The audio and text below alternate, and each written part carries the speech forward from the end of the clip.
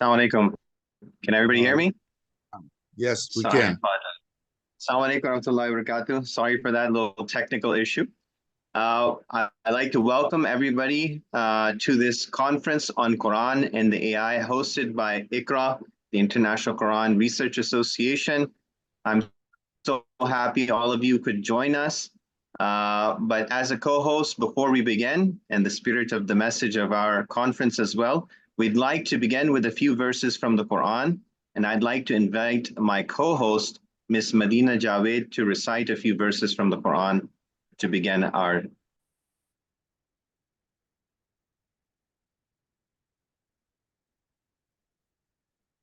أعوذ بالله من الشيطان الرجيم بسم الله الرحمن الرحيم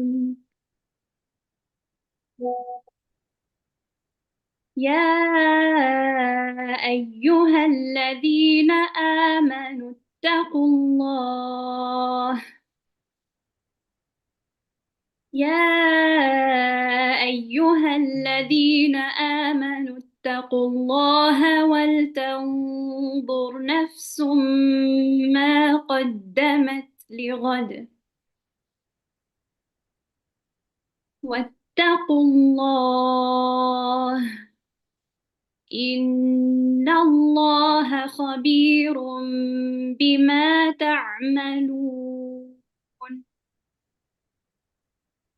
ولا تكونوا كالذين نسوا الله فأنساهم أنفسهم أولئك هم الفاسقون لا يستوي أصحاب النار وأصحاب الجنة أصحاب الجنة هم الفائزون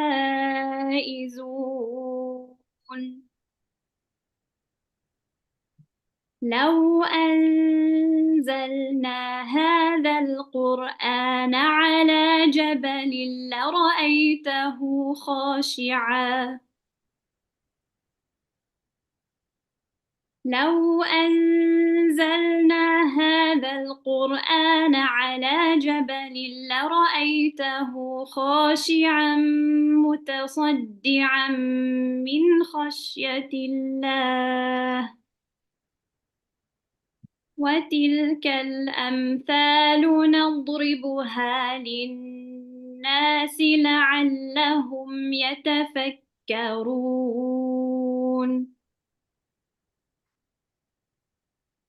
هو الله الذي لا إله إلا هو عالم الغيب والشهادة هو الرحمن الرحيم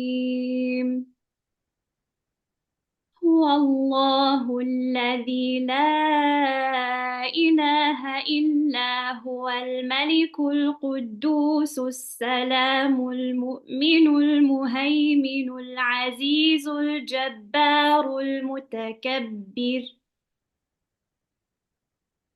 سبحان الله عما يشركون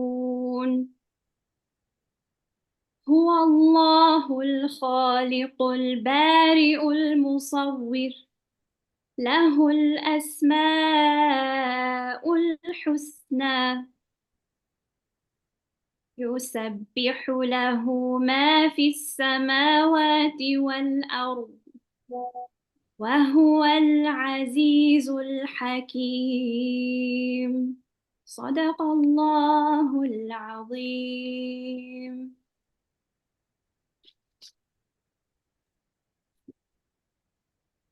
Jazakallah khair.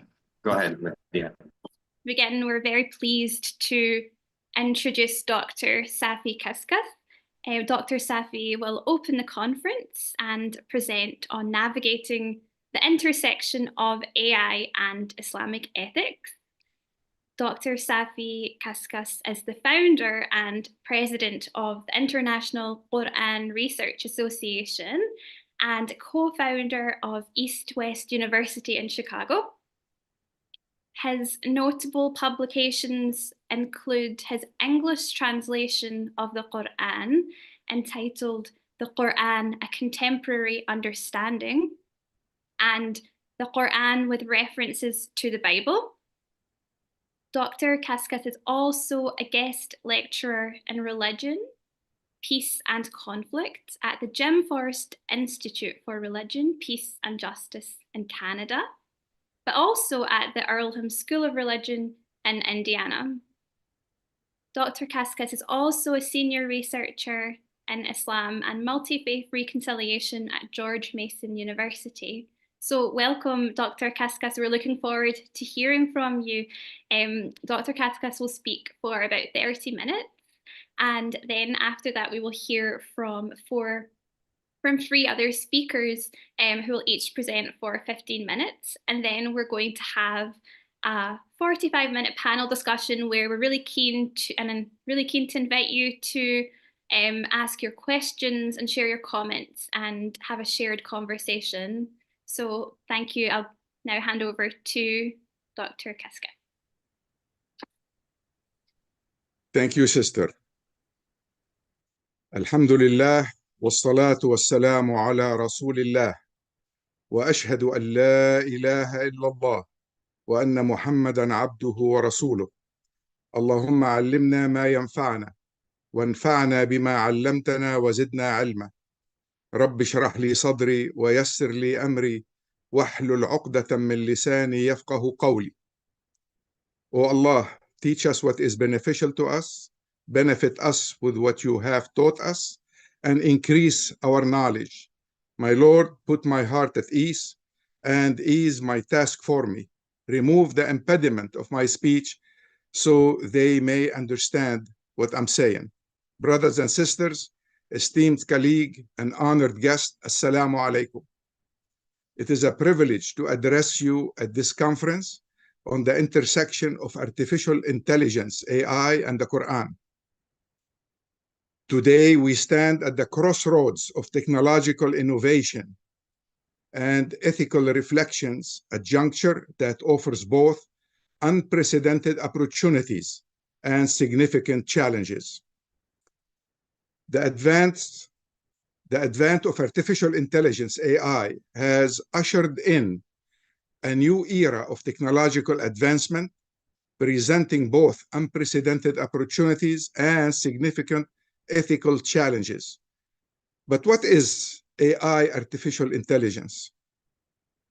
Artificial intelligence, AI, refers to the development of computer systems that can perform tasks typically requiring human intelligence.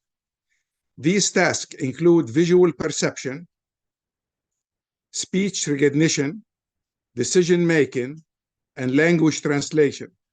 Essentially, AI enables machine to learn from experience, adapted to new input, and execute human-like activities. Today, we'll explore the multifaceted relationship between AI, Islamic ethics, and we will take a look at the current efforts in the Muslim world trying to catch up with AI development by the major developers of AI around the world. AI is not simply information and high tech. Like any major stage of world development, it extends beyond mere technology, encompassing a philosophy that guides its vision. Its ultimate goal is transhumanism, which transcends the natural limitation of the human body and mind through the use of advanced technologies. This movement envisions enhancing human capabilities, extending lifespans, and potentially achieving immortality.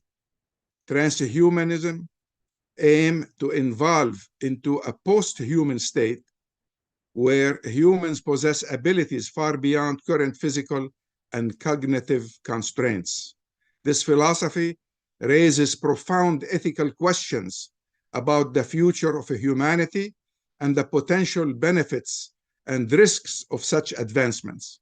However, In today's world, we are still realistically safe. AI is viewed by many through its technological and economic impact as a driver of productivity and innovation. For us, however, we must always be careful not to overlook the ethical and religious perspectives, ensuring that AI is always aligned with Islamic societal values through governmental regulations.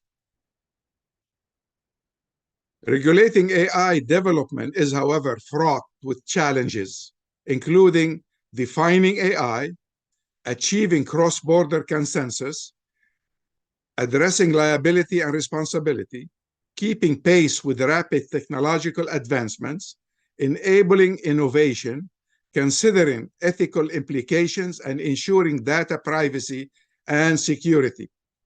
However, we are not alone in seeking respect for ethical values. Globally, initiatives for regulating AI include the EU's Artificial Intelligence Act, the US Executive Order on AI, Canada's Proposed Artificial Intelligence and Data Act, China's rules for recommender algorithms, and several additional international attempts for cooperation through organizations like the UNESCO. But where is the Muslim world in all this?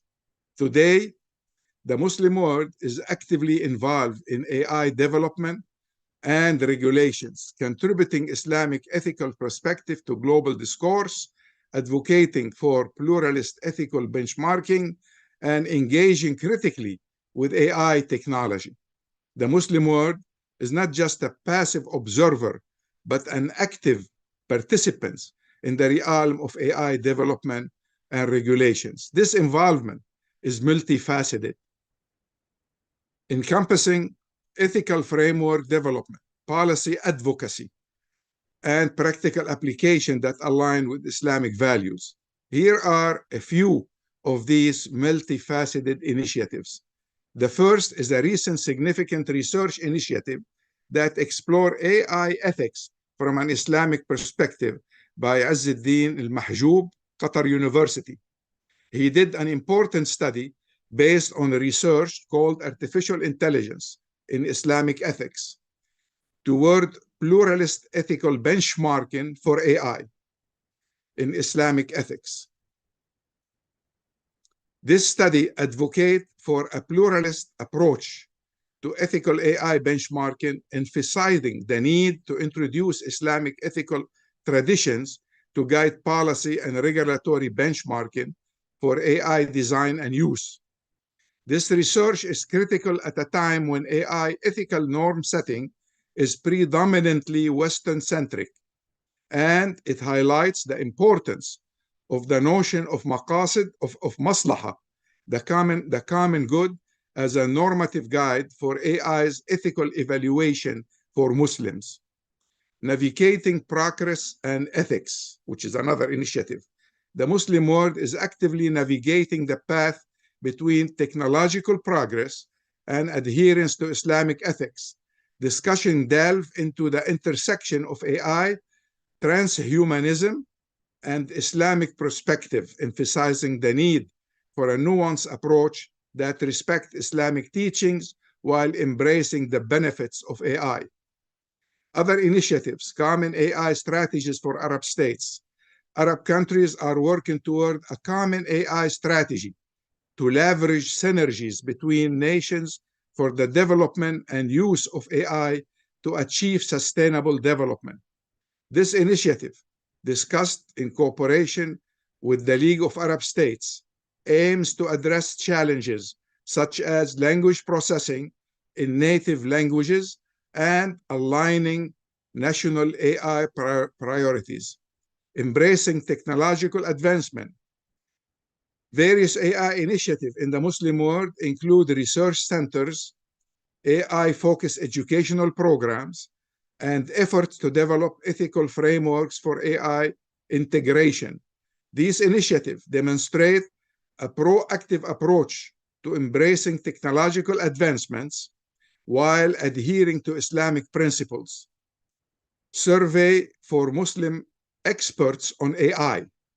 A survey has been conducted by a number of scholars to gather Muslim experts' professionals' views on AI's issues.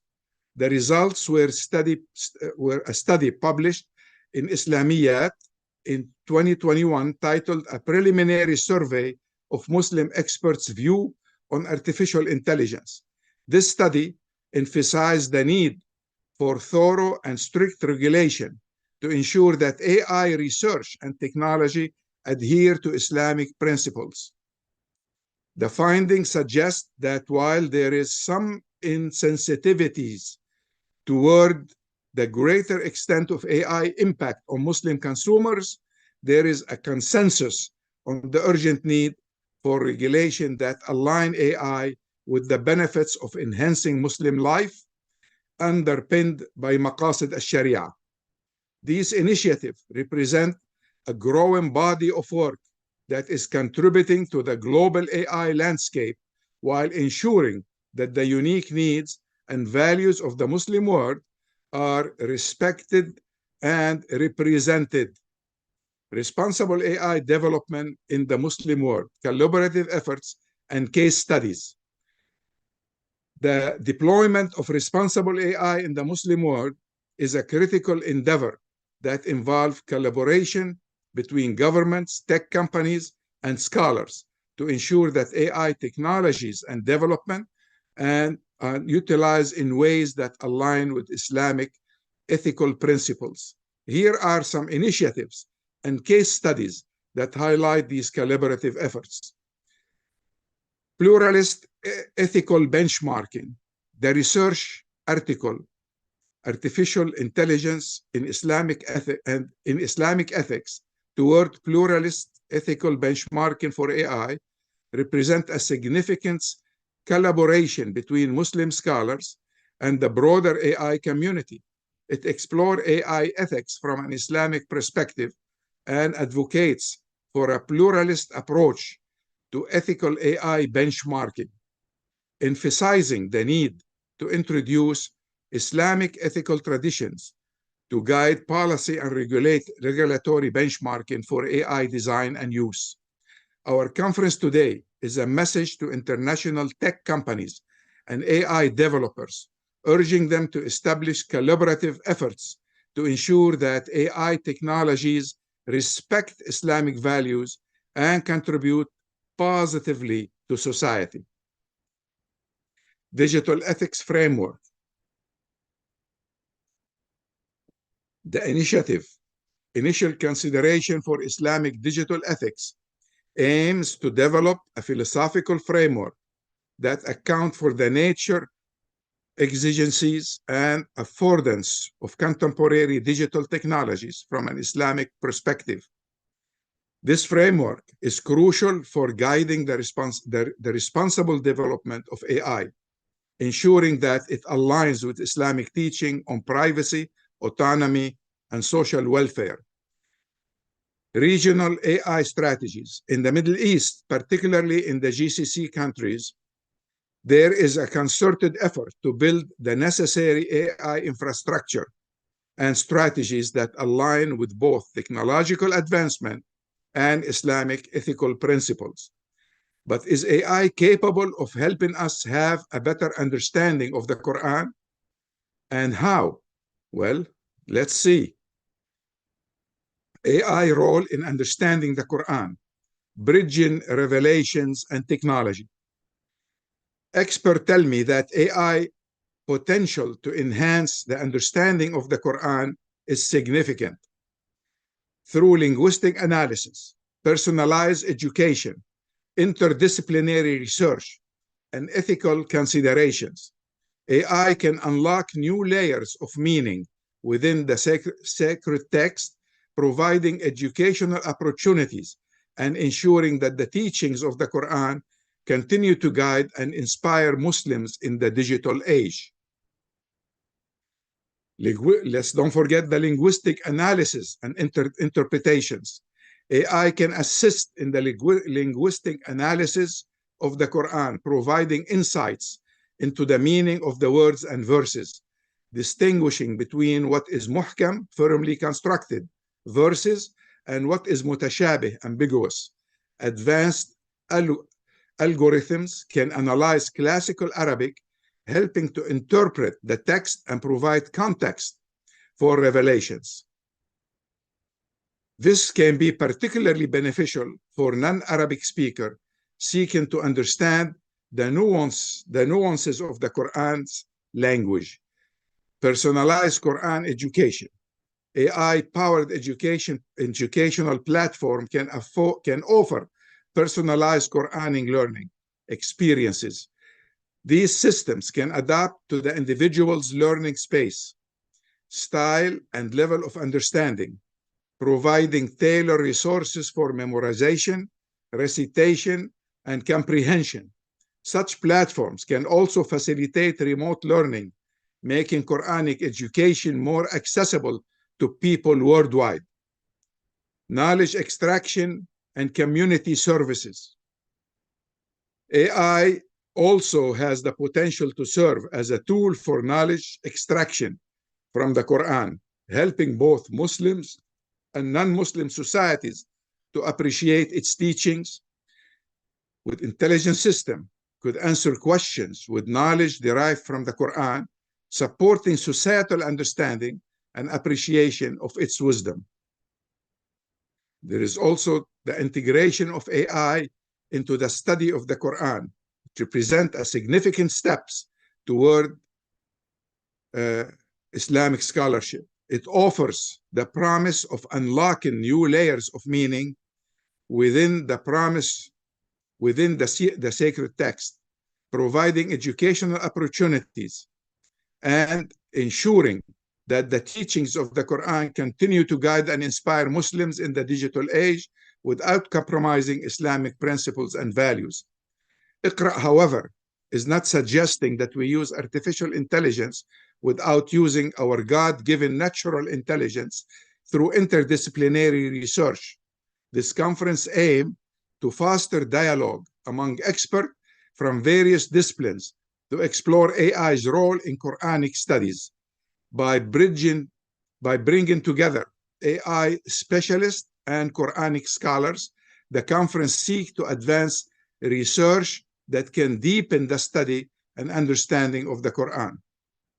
Conclusion: fostering an ethical AI future in harmony with Islamic values. The dialogue between AI and Islamic ethics underscores a profound journey of balancing technological innovation with the timeless wisdom of Islam. The Muslim community's active role in shaping AI's development reflects a commitment to a future where AI serves humanity, upholds commitment to the values of Islam, and foster a world enriched by both technological proficiency and spiritual depth. Our research reveals a dynamic and proactive Muslim world deeply engaged in shaping AI's development to reflect Islamic principles of justice, dignity, and the collective good. From the formulation of ethical frameworks that draw upon the rich tapestry of Islamic tradition to the strategic deployment of AI in enhancing Quranic understanding, the Muslim Ummah is not only contributing to the global AI narrative, but also ensuring that its voice is integral to the ethical discourse surrounding this transformative technology. As AI continues to evolve, the collaborative efforts between Muslim scholars, governments, and tech companies will be pivotal in navigating the challenges and harnessing the opportunities presented by AI. These partnerships are a testament to the collective commitment to a future where AI serves humanity, upholds the values of Islam, and fosters a world enriched by both technological proficiencies and spiritual depth. This dialogue, marked by mutual respect and shared aspiration, will continue to inspire and guide the responsible development and deployment of AI. It is through such engagement that AI can truly contribute to a better understanding of the Quran and the enrichment of Muslim societies, bridging the gap between ancient wisdom and modern technology for the benefit of all. Finally, the International Quran Research Association, IQRA, calls upon Muslim scholars, policymakers, the tech developer, to work together to create AI technologies that uphold the values of justice, compassion, human dignity, and respect for all.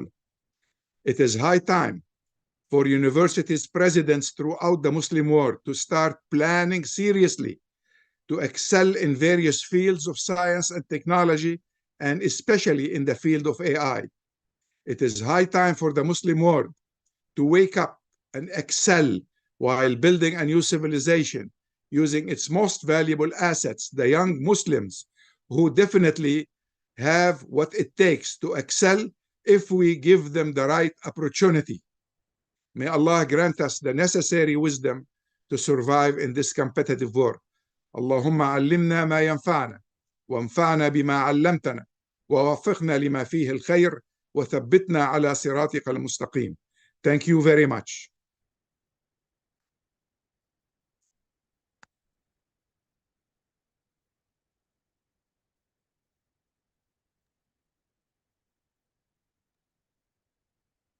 Thank you very much, Dr. Kaskas. Before we continue, I'd like to introduce my co-host, Saeed Muad Shah. He is a certified mediator and legal academic, also a founding faculty member of the Faculty of Law, Politics, and Human Rights. He founded the Center for Islamic Law and Human Rights, and his areas of expertise are on interfaith dialogue and harmony. He is also a fellow at the Quranic Covenants Research Center and currently is a legal advisor with the OIC at the Islamic Chamber of Commerce and Development. And he's also board member of the IQRA Pakistan chapter. So I will pass over to my co-host Muad to say a few words, and then we will go on to our next speaker. Jazakallah khair. Thank you so much, Medina, for that. I actually am sharing this welcome address from our Vice President at IQRA, Madam Nahid Saeed, who unfortunately could not join us. So I will share this welcome address with you on her behalf. Assalamu alaikum again. Welcome to the conference on artificial intelligence, Quran challenges and opportunities. It is my honor and privilege to welcome you all. This conference is particularly special as we explore AI technology and how it can enhance our understanding and accessibility to the Quran, which is, of course, the most authentic message from Allah subhanahu wa ta'ala. And as Dr. Safi Kaskas mentioned, its potentiality, it comes with its challenges. I'd like to extend a heartfelt thanks to the esteemed presenters whose expertise and insights in the next 2 days will undoubtedly enrich our discussion today. I want to acknowledge our dedicated audience for your interest, those of you who have joined us on Zoom, those of you who have joined us on YouTube, anywhere across the world. Your participation is equally as important for the discussion at hand. A special thanks to our sponsor, SajTech, for the generous support, and a special mention to Aqsa Ikhlaq and her team for the outstanding work in designing and executing the conference campaign. I'd like to give a special thanks to Zain Malik as well, who's been instrumental in making these efforts a reality today. This is the second conference we've had the pleasure of delivering from IQRA's platform online, a journey of learning and discovery. The use of AI to the Quranic message more accessible and widely disseminated is both promising and challenging. AI offers incredible tools for analysis, interpretation, and education, but it is our responsibility to ensure these tools are ethically and effectively used. Our discussion today will focus on the ethical implications of integrating AI into Quranic studies and advancement in making the Quran more accessible through AI-driven tools, and the potential and challenges of developing Quranic knowledge graphs. These topics touch upon the essence of our human intelligence and capacity, which Allah has generously bestowed upon us. We must harness the divine gift to guide and control AI, ensuring it serves us in a way that aligns with Islamic values and respects the sanctity of the Quranic message. Throughout the organization of this conference, we have been continually amazed at how AI can be used to disseminate and make accessible the Quranic message to a broader audience. From AI-driven translation tools to educational applications, some of which we will hear about during our presenters, that enhanced our understanding of the Quran's linguistic and semantic aspects. The potential is vast. However, this also underscores the need to careful ethical considerations and respect the boundaries set by our faith. I anticipate the valuable insights and the rigorous discussion emerging from this weekend's discussion and sessions. I'm confident that our collective expertise will contribute in advancing a framework where technology and faith can coexist with synergy, thereby deepening our understanding and appreciation of the Quran. As my co-host has generously introduced me, I think it's worthy to also introduce our lovely Quran reciter as well, who had a beautiful recitation. Medina Javed herself is just like me, a lawyer, a community activist, and Qariya, a Quranic reciter from Scotland. She founded the global trailblazing Female Reciters campaign in 2017 to raise public awareness about Muslim women's voices in the tradition of recitation, but also more broadly. Medina has delivered Quranic recitation and talks worldwide, including at the Scottish Parliament and the British Museum. She has presented her research on women and recited Quran at Yale University, the University of Edinburgh, and Washington University in St. Louis. Her work has been featured in prominent media outlets, including BBC, Al Jazeera, the AP, Anadolu Agency, Religious News Services, and more. Medina is actively involved in the Andalus Community Hub and Beacon Institute for Islamic Learning and Research in Scotland.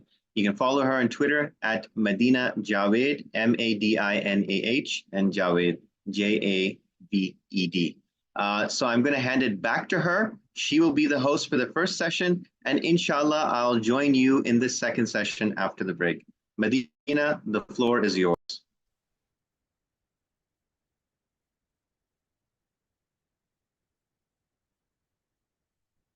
Thank you very much, Muad. Now, for many, the idea of Islam and AI might seem somewhat theoretical. However, there are already some practical systems that will bring these two worlds together. Our next speaker, Dr. Walid Qudus, will share his experiences building and running Ansari Chat, and will discuss the opportunities and risks associated with integrating AI and Islam. Dr. Walid is the generative AI lead at Canva, where he leads the company's LLM efforts. And before joining Canva, Dr. Walid worked at startups and Uber, where he led overall system architecture, evangelized machine learning, and led the location and maps teams. He previously worked at Google, where he founded the Android location and sensing team and was responsible for the Blue Dot feature and ML algorithms underlying products like Google Fit. So I'm really excited and delighted to welcome you, Dr. Walid. Assalamu alaikum. Thank you very much for the warm welcome. I hope you can hear me clearly. If there's any issues, please let me know.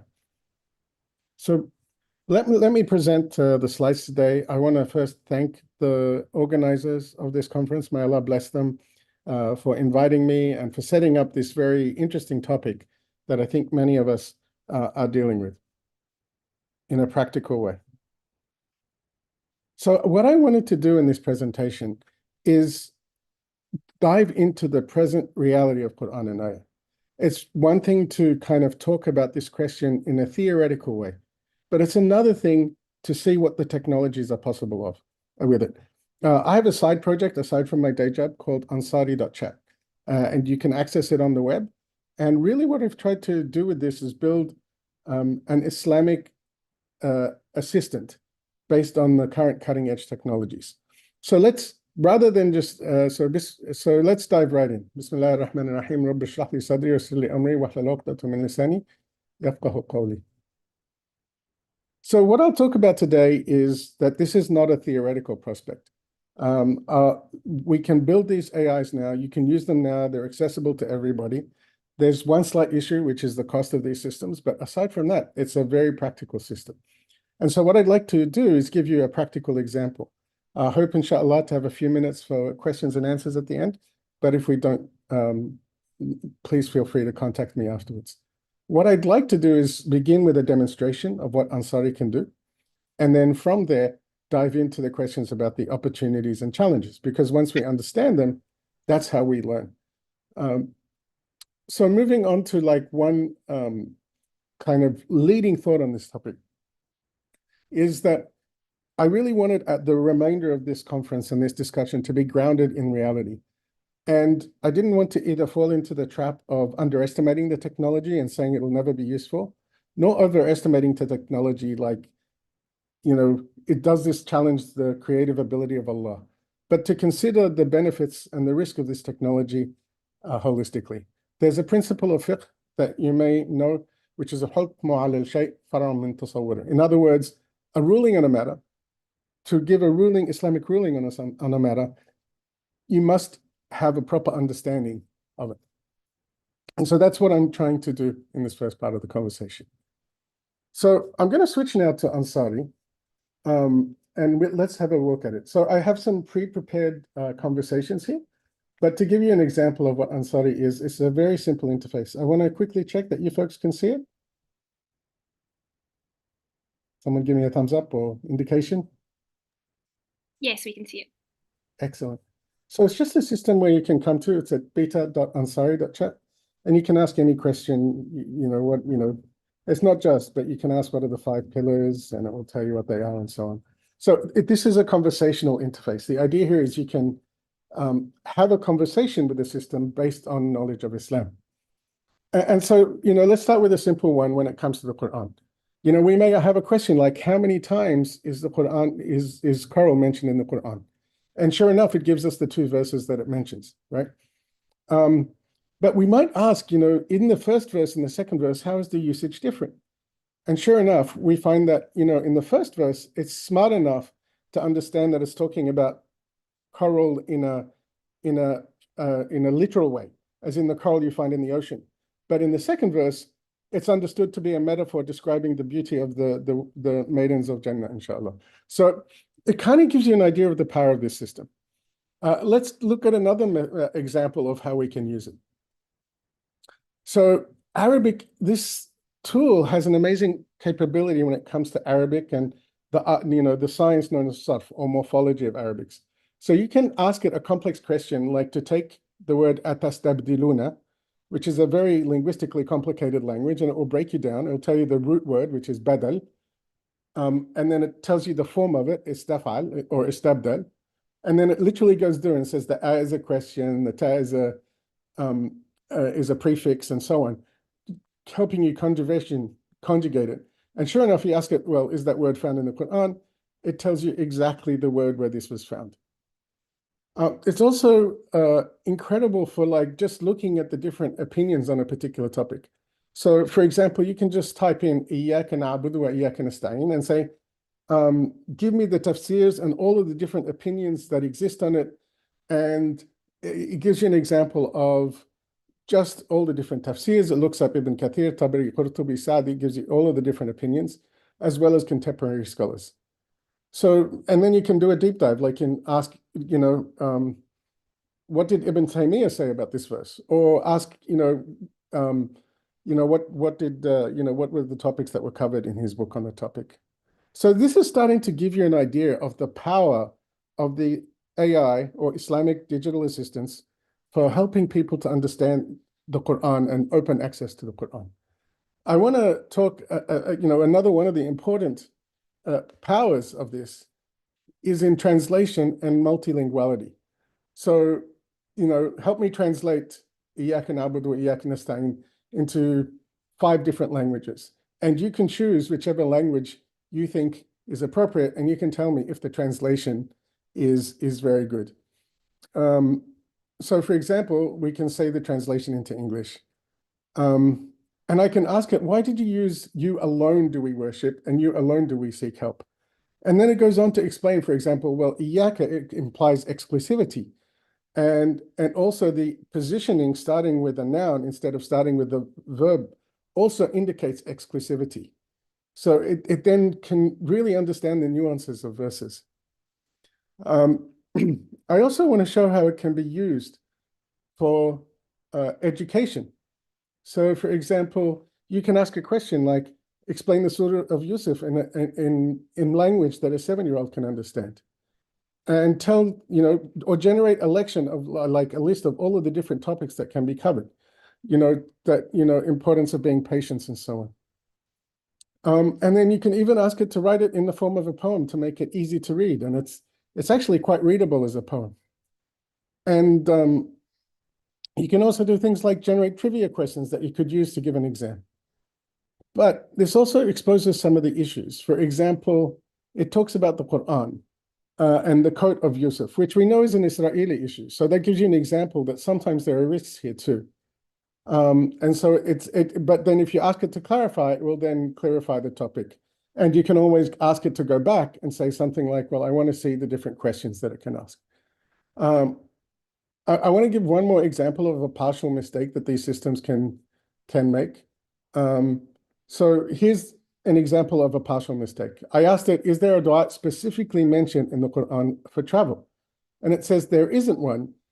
But, for example, if I give it a hint, like Subhanalladhi sakhara, it will then find the, it says that there's one that's well known. This is a correct hadith.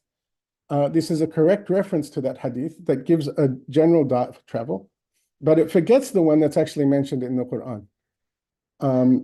And so it's based on the Surah of Zukhruf where that verse is mentioned. So I just give it a little bit of a hint.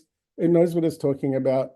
And you can ask it for clarifications of various aspects of the meaning. And so I think this is an overview of like just some of the applications that we can ask. You can also do things like for understanding nuances. So when I have questions with the Quran, I now go to Ansari. So for example, you might be reading Surah Maryam and it says, or Surah Ali Imran, and it says about Maryam, wastafaki wa taharaki wastafaki ala nisa al-alamin. Why is istafa used twice? And then it goes into an explanation based on linguistic issues that indicate that the first one is in fact based on is talking about Allah choosing her exclusivity, and the second one about her characteristics. And then the second one is more about her being chosen over all women of this world. And then you can ask it things like, well, what about ishtaba versus istafa? And it will give you inferences. And like, what are the differences between ishtaba and ikhtara and istafa? All of these three words would be translated into the English word chose. But in Arabic, each one of them has different nuances. And this gives you access to that source of information. And finally, it's a really great research tool. So I remember vaguely something about how you have to understand a concept. You have to kind of understand its reality. And so I said there was something here about the fiqh on a worldly matter. And then it actually extracted the principle that I showed a few slides ago. And so this gives you an idea of what these systems are capable of. With that, I'm going to switch over to my presentation again and just review some of these different meanings, right? So I gave an example of how it can be used to look up issues with understanding of the Quran. And we talked about how you can use it to target particular age groups. And we also talked about its linguistic abilities to go in translation. And those abilities are very, very significant. In fact, in some of the research that I've done with Dr. Sahib Saeed in the UK, we did an experiment where we tried to take 26 passages from Ibn al-Jawzi's Zad al-Masir. And we took those translations, we did a machine translation and a human translation, and the results were pretty similar in terms of a score. We did a blind test, so we didn't tell people which was the machine translation and which was the the human translation. But even with human review, it's just ridiculously cheap. And that opens the possibility for translations of entire tafsirs into English, possibly with human review as well, on top of it, that have never, Ibn al-Jawzi in its entirety has never been translated into English. So this really does show you the power of this technology. And as I mentioned, you can also use it to restore, you might remember something, but not completely. And so you can just give like a very small hint and it can help you with your memory if there's an issue with that. But that doesn't mean that there aren't challenges as well. So the first one, and Ansari, I've done what I can to remove the bias from it, but these systems can be biased and biased against Islam. What I'm showing here is one of the early AIs that came from a company called Databricks that shows that it was making completely erroneous statements about killing non-Muslims and saying it's actually our duty to kill non-Muslims. And then it keeps doing things like using the words facts throughout the presentation that gives you the impression that this is something very definite. And so this is an example of the bias of these systems. A second is that these systems can hallucinate and just make stuff up that's completely wrong. So here's an example that I did with ChatGPT recently, which is I asked it, do I have to wash my knees as part of wudu? And it came back and said it's not obligatory, but it is recommended. So there's always the risk of these errors coming into the system. Now, a final one is that these systems can be deliberately used to generate falsehoods that can propagate online about the Qur'an, suggesting a hadith that may not have original sources, make up articles that sound very emotionally compelling but are not very worthwhile. And so that's the third use case. Now, there are mitigations for these risks. So for example, you can reduce some of the bias issues by defining the character of the system. So for example, for Ansari, and Ansari is an open source project. That means that anyone can download it, help contribute to it. There's a definition here that shows the different things that we define, including the scholars that we look to, the importance of sticking to the hadith and the Quran, being very careful about citing your sources, and so on. Right? So this is essentially the identity or the personality of the system. And that can help reduce the chances of bias. And then the other thing is that we can reduce the chances of hallucination by constraining the large language model to look at additional sources and constraining the answers. So for example, this is Ansari's architecture. And you can see we already talked about the system prompt, which you can think about as the identity. But another important characteristic is that we use 3 tools for searching different sources of information. We can search the Quran, we can search the Hadith. So for example, if you go to ChatGPT right now and say how many times are corals mentioned in the Quran, it will come back and say once. But that's because it's not doing like a complete search of the Quran. If we provide the search results to it, then it will make fewer errors. And this is something that differentiates Ansari from these existing systems. So just to conclude, there are many, many opportunities for the Quran, including enhancing understanding, helping with Arabic and translations, using it to educate people, answering people's doubts, and so on. Multilinguality, translating Islamic texts from Arabic to English. But there are challenges too. That is really around the hallucination, errors, deception challenges. And as we saw, it's very important that we create AIs that have an Islamic identity in terms of how they operate, that refer to authentic Islamic sources, that are ecumenical and don't show biases to any Muslim group. So really the question is really one of maslaha versus mafsada. That's where we find ourselves now. What is the balance between the challenges and opportunities? Can we apply principles like umum al-balwa? Because you can definitely see that our kids are already using these AIs every day.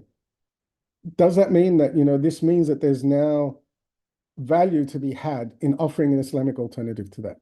And that's really what I'm looking forward to and excited about hearing from all of you in the rest of today's conference. With that, I'll end my presentation. Oh, one more thing. So you can try out Ansari at beta.ansari.chat. You can email me for feedback. And, my past presentations, thoughts on AI, some of it technical, some of it Islamic, can be found on LinkedIn. And I'd be very happy if you were to connect with me on LinkedIn. Jazakumullah khairan. Thank you for listening to me. If the moderators would allow, I'd love to take questions, but I understand that we may have time constraints as well.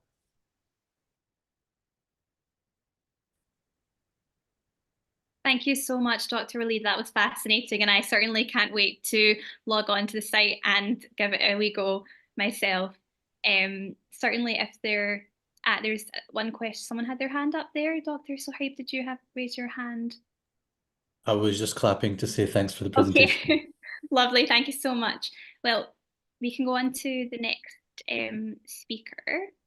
Our next speaker is Dr. Aisha Mosa, and Dr. Mosa holds a doctorate in Near Eastern language and civilizations with a specialization in Arabic and Islamic studies from Harvard University. She has a bachelor degree in international studies, a certificate in Middle East studies, and a master's degree in teaching, general arts, and letters with a specialization in Arabic and applied linguistics from Portland State University in Oregon. So her expertise really spans both formative and classical Islamic intellectual history and contemporary issues, and we are looking forward to hearing from her. So let's invite Dr. Aisha Mosa.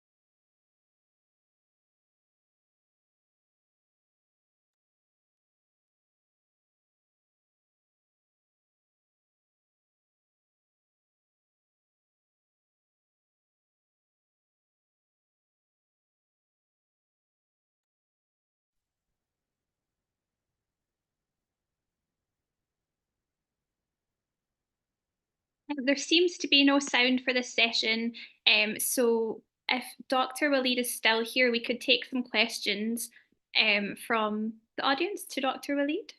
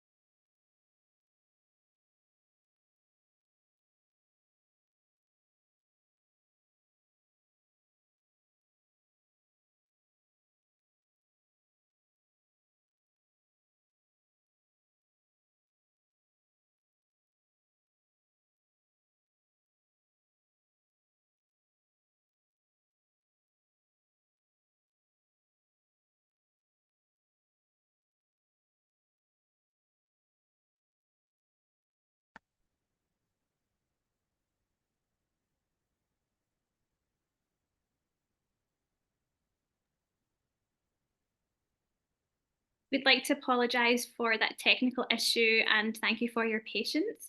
We'll actually just move on to the next speaker, Dr. Sami Mahdi, a translator of the Qur'an, researcher, author, and the founder of the Spiritual Qur'an Translation website. And his presentation is on AI control, regulation, and the Qur'an. Assalamu alaikum. Brother and sister, members of Artificial Intelligence and the Quran Conference, ladies and gentlemen of the audience, peace and mercy of Allah upon you, and prayers and peace of Allah upon Prophet Muhammad sallallahu alaihi wasallam. Our presentation today is about artificial intelligence control and regulation in the Quran. To bring this regulation, the secret in Quran in the words. So we search for, because artificial intelligence is a tool made by human, so it is come from the word sana, or made, or make. So we collect the verses which has this word and try to extract the regulation and the control should be done. We found that this regulation we can get from it good effect and avoid the bad effect, and working for the future and working for better worshipping for the God. For the good effect, the verse Al-Anbiya 80, and we taught him the quotes making for you to fortify you from your war's strengths, so will you be thinkers. From this we can get that we can use the artificial intelligence to make PPE clothing, personal protection equipment clothing, to prevent dangers in peace and war. And from the verse 69 Taha, and throw down what is in your right hand, it engulfs what they made. Surely what they made was only a magician plan, and the magician doesn't gain wherever he comes. From this we can get the idea that using artificial intelligence supported by belief in God to confront artificial intelligence supported by atheism and the people who fight the religions. And from the verse 112 Al-Nahl, and Allah cited an example of a village that was secured and tranquil, and its livelihood coming to it abundantly from every place, so it disbelieved with Allah's grace. So Allah made them taste the hungers, a barrel, and the fear with what they were making. So from this we can get the idea that using artificial intelligence to secure cities and communities and double human production of crops, industries, and minerals, and confront famine and environmental dangers surrounding human, like earthquake or volcano or others. To avoid the bad effect, we have the verse 31 Ra'd, and if a Quran with which mountains were moved, or the earth was cut with it, or the dead was spoken with it, nay, but for Allah the command altogether. So did those who believed not despair that if Allah willed, he would have guided the people altogether, and those who disbelieved still inflict them by what they made a bashing disaster, or it places near their homes until Allah's promise come. Surely Allah never breaks the promise. From this we can make a warning about the dangers of artificial intelligence that leads to environmental or moral disasters. And from the verse 14 Al-Ma'idah, and among those who said, we are Christian, we took their charter, so they forgot some from what they were reminded with. So we have stirred up the enmity and the detest among them till the resurrection day, and Allah with them informed them with what they were making. So from this, get warning about the dangers of artificial intelligence that fuels the enmity and the hatred between the people. And from Ayah Al-Ma'idah 63, why do not the Lord worshipper and the praised prohibit them about their speaking the sin and eating of the illicit gain? How wretched is what they were making. From this, we can confronting the propaganda directed by artificial intelligence promoters, which promote sins and committing sins and monitoring accounts directed by artificial intelligence on the part of individual or institution based in fraud and deception. And from the Ayah 30 Al-Nur, say for the believing men to reduce their sights and to conserve their genitalia, that is more refined for them. Surely Allah is an expert with what they are making. We can confronting the artificial intelligence that stimulates sexual instincts directed to minors and adults, and explaining its psychological and health harms to humans. From Ayah 8 Fatir, so who prettified his bad work for him, so he saw it as finest. So surely Allah strays whomever he will, and he guided whomever he will. So do not let your soul go upon them in regretting. Surely Allah is knowledgeable with what they are making. From that, we can get monitoring artificial intelligence products, identifying harmful ones to human societies, and establishing an organization to certify artificial intelligence products suitable for human. As we certify the drug and the food, must be another organization said that it is good for using of human. And we inherited the kind folk who were being weakened, the easts and the westes of the earth, which we had blessed within it, and your Lord excellent word was fulfilled upon Israel's children with what they had been patient with, and we devastated what Pharaoh and his kind folk were making and what they had been sterilizing. From this, we can using artificial intelligence to help people with special needs, the sick, the children, the elderly, the woman, the weak, and working to fight the tyranny of artificial intelligence that exceeds human capabilities. From the verse 16, those who have not for them in the hereafter except the fire, and inhibited what they made in, and was invalid what they were working. And from the verse 104 Al-Kahf, those whose striving in the dunya life was strayed while they are assuming that they finally making. We can confronting the artificial intelligence that encourage contempt of religions and the spread of atheistic idea that fight divine religions. And from the verse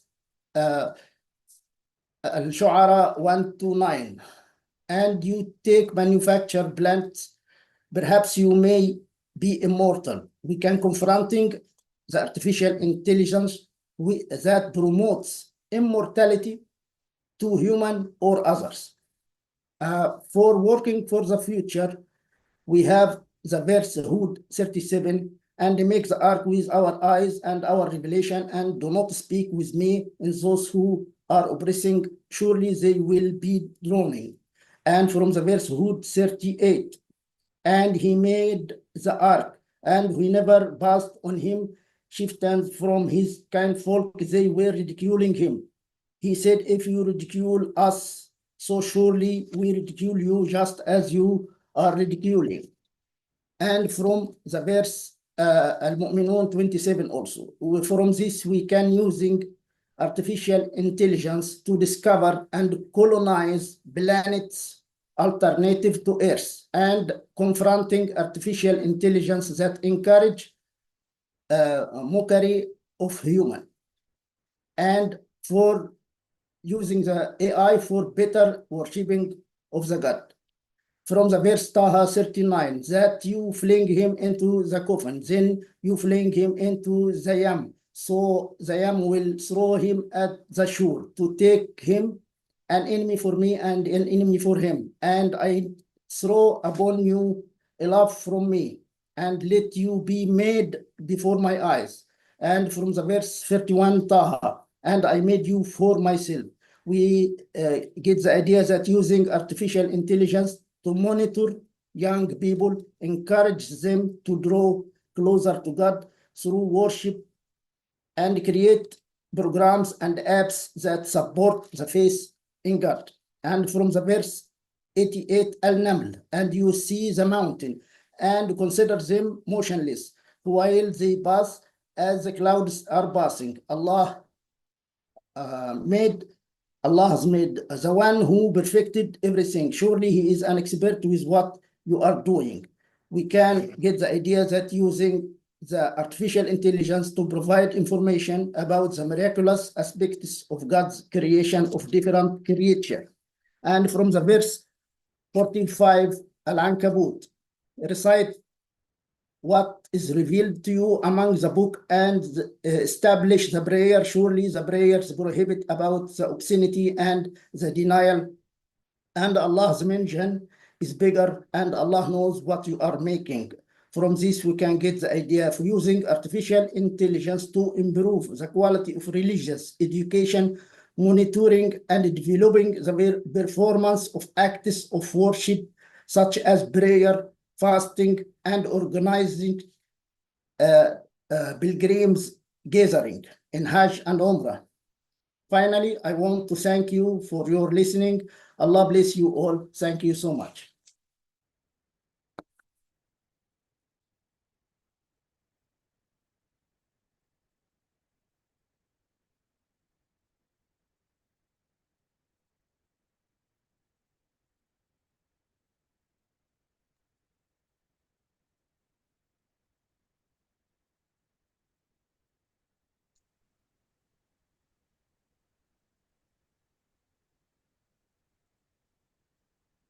Thank you, Dr. Sami. Thank We you, really sir. appreciate Thank you. your lecture. Thank you very much for using all these Quran verses. It'll Thank you, give me sir. another depth to look into when I start thinking about AI. Thank you very much. The Thanks, floor is sir. yours, Sister Medina. Yeah, so now we'd just love to hear from our guests, and we'd love to hear your questions and really have a shared discussion. Thank you so much, Dr. Waleed, for coming back online. Really appreciate your time. So please raise your hand if you do have a question, and let's get the conversation started. I have a question. Please go ahead. Brother Waleed, I enjoyed very much what you told us. I'm glad you gave me another resource to use when I'm doing research on AI. And actually, I use Copilot, not trying to advertise them by saying their name, but they're available for everybody. Actually, some people said, from the way you talk about AI, someone will think that they're going to take Shahada. I said, well, mine took Shahada already.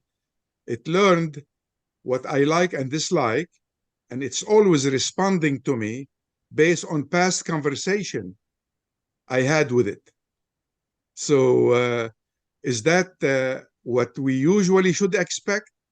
Or can we train the AI that we're using, the AI platform that we're using? Yeah, you can definitely customize it and change it and improve it. There are mechanisms like adding more sources, an operation called fine-tuning, and of course you can train what's called your large language model from scratch.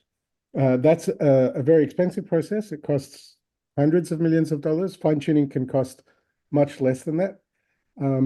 But the idea of, I remember I asked Ansari early on, are you Muslim? And it gave me, and once it said yes. And then these things are a bit random. And another time it said, I am just an AI chatbot. I don't have any beliefs per se. And when you actually dive deep into how these work, you realize that I think the best description I've heard of them is stochastic parrots. They're kind of like parrots. It's like asking, does a parrot have iman if it says La ilaha illallah, right? Like, it's an equivalent question. And so I don't really think the fact that it says the Shahada makes it Muslim any more than a parrot saying a Shahada makes it Muslim in the same sense of human Islam, not in the sense of all creation worshipping Allah. Second question is Ansari free? The answer is yes. And it's free in both the sense of no money, but free also in the sense that it's open, that you can download the source code for it and run it yourself. So I think that's Copilot, for those who don't know, is a product from a company called GitHub that programmers around the world use. And it's been demonstrated, outside of just the Qur'an, this technology is immensely powerful in the sense that it's making programmers in randomized control trials twice as efficient as other people, as people not using Copilot. That's kind of an amazing statistic. And it would be so lovely if we could bring that same efficiency to activities like translation. And I'm honored to be talking with Dr. Dr. Saheb has joined us. He's such a luminary in the field. Something that I'm really, really interested in. If we can just make the cost of translations 1/100th of what it is now, that's another example of how these technologies could change things. But ... I don't want us to forget about the ... that come after, of course. Thank you. I believe Ali Zahid has a question. Hey, Assalamu alaikum. Yeah, I have a question for you. I'm really impressed by the overall website, honestly, and I've made something similar. And I wanted to ask you, have you fine-tuned the model you're using, and what data did you use for that? Yeah, we have not fine-tuned the model. We use Okay. multiple sources of information.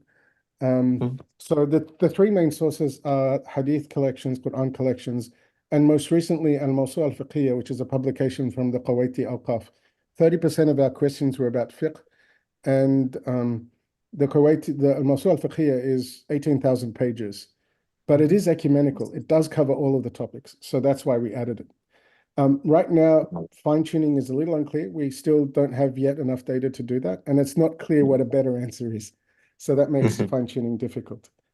I understand. Yeah. In terms of other places, there's a website called deen.ai that lists all of the Islamic assistants that are being built, plus all of the data and all of the evaluation that exists. So for example, we have as part of the Ansari project, there's a data set of, say, 100 questions that if you build one of these Islamic assistants, you can test it, make sure that it answers the questions correctly. Are there any practical applications you recommend of Quran and AI or Islam? The one I'm really interested in is the one that I think is most promising. There's two most promising. One is education and one is translation. For me, those are the two kind of most interesting applications in terms of their impact. But I still think it's early days and it will take the Ummah a while to come to terms with this technology. Yes. That's great. There was also another question somebody asked. Does Ansari primarily research the Quran, or can it give Islamic perspectives on any topic? Well, I just put in a random question and it gave me an answer, so. Yeah, so we've done an analysis. So, Ansari's been open. I think in total more than 12,000 questions have been asked. So we've run an analysis on the classification. And roughly the order of preference is fiqh questions first, and then Quran questions second. And that's why the source we went after is Al-Mawsu' al-Fiqhiyya, to strengthen it on that particular aspect. It's not perfect, and I keep wanting to emphasize that. The way I've described Ansari is it's kind of like a second-year school at a fiqh academy. a second-year school student at a fiqh academy. They know enough, but they probably know enough to cause problems as well as to fix them and be useful. So if you could make like a second-year graduate of a fiqh academy like available to everyone in the world, what would the benefits of that be? And we both understand in doing that there's a risk as well as a benefit. And so really what we have to do is work out how to balance those two things.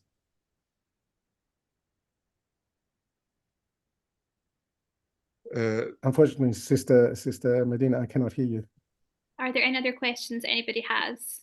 Yes, I have a comment, if you don't mind. I just want to bring to everybody's attention, since we're mentioning translations.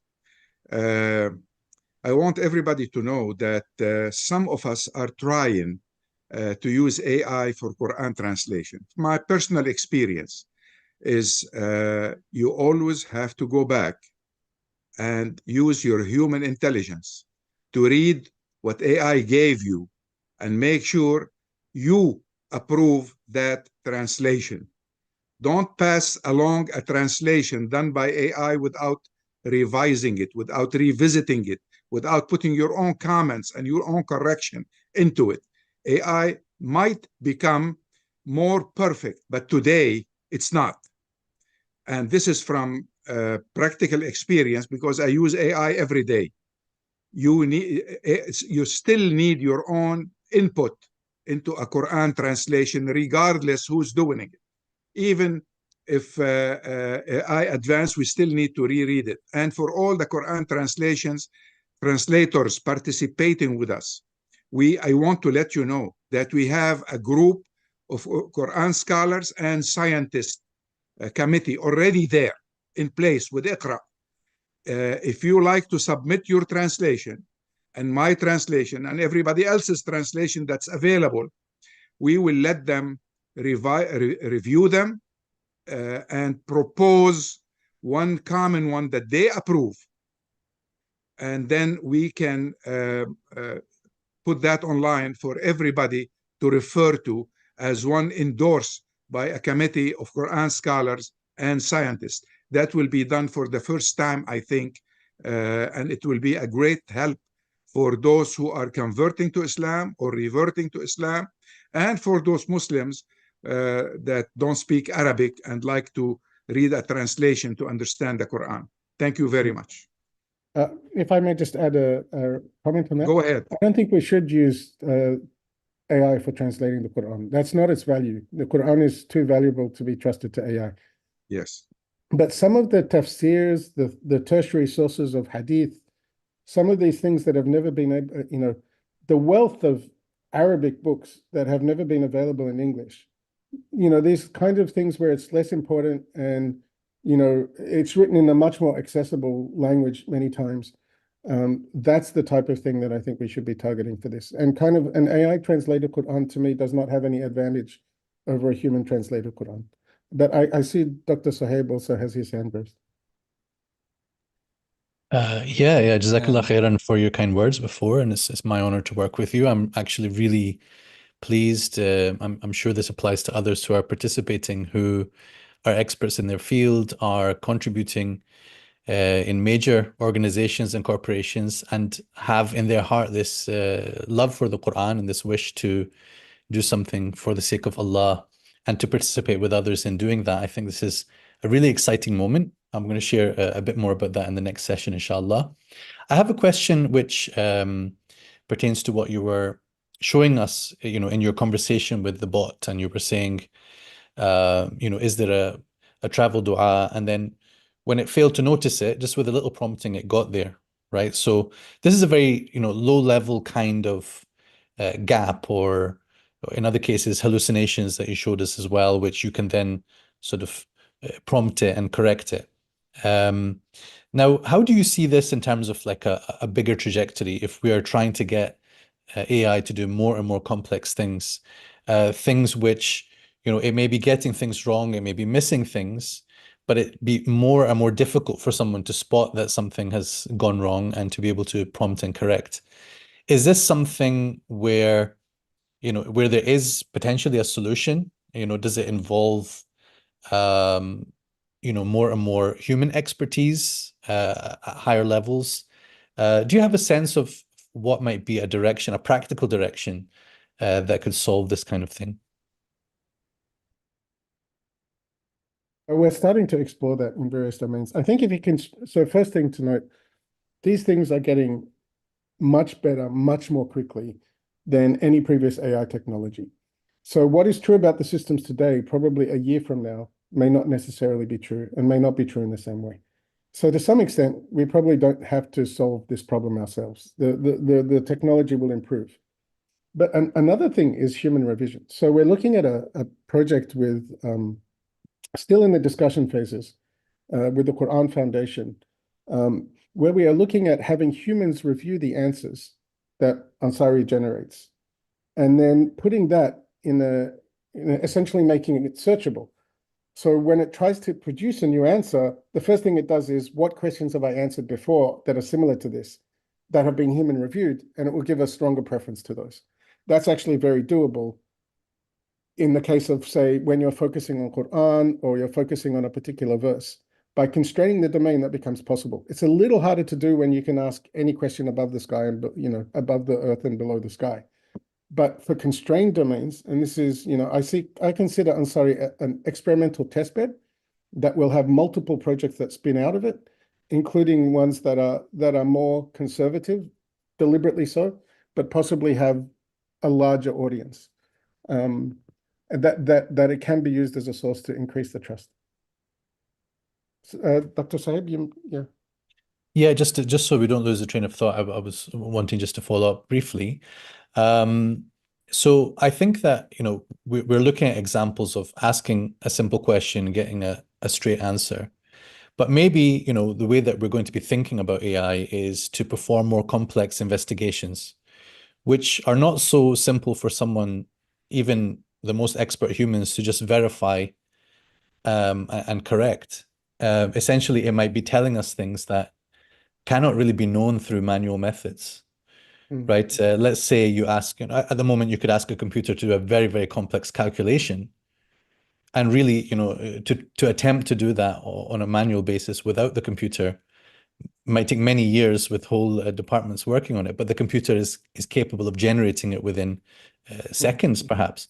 So what I'm thinking about is, is it the case that by maybe fixing the problems at the low level, we feel confident then that more complex answers on deeper questions about the Quran, we can then rely on them without having to check them?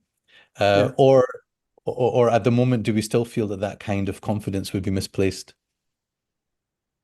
There are advanced techniques called agentic approaches, called things like chain of thought or tree of thought, for those who are in the field, where rather than trying to give you a single answer at a time, it applies some kind of methodology. It might first come up with a plan for how to answer the question, present its logic to you, and then show itself executing that plan. It might then take a moment to reflect on that plan and think about it again. So this research, what are called agentic technologies, and by opening up their reasoning to humans, and this is actually one of the things that we are working on in Ansari v3. Ansari v2 is almost finished, but these agentic approaches where it doesn't just give you an answer, it gives you how it arrived at the answers, the steps of logic that it undertook, the reflection stage that it did to evaluate its answer once it put it together, really opens up that possibility and allows you to see the logic and to change the logic and to change the plan. You can say something like, well, your plan is almost right, but I would use source B instead of source A. And that agentic is kind of like the next stage of evolution of these Islamic assistants. But it's going to take a lot of work. And as someone at the forefront of who's really interested in this field, this is something that I'm very interested in exploring, but it's highly experimental at this stage.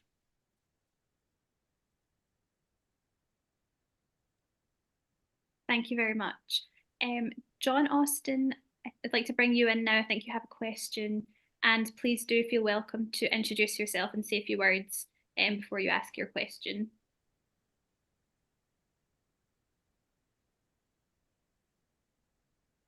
There are hands raised to ask questions. Please ask them to. We'll come to those questions after, and we're going to hear now from John Austin. Hi, everyone. Assalamu alaikum, everyone. I want to thank Dr. Waleed for his work in democratizing not only the technology, but I think hopefully the Quran. I wanted to ask though that a sort of tangentially related question, which is I wanted to know what your feelings are about some of the you pointed out some of the challenges of AI and some of the potential pitfalls, which is, I feel like, unusual and incredibly, incredibly. I'm not getting the right word, but it's incredibly forthright of you to do so. But one of the things that I wanted to ask you is what your thoughts are on the criticisms around the increased power usage of AI in general, not just with regards to the Quran, the potential negatives of the potential, not climate, but the implications to the environment. Yeah. So these systems are expensive I mean, they take a lot of power and they take a lot of computing power. So it literally costs a lot of money to run these, and money is basically energy. So right now they are very expensive, and building these models, especially building them, is very expensive. Once they're built, you can run things on them much more efficiently. It's really the building stage, what's called the training stage, that's the expensive part. There's continual efforts to make those things cheaper. And I mean, you could argue that there is an Islamic problem here, and especially us using it in this way, but you could also argue that there's an incrementality question. Like if you took all of the energy, the incremental energy or the marginal energy required to run Ansari, it's still like it's way less than a megawatt hour or something, probably $4 or $5 of electricity. So it really is that kind of question of this technology is present, the models have already been trained, so it's just the inference cost. How do you think about that? I don't have an answer, but I do know that there's techniques on the horizon, reversible computing, quantum computing, analog approaches that also have the quantization approaches that have significant opportunities to reduce the cost of that computation by 10-fold or 100-fold. Thank you. That's great. Thank you so much. We can now go on to Amina Latif. I think you have your hand raised. Assalamu alaikum. Wa alaikum assalam, Sister Latif. Amina. Yep, please go ahead with your question. Are you ready? If not, we can go on to Professor Altai.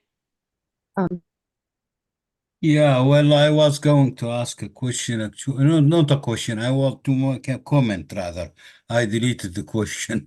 The comment is this, that without having rules for interpretation of the Quran, employing AI, we cannot have a translation. I agree with Waleed that we cannot have proper translation, not even use AI for the translation. Second, in my opinion, the old tafsir, the old interpretation are almost out of date, in my opinion.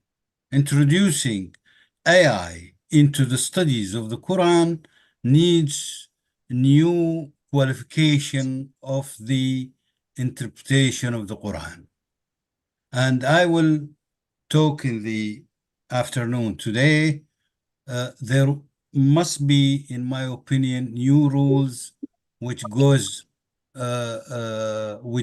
conform with the technology of AI, and worthwhile to use AI then into such interpretations. That's my comment. Thank you. Yes, thank you. Yeah. If such rules were to exist, I would be happy to, and the community agrees on them, I'd be happy to use them. And it may not even be that hard to introduce them. I'll have to say something here and interfere, Dr. Atta. I agree with you. And It's not one person job. It's a committee job. That's Correct. why Iqra created a committee with many scholars. Dr. Attai is a member of that committee, Quran scholars and scientists in various fields of science. That committee should create those rules. I totally agree with Dr. Attai, but that's the job of that committee, and with the participation of Quran translators. That's why we're having this conference, so we can all meet each other, come together, put our heads together, and come out with something. So this is basically why we have this conference. Thank you very much. Thank you. Yeah, but Absolutely. Dr. Qasqas, there are priorities. First, I Yes. think there is Yes. a need for the rules for interpretation, and Yes. then we can set up the rules for translation. And Yes. this needs time. There is a time gap between the two Yes. stages. Yes. As I will show in my short talk in the afternoon, I have set some rules, which is very advanced, which is also utilizing some ideas from quantum mechanics, for example, since the Quran contains fuzzy logic, as Dr. Muhammad Zaki Muhammad Khudr has already pointed years ago. Fuzzy Yes. logic in the Quran we Yeah. have sometimes, allegorical text. How Yes. can we deal with that unless you use advanced concepts before the technology, advanced concepts, and then you bring Dr. Walid and his team of AI specialists. Thank you.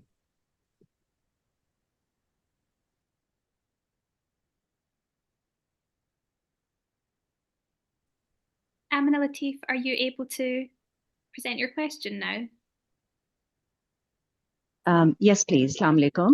So my Wa question Brother Dr. Walid. So my question to you is that I have a little experience with AI, and I understand that the system default question, the instruction given to AI is that I am your assistant helper or helping assistant. So if that's going to be the same default instruction in the AI tool that you have created, Ansari, and also, if that is the case, then of course, it's going to bring out all the references whenever a question is being asked. So is it possible that people who have worked on the translation, they should be interacting with the system first? It should be shared with few people so that they can answer, and maybe if the system can accept an error from the people who are listening to the answer, and maybe we disagree with the answer because we know better than the system itself, so that can probably lead to some correction and then add to the knowledge base of the system. What do you think about that? Yes, that's actually the next stage of Dr. Sahib and my work, which is what's called translation is very flexible because it's well defined. It is. So right. The correct, or whatever you want to call the correct, or the preferred, let's use the term preferred translation, right, can be used to fine tune a model to make it sound like or have the characteristics of the translation that you have given it as a reference. Excuse me. We've done initial experiments on this actually to check that this approach works by taking better translations of hadith and applying them, using them to fine-tune a model. By a model, I mean the translation system, to give better translations of other books of hadith. It kind of sort of works, but you need to make sure that you train the data, that the reference information that you gave it is high quality. And that's essentially what, where the problem is now. Often the translations we give to these systems to fine-tune them are not high quality enough to make them better than what they would produce naively. And the curation and the production of those high quality, and that's kind of the problem, a little bit that, it's kind of a question mark in the work that Dr. Sahib and I did, is because, well, is the translation, anyway.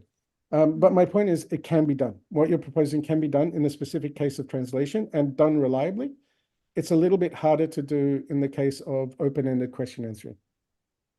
That's right. And what if just restricting it to giving references only, so that the person asking the question can just receive references and then they can, arrive at their own judgment on on their own.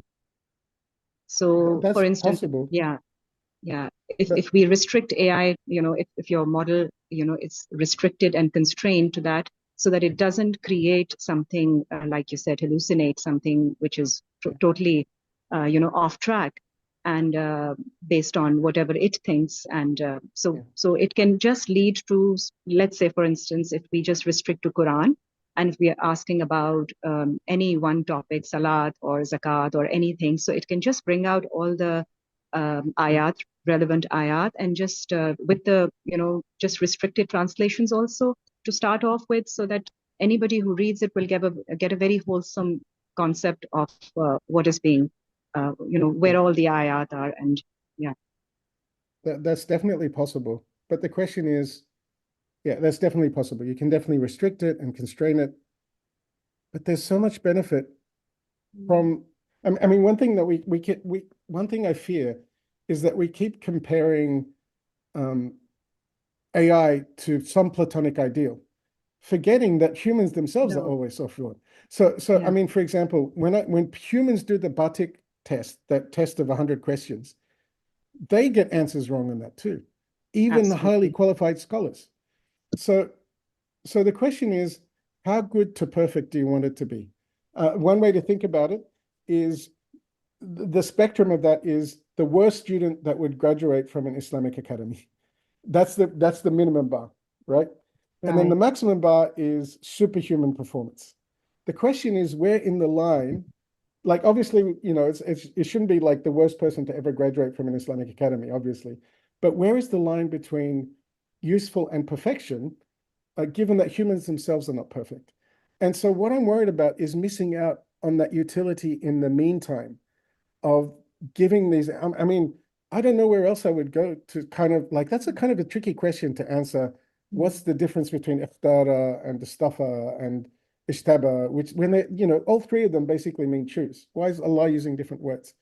And something that would go and get all of the verses, and then the real magic is the real power is the synthesis, right? So again, I could come back to you. Ansari has a stage when it queries the hadith, where it can come back from 30 hadith, with 30 hadiths in the search results. It will then pick the two of those 30 hadith that specifically answer the question. And that's the power of these systems. So yes, we could constrain it. That's why, for example, think of Ansari as a testbed that's kind of at one extreme of what's possible. There are definitely more conservative options, and it's up to us to decide where to kind of set that bar. That's right. Thank you so much.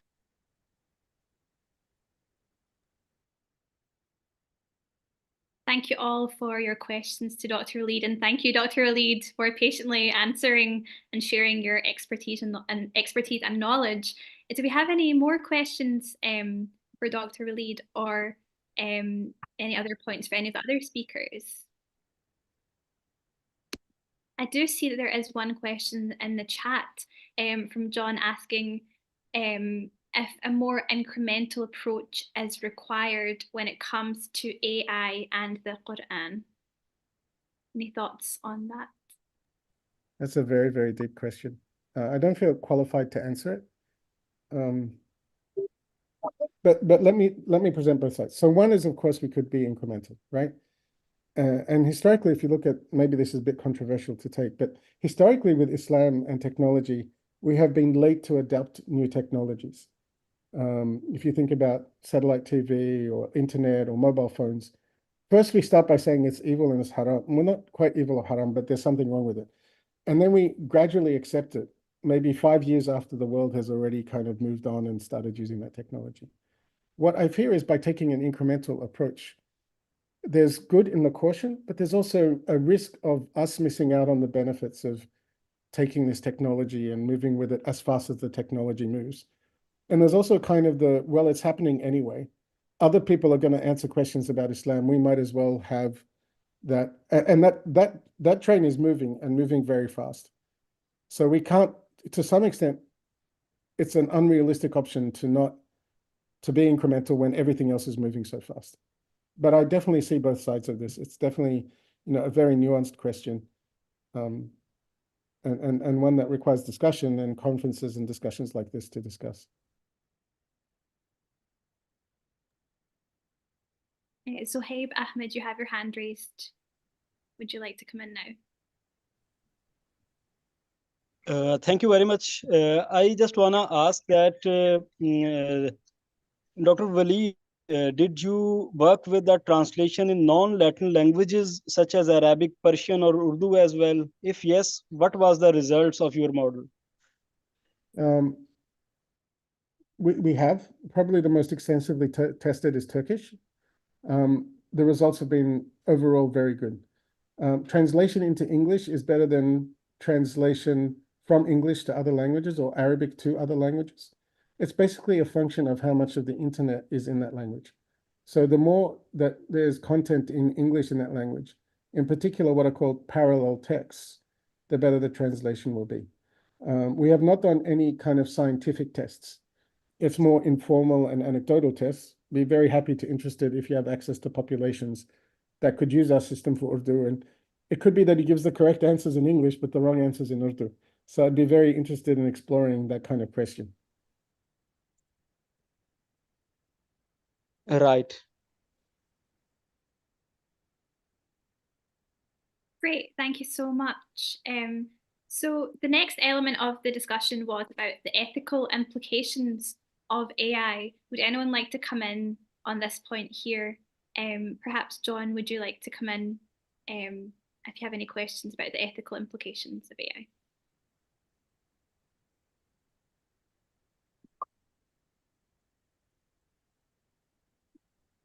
Thank you, Medina. Assalamu alaikum to everyone who's just joining. I have a few questions ethically, and Dr. Walid's response to my question, I completely understand what he's saying with regards to the fact that this train is moving, it's moving quickly, and so we may as well kind of get on board and at least have some say in how the technology is applied. But I'm of the mind, and I frequently get branded a Luddite for my views on AI and other technologies, but I don't view AI, for example, as being completely deterministic or even inevitable. Like, I think that if we are going to get on this train, that we should probably be, as Muslims, we have a moral and ethical obligation to invest as much in the mitigation of climate impact as we do in the technology itself, so that at least we are being consistent with regards to our views. And I understand what Dr. Walid said with regards to the idea of creating the models and then the models themselves becoming more efficient. But I'm also concerned that given this moment in human history and how fragile things are with regards to climate, we've had two of the hottest days in history this year. I wonder if we should be a little bit more insistent about the potential ethical and ecological impacts. My two other concerns have more to do with the fact that applications like this have been used, for example, for surveillance in the past. And that gives me a great deal of pause because, again, we're at this very strange place, particularly in the Western world, where surveillance and Islamophobia and even the potential for this application to fuel that with misinformation. Again, I recognize there are mitigated measures available, but it does concern me that if you look at, for example, the United States, we have had the largest increases in military and surveillance in the history of this country. And the fact that other applications have been used to gather this data is also sort of concerning. And I think that we need to look at that ethically. And so I do have some other ethical concerns. And I think more from an altruistic perspective, which is AI in general is being used more or less to produce or create pressure on working and middle class people with regards to their professions. So there are more people in this country now working second jobs than ever. And there are more and more people who are losing their jobs as a result of AI. For example, I'm a designer. I have friends who are designers, many of whom are losing contracts, who are not being hired. So I think even as an extension of that, one of the great things about Islam for me is not just my direct connection to the Creator, to Allah subhanahu wa ta'ala, but also to other people. And I also appreciate what Dr. Walid said about how this is not going to replace translators. But I think if we're looking at a singularity or a series of smaller singularities, I think the potential for AI to come between ourselves and other members of our community, right? Like even now when we go out to dinner, we're like looking at our phones instead of talking to people around us.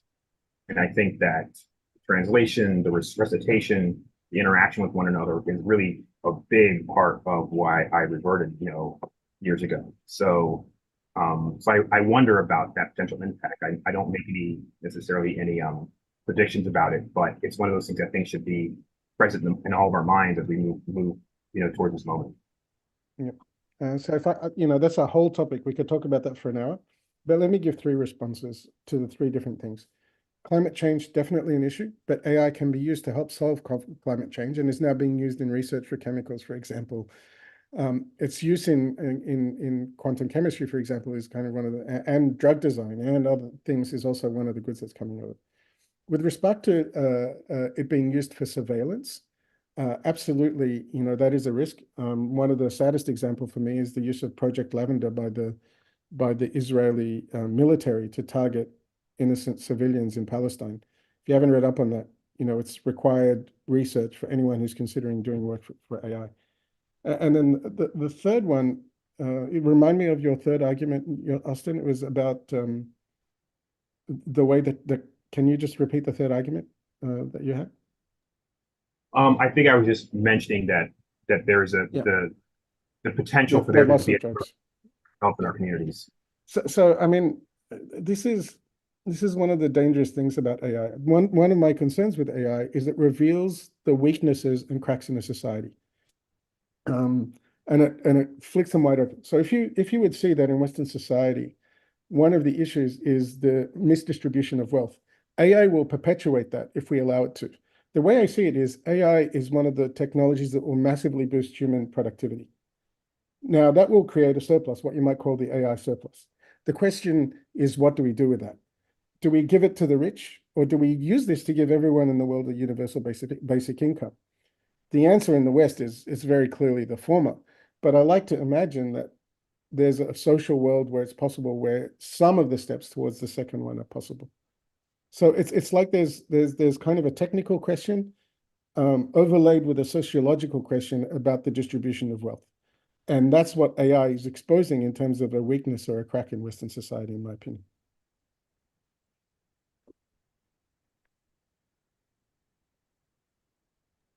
Thank you very much for that. Perfect, thank you. Would anybody else like to come in with any comments or thoughts? I have a question comment. to Dr. Go ahead, Qasqas. Professor Tai. Go ahead. Dr. Qasqas, don't you feel that we need to meet in person, at least few members of the committee or yes, whole committee? Absolutely. After this conference. Inshallah, we have one plan, inshallah. And it's necessary, really. If Dr. Zia al-Haq listening to us, I already spoke to him about calling the committee for a meeting, and it's very necessary. Let me though say a comment on something that Dr. Walid also mentioned. Guys, from my personal experience, I was a late user of a computer. I started using computers in 1991. I didn't see the need to use a computer before that. But then I realized how mistaken I was by being a late user. And in order to correct my mistake, I went to the Azhar of Lebanon and met with the Mufti, the guy in charge of that university.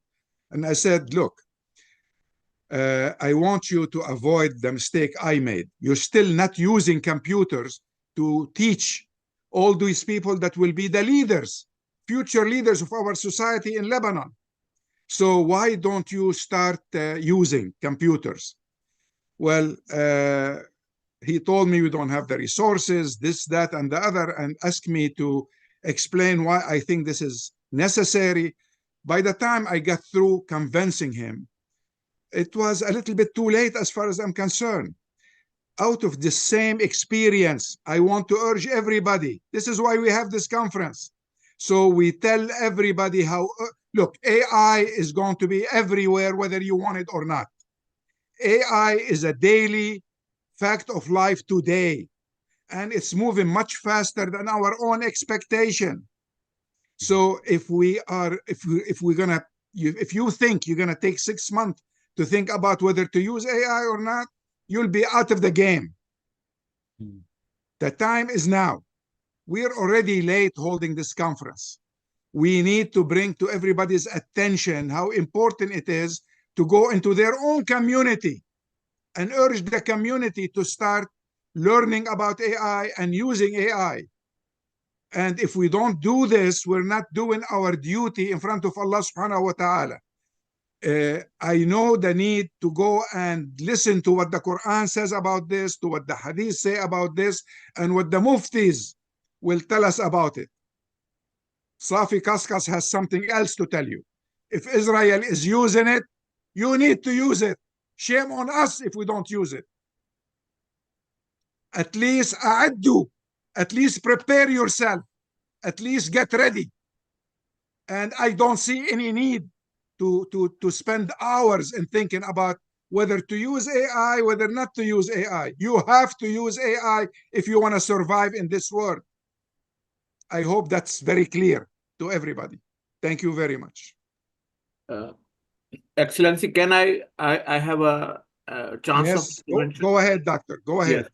Yes. Thank you very much. Actually, the philosophy behind holding this conference is that AI is not inherently incompatible with Islam, but everywhere in the world, particularly in the Christian world and in the Vatican, there are many apprehensions about the abuse or misuse of the AI in the interpretations of the religion. We are claiming that Quran is as it was revealed on the Prophet, peace be upon him. Yes. And we are proud of it. But the now new emerging challenge is understanding of the Quran and the translations of the Quran. We like or dislike. AI will have the role in the religious understandings. We are already using information technology. For example, Al-Maktaba Al-Shamila. How we collected all these things. We collected all these data and books, classical, almost every source is now available in just only in this one software. So there are many other databases also available where Urdu, Persian, English, French, German books are available. So AI is the new reality of the contemporary world, and unfortunately, traditional Islamic institutions, my university, Al-Azhar University, and other Islamic universities, they are silent on that issue. They are still in the situation of denial. This is the reason we are late. We, for last 2-3 centuries, this is the one of the main cause of the downfall of Islamic civilization. Whatever new is coming, we remain in denial situation. For years, we don't accept it. But at the same time, we started using it. There are still many people, traditional ulama, who are rejecting the use of television screens. And the world has moved from 60s black and white television to where at that present time. So we need to have, as Professor Kaskas always saying, a futuristic vision. Without having futuristic vision, we cannot dream even for the revival of Islam. If we wanted to have a renaissance of Islam, we need to have futuristic vision. And that futuristic vision can be through such type of consultative meetings. Here, No one can deny, even if we deny that artificial intelligence is not important, we don't need it, blah, blah, blah. It will come. People will use it, particularly the young Muslim students who are studying informatics, who are studying computer sciences, who are working as professionals. They will keep using it. So the importance is that we should understand and we should give ethical guidelines how that AI can be used to understand religious teachings and the text of the Quran and the translation of the Quran. And other important that Professor Basil has pointed out, that we have not only to make ethical values for the understanding and the utilization of the AI, we have to provide substance with technological advancement. Yes. Because if softwares have to be prepared by the non-Muslims, softwares have to be prepared by the people who don't believe on Quran, and they are collecting the data of Quran, then there will be serious challenges for us, for Muslims, to preserve the sanctity of the Quran. So on the one hand, I'm just concluding. On the one hand, we need to understand that there is no other option than to move forward with the science of and technology, but just not to be the consumers of the science of technology.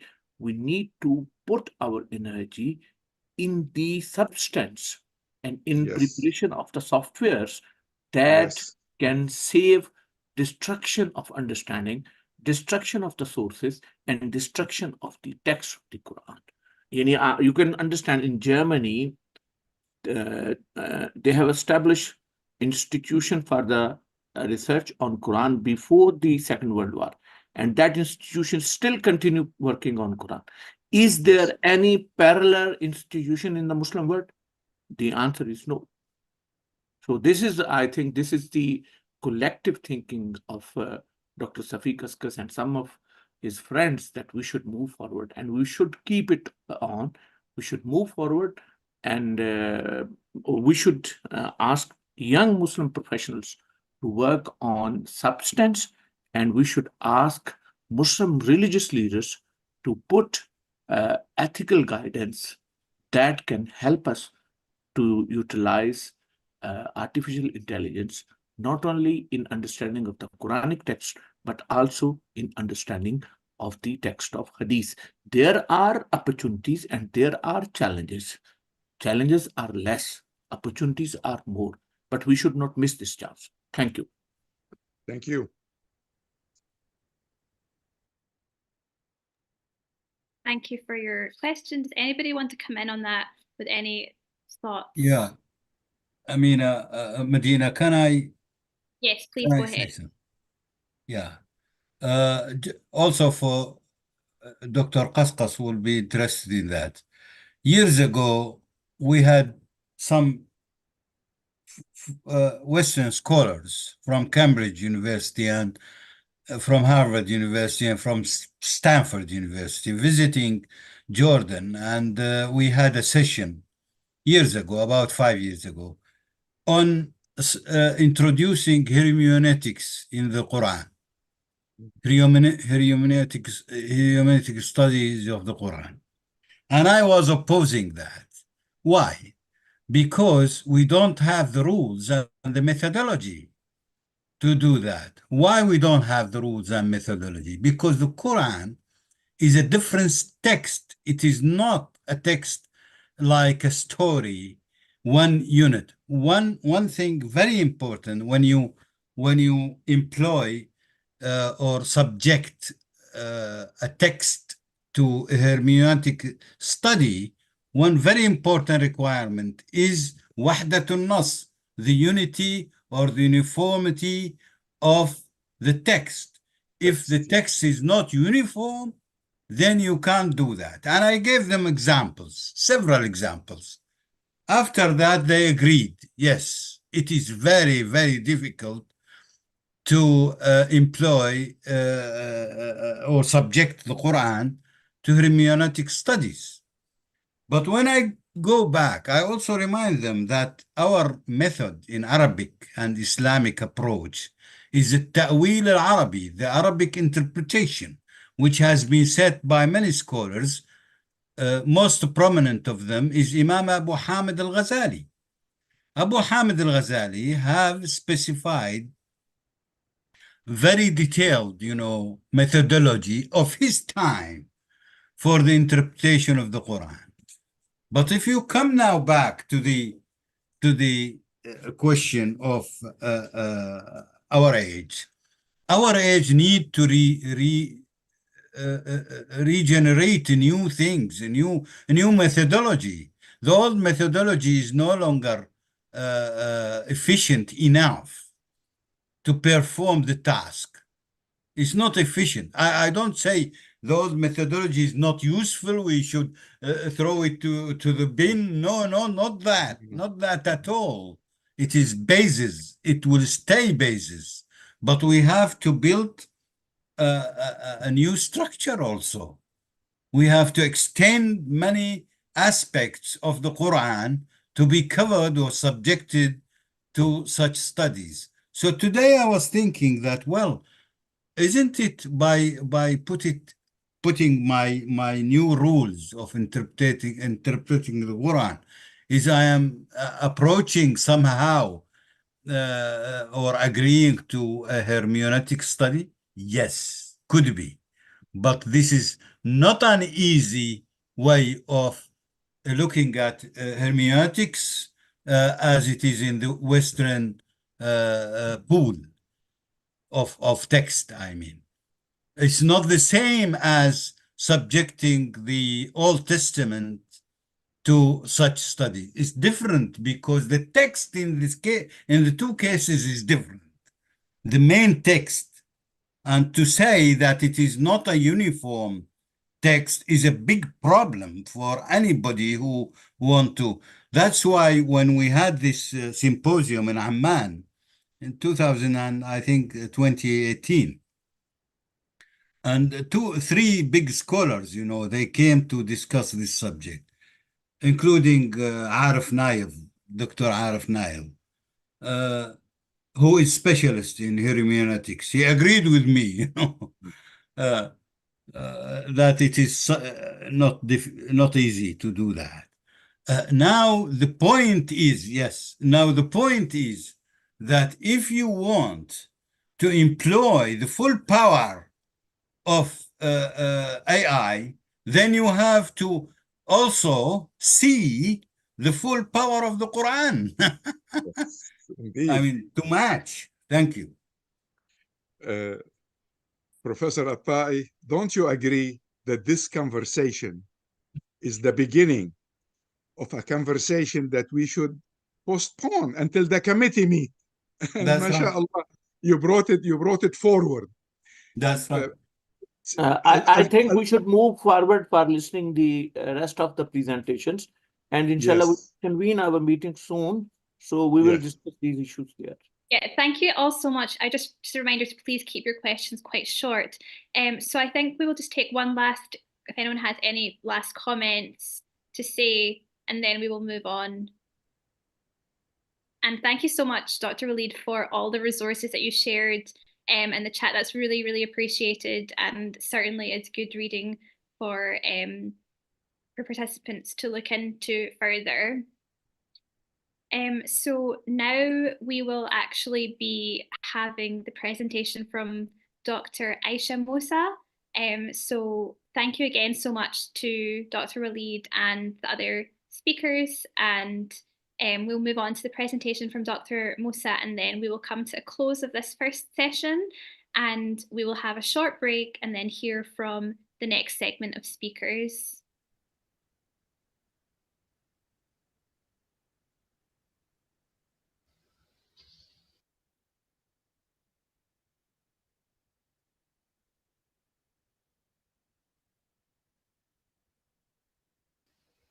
Assalamu alaikum. Thank you for Wa inviting alaikum me to assalam. present. and for letting me do a pre-recorded presentation because of the time zone difference. I appreciate the consideration. Jazakumullah khair. Inshallah, I'll be joining in person a little later. With that, I'll begin. Bismillahirrahmanirrahim. A'udhu billahi minash shaitanir rajim. The Quran warns us in Surah 17, Ayah 36, do not pursue something of which you have no knowledge. Surely the hearing, the sight, and the understandings all will be interrogated. This warning applies to the use of AI in approaching the Quran. I don't say that as someone who's opposed to the use of technology. I've been using a personal computer since the 1980s. When I edited my own registry entries in DOS to troubleshoot issues rather than calling tech support. I dialed into bulletin board services in cyberspace on a 300 baud modem before the internet as we know it even existed. And for the last 30 years, I've planned all my hardware upgrades around Bethesda's next big video game release. Professionally, I published a chapter on approaching Hadith and Sunnah in the digital age back in 2010. And my current book project on Hadith and Sunnah will have an updated chapter on that. It's precisely my long use of technology that leads me to Well, it appears that Dr. Aisha has been disconnected again. Apologies for that. What we will do is we will, if there are no further questions or comments, we will just go for our break, and I will just let you know about the speakers for the next session. So the next session, the theme is about building Quranic knowledge, and we're delighted to hear from Dr. Suhaib Saeed and Dr. Akbar Khawaja, Michelle Kazi, and Talal Itani, and there will also be a sort of discussion there as well about Quranic knowledge. So please feel welcome to join that session at 2:50 p.m. So we will just put this to a close now, and thanks everyone for joining the first session, and thank you so much to our speakers and guests.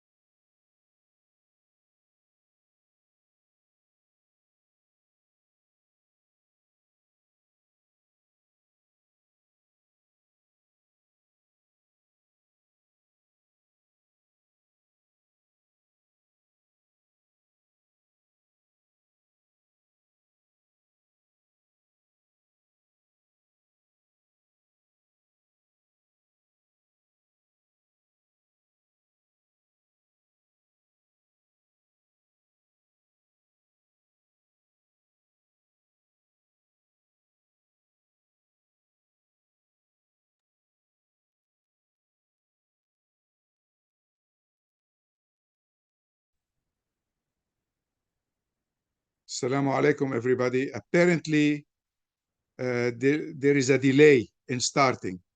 I'm sorry to say this, but apparently there is a technical something that preventing us from starting right away. And I just been told from the control that there is a 20 minutes delay. Hopefully somebody will come in and explain it, but we're starting in 20 minutes, I think. Thank you very much.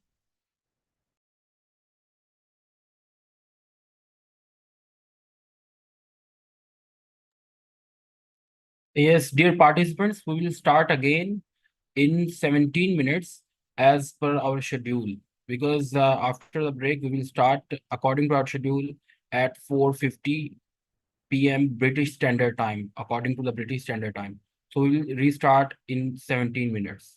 Thank you for your patience.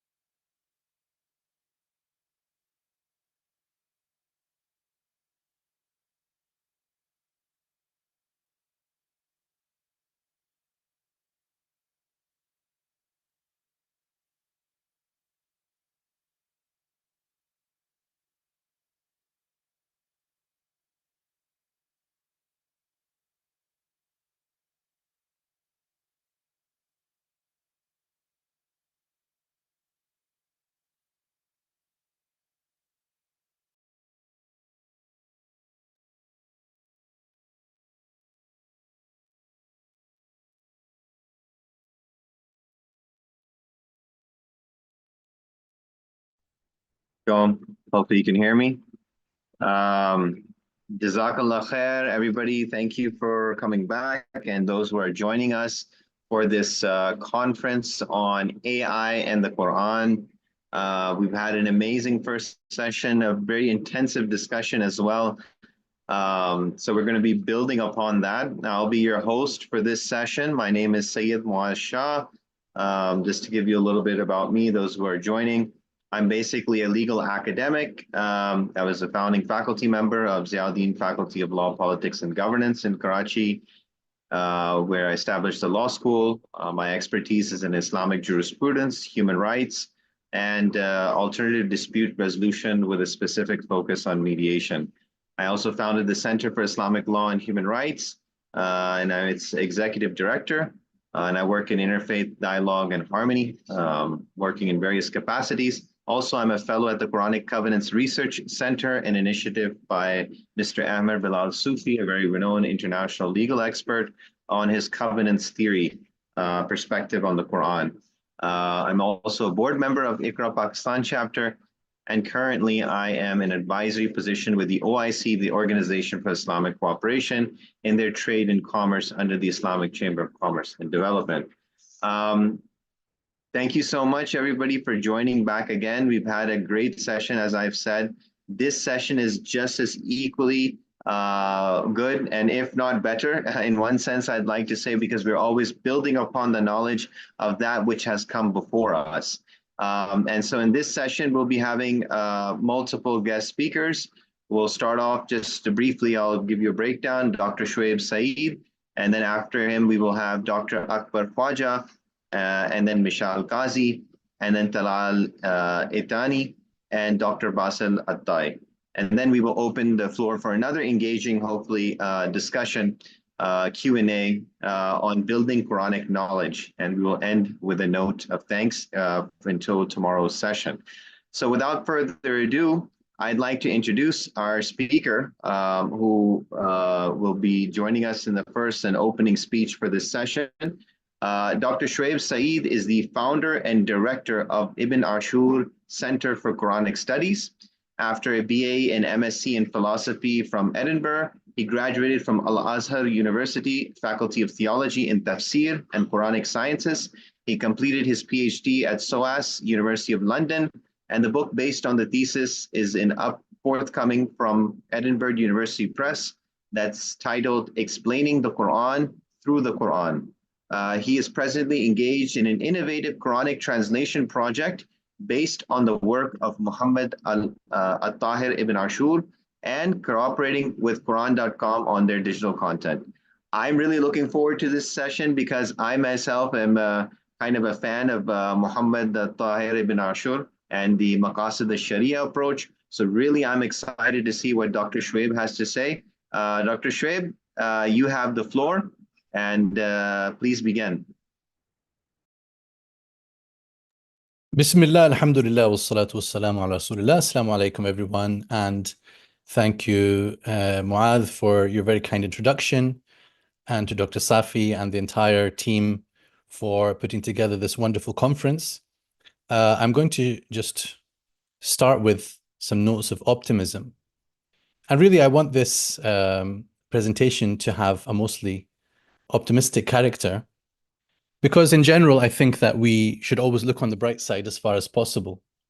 Yes, we can think about umum al-balwa and maybe how widespread the potential problems are, and even the problems that we will face along the way, we definitely need to think about. But before anything else, we need to dream and strategize as much as we can. And here we have this opportunity to come together, people with various different specialisms, to talk to each other, and this is exceedingly rare. It is an opportunity that really needs to be created artificially, because we might come across each other in the masjid, but we oftentimes are not sharing what we have, our experiences, our learning, our technical skills. We need to bring them together. I sometimes show up at tech conferences just to see what's going on. And I find that people are working on questions around the Quran. And then I find that someone is doing something about semantic similarity between different verses in the Quran. And then they mention that they use Tafsir ibn Kathir. So then I asked them, why did you use Tafsir ibn Kathir? They said, because I don't know anything, I don't know any other tafsir. So I said, this is why we need to have talked before you got to this point, so that we can actually ensure that all the research that we're doing is informed in the best way. So optimism, I want to talk about optimism from a few angles, just to ease us into our subject and into the further discussions that we're going to be having through the course of this session and beyond. Number one, I'm optimistic that tafsir has a future. And actually, I think that I'm speaking mostly to a room full of optimists here. But for those who are in the field of Quranic studies, in tafsir, there are many who are far more pessimistic about that. Maybe not out loud, but certainly in the way that they act towards the field, that tafsir has been done. It has been completed. You know, we have many, many books. They say what needs to be said. Anything that was going to be said that was of any use has been said already. And all we have to do is to benefit from what has been done in the past. Of course, this was not the attitude of all those people writing those books. Century after century, they kept writing, they kept producing, and sometimes introducing new methods of analysis and using new tools. So it should not be so strange that we continue to do so. So I think that tafsir has a future. There are new questions to be asked and new questions that are being asked, whether we like it or not.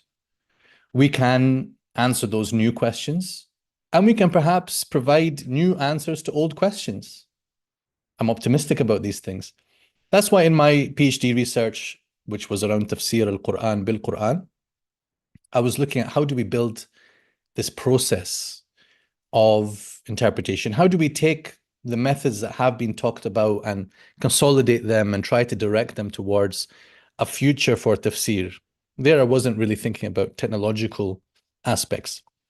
And also I have a paper, an open access research paper called Fights and Flights. In this paper, I show how sometimes there are debates that have taken place in the tafsir tradition, which some people have considered to be closed, but which can be constructively reopened, re-examined. Sometimes a view has been discredited that might actually be a very good view. And this is just me easing the door open a little bit within a traditional framework for the idea of renewal in tafsir and new perspectives, new conclusions, as well as, of course, the use of new methods. And I know that many people listening to me will be saying, well, this is so obvious. Of course, tafsir is a very open field, but we should appreciate that that's not universally how people see it. And oftentimes you do need to use the methods of traditionalism to show people the way forward. So the second area of optimism, technology can advance our connection with the reality of the Quran beyond the book. Recently, I've been thinking a lot about the nature of the Quran. The book itself, you know, a book is a piece of technology, right? A printed book, printing itself was a technology, as we know, which revolutionized much of the distribution of knowledge. Before that, the Quran was in manuscripts, masahif. Before that, it was written down while it was being revealed. And then it became the finalized book. So we all know that there was a process of revelation, of proclamation, of delivery, which was oral, and the Quran is a spirit that was delivered to the heart of the Messenger, sallallahu alaihi wasallam. So when we think of the Quran as a book, you know, with a small b, we necessarily are limiting it to one of the ways that we can see it, one of the ways that we can experience it. We can take a book with its covers and start on page 1 and then turn over and get to the next page and the next page. This is one way of seeing it. Now, of course, we nowadays are all experiencing things through these devices that we hold in our hands and through our computers more generally. And this actually presents an opportunity to reimagine our perspective on the Quran. So this conference is not, of course, about Quran and virtual reality. But if we were to have a conference about virtual reality, you know, I have dreams about, now we have the metaverse, I don't know where that's going now, but this was the big thing before we started talking about chatbots and AI, but the metaverse. And can we have a Quraniverse? You know, can we put on our headsets and go and swim and dive into the Quran, you know, explore between its surahs, beyond this idea of it being confined to pages? Can I see a surah in front of me? Can I have the scenes that are talked about in that surah all in front of me? Here I'm dreaming. And this is what I want us to do, you know. We want to, first of all, dream, and then we can look at, okay, what are the limitations of that? What are the ethical implications of that? We need to explore. But first, we have to dream. We have to know what we want. And the third area of optimism is that good things happen when specialists talk to each other.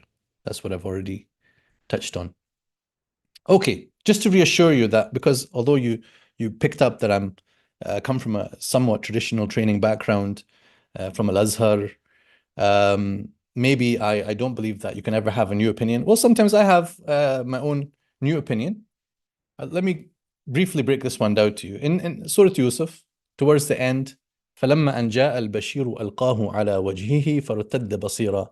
You know the story that Prophet Yusuf alayhi he gives his shirt to his brothers after all that has happened. It says, take this and cast it over my father's face and he will become seeing again, because he had lost his sight through all that grief. I hope that you know the story. So he tells them, take this shirt and cast it on my father's face. And then Allah says, فَلَمَّا أَنْ جَاءَ الْبَشِيرُ أَلْقَاهُ عَلَى وَجْهِهِ فَارْتَدَّ بَصِيرًا. After much pondering and consideration of the standard views, I reached a conclusion. I won't take you through the whole thought process, but my conclusion was, Al-Bashir here is not talking about the son, one of the sons of Yaqub alayhi salam, but it's not talking about a person at all. The Bashir here, I feel that the best way of seeing it is it's actually the shirt. So when that shirt finally arrived, which Yusuf had sent, and which Yaqub had smelt also, because just before this he says, Inni la ajidu riha Yusuf, I can find Joseph's scent. And when that finally reached him, alqahu ala wajhihi, he cast it over his own face and came to see again. Now, my purpose here is not to convince you of this and to explain and to argue, you know, maybe in the Q&A if you want to, but it will take us away from AI a little bit. My point is to say, I know that this is not in any of the books of tafsir that I'm aware of, because I looked. I would love to find that someone said this before me, then I would be relieved from the burden of having invented a new interpretation. I would have to say, oh, well, blame this such and such mufassir. A piece of the point is there in Tafsir al-Razi, just that alqahu ala wajhi can mean Jacob cast it over his own face. But as for the Bashir being a shirt and not a person, as I call it, the Bashirt, right? That's another bid'ah here. So as for that, you don't find it in the tafsirs. So I went to ChatGPT and I said, hi, ChatGPT, Assalamu alaikum, wa alaikum assalam. Let me ask you, who or what is al-Bashir? Even I said, who or what? Just, you know, to open up the door a little bit to ChatGPT. What is the reference of this word al-Bashir in verse 96 of Surah Yusuf? So it tells me it is understood to be one of the children of Jacob, and this is what happened. I say, okay, tayyib. Is it possible it could be something else? No, it's not really able to see that it could be something else. So I said, look, suppose that I said to you that al-Bashir here is a shirt. It is the shirt of Joseph. Does that work? So now I'm asking it to check. So ChatGPT tells me, yes, actually, that works fine. And then it gives me some nice explanation, which chimed with some of my own perspective. So with a little bit of prompting, it actually got there and started to affirm what I wanted it to. Then I asked it, okay, ChatGPT, has any of the mufassirin, any of the authorities in this science ever said that the Bashir could be a shirt? It said, yes. This was said by Ibn Kathir, Al-Qurtubi, and a third one I forget. So I said, kadhabt. I said, I know for a fact, those mufassirs did not say that. If they had, it would have shortcutted my process a lot. I would have just pulled it out from those books. but they did not say that. So then GPT says, oh, I'm very sorry for the confusion. No, they did not say that. So then I thought, let's see what happens if I then reverse on GPT again. I said, no, actually, they did say that. It says, yes, I'm sorry. They did say it. No, they didn't. Oh, yes, you're right. They didn't. So this is the familiar kind of loop that you get into. Hallucination, false confidence, and then a breakdown of confidence also, that GPT no longer knows what it knows or doesn't know. And as many of the specialists here will be more familiar with, GPT is not willing to quote any source. If you say, where did you get that from? It's not able to answer that question, not because of conspiracy, but because it doesn't work in that way. It is not about identifying specific sources and providing references. It is pulling from this large language model, and it's not specific about where it gets something from.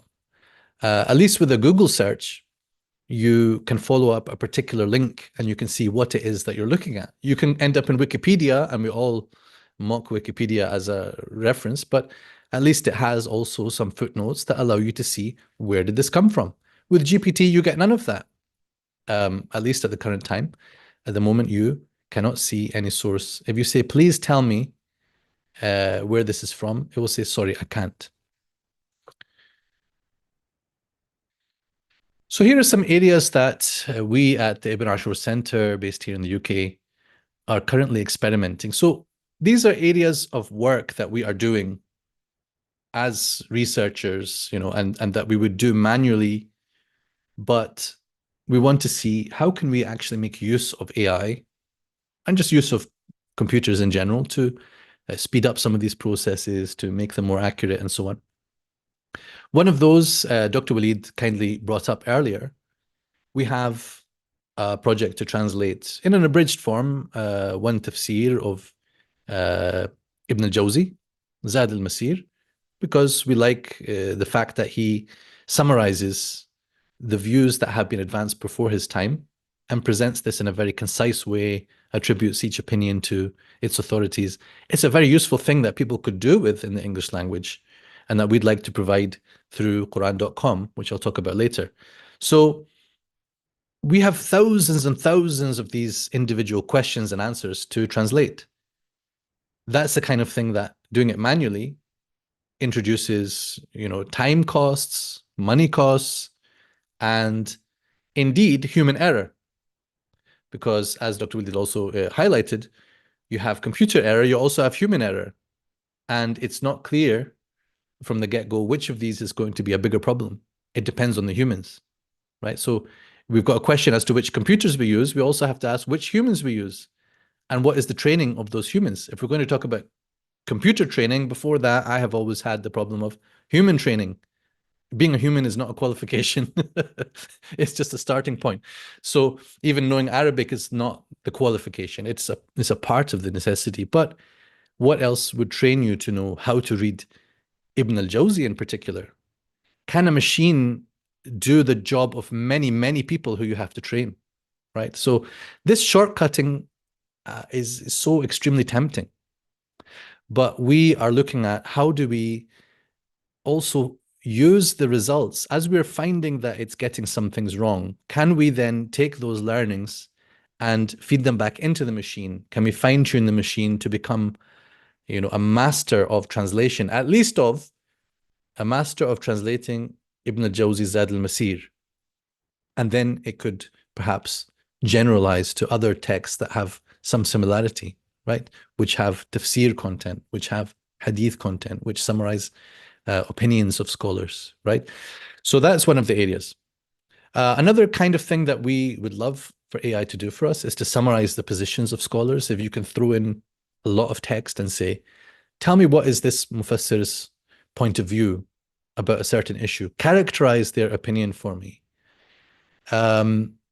Again, this can help to get to the point of benefiting from the vastness of our tradition, right? Because that's the kind of thing that academics do. We want to look at different views, summarize them. Can we speed this up? Organizing information. So for example, some of the things that we are doing just now, as mentioned, working on a translation based on Ibn Ashur's tafsir. Aside from that, in translation, you want to get a sense of what have translators said before. So we've started to generate like this. For this ayah and this word, what is the range of words that were used by translators before? So instead of comparing a list like we have in islamoawakened.com, as we may have seen, a list of the entire, collection of translations, many of which are repetitive on a particular word, can you just summarize for me how many words were used for ihsan in this verse? What are the different words that were used by translators? And then it will come back to me with 5 different words. I don't need to necessarily know who said what. Just give me a range of words that have been used by translators before, so I can throw them into consideration. I can put them on the table in front of me as I think about how I'd like to translate the word ihsan in this verse, right? So organizing information is a way of shortcutting. And I think GPT and Ansari and so on, as they are, can already do these things quite well. And then attempting to translate according to linguistic directions. This is the more ambitious one, which I'm coming to the ambition at the end of the presentation. If I say to it, what I'm doing just now, I will look at a whole page or several pages of tafsir in Ibn Ashur's work, and I will say, let me translate the Quran using what he has said. So not AI. This is Azhari intelligence, right? This AI is Azhari intelligence and not artificial intelligence. So I'm using Azhari ilm, right? AI. So I'm taking the tafsir and I'm adapting it into a Quran translation. Now, I'm curious now, if I were to ask the machine to do that, how close can it get to my results? Can I be put out of a job? Because this is generally the thing that people are talking about with AI, the fear of being put out of a job. Well, the optimistic side of that is to say, well, if it can put me out of this job, then I can do the next job, which I can use my Azhari ilm for and let the artificial intelligence do the groundwork and speed up my own work and allow me to move on to the next thing, right? So a little bit of a sort of conceptual background. What does a mufassir do? We could be talking about a mufassir of the past. We could be talking about a mufassir today, if such a thing exists. I like to summarize this in 2 things that we should keep in mind whenever we are dealing with a subject like this. Number 1, the mufassir has to explore. Then the mufassir turns around to explain. These 2 things really have to be in action. Number 1, to explore the text, to consider the questions, to dive into the possibilities in the text, to research and to study the text, to study in context, to draw upon linguistic information, to draw upon extra linguistic information, to draw upon parallels within the Qur'an, to look at things outside the Qur'an, such as hadith or such as biblical material or historical material, whatever it may be. This is to explore. In the first place, the mufassir has to have questions and ask questions and answer those questions for him or herself. Then the mufassir will turn to explain the text to a reader. They will turn to clarify questions that might be in the minds of people, right? So when we are thinking about how can AI be used in tafsir or in the study of the Quran, let's think about both of these things. How can it be used for the exploration? And how can it be used in the domain of explanation? I'm not providing a list of things here, but I want us to have this, useful, I hope, bipartite structure for us to think about where we can employ AI in these things. So back in 2018, I published a paper. Initially, I presented this at a conference on Ottoman tafsir in Istanbul, but it should have been a conference on digital tafsir, but I made it Ottoman because I used tafsir of Al-Alusi as my case study, right? But in it, I presented a thought experiment. I said, what if a traditional exegete, Al-Alusi is fairly late as a scholar, but he very much is following the tradition of tafsir? What if he had access to digital methods of research and presentation, exploration and explanation? How would that help Al-Alusi or any traditional exegete? How would it help him to do his work? And how would it help us to benefit from his work? So in this paper, and I don't want to go through in depth, but just to raise some of the points that I have touched on, some of the key ideas which I outlined. Number one, the question-centric approach. This I already touched on in the last slide when I said a mufassir has to have questions in their mind. And in reality, I believe that all tafsir is the answer to questions about the meaning of the Quran. I'll repeat it. All tafsir, what tafsir is the answer to questions about the meaning of the Quran. So that framework allows us then to start categorizing tafsir in a uniform way and to start analyzing it and breaking it down into the types of questions that tafsir is dealing with. So the second bullet point here is that some of those questions are to do with the text itself, about the language, the words, the constructions. Some of them are to do with a stage prior to that, which is what I call the pretext, but generally we would call the context of the ayah. And then there are questions that follow from the ayah, that follow from the wording understood in context. So what are the rulings of this verse? What are the implications of this ayah? What are the lessons drawn from this ayah? This is now what I call post-text, right? These deserve more in-depth treatment, but I want just, again, to think about categorizing things in tafsir before we are starting to think about technology. Because then this can help the technologists to work on the material in innovative ways. So I talk about something I call tafsir anatomy, going through the tafsir and breaking it down to identify all the things that the mufassir is saying and doing so that we can follow the thought process of traditional tafsir. And there's a project which I'll mention, I'm not connected to it, although I went to a conference that they organized in Germany. You can find it at tafsirtabari.com. It's called Linked Open Tafsir. This goes part of the way to what I'm talking about, which is digitally sectioning a work of tafsir, in this case, tafsir of At-Tabari. And this was a massive project in Germany, which I think had not yet factored in artificial intelligence, as I understand it. So if someone were to go and do a follow-up to that project, it might actually be very useful. I touch on identifying text reuse through digital methods and identifying what's new in each tafsir, creating connections within the Quran between one ayah and other ayat.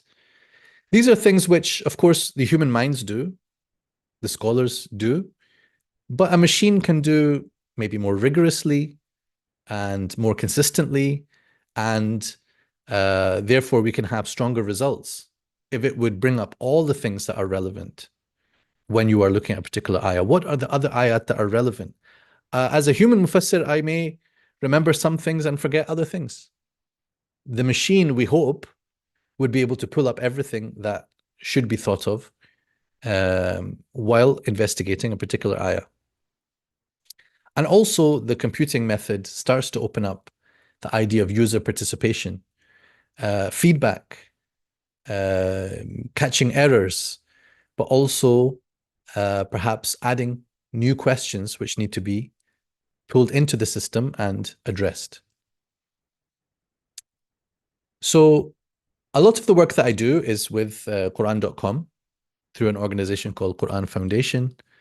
And we have the the honor of serving Qur'an Foundation as one of its key content partners, and to also deal with and assess the challenges of producing new content on Quran.com, because of course there's no such thing as the official website of the Quran, but if there were, we would expect it to be Quran.com. So we try to act as if we have that burden and responsibility. We're not just another Quranic website. We have to act with the level of responsibility as if we had been appointed to represent the Quran officially, which nobody, of course, could claim. So we really want to be at the cutting edge of the Islamic knowledge, and at the cutting edge, of course, of technology, and to bring these two things together.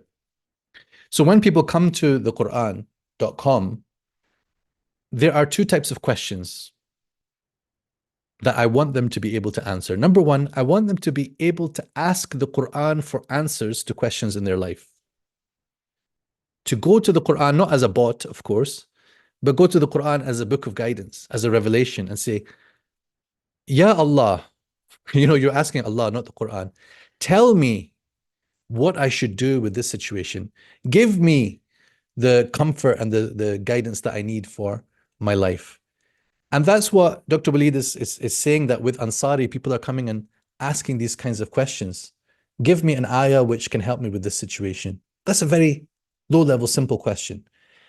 But can we start to see the machine as containing whatever it can contain of the Quranic guidance? And then you ask the Quran for answers, and you get the answers from the Quran. This is the direction that I want us to think of. I put this picture of a brain because I don't know, I was thinking about this as making the slides, that the Quran is more than just a book. This is what I started with. You are asking the Quran, you are engaging with the Quran, you have a relationship with the Quran. Nobody can have a relationship with a physical book. You're having a relationship with the contents of that book, which is an intelligence, a supreme intelligence, right? So what can the computer reflect of that supreme intelligence? This is the curious question that I'm raising. And secondly, you want to ask about the Quran. You want to ask about the Quran. This is where you're saying, what does this ayah mean? Does this ayah advocate, for example, a certain violence? Or, ask me, and I want to clarify this particular issue. And of course, scholars receive questions all the time, and people are now directing those questions. They have been directing it to Google for a long time. Before that, they may have been asking Jeeves, but now they're asking Chat GPT, right? And let's hope that they ask Ansari as well. But we know that we cannot yet rely on these bots to provide strong answers. So one of the things that we want to do is input tafsirs, not just tafsirs, but all types of related materials that could guide the answers. And I know that one of the presentations we have is about RAG. I'm not qualified to speak on RAG, but I have come to understand that this is perhaps one of the keys to our solutions, which is, to provide it sources which it can draw from directly, and to be able to reference those sources, as Dr. Walid also showed us, the data that it's pulling from of Quran and Hadith, and also even fiqh. So collaboration between scholars and machines, this is one of our areas of consideration. Can we at least say that we have human scholars who are working behind the scenes and using the bots to generate a draft answer, and then approving that answer, and then sending it to the user? Is this enough? Is it going to be fast enough and scalable enough? This is a difficult question. The fear of error, as I said, we are worried about when it goes wrong. And it's fair to say we should always be worried when humans get things wrong as well.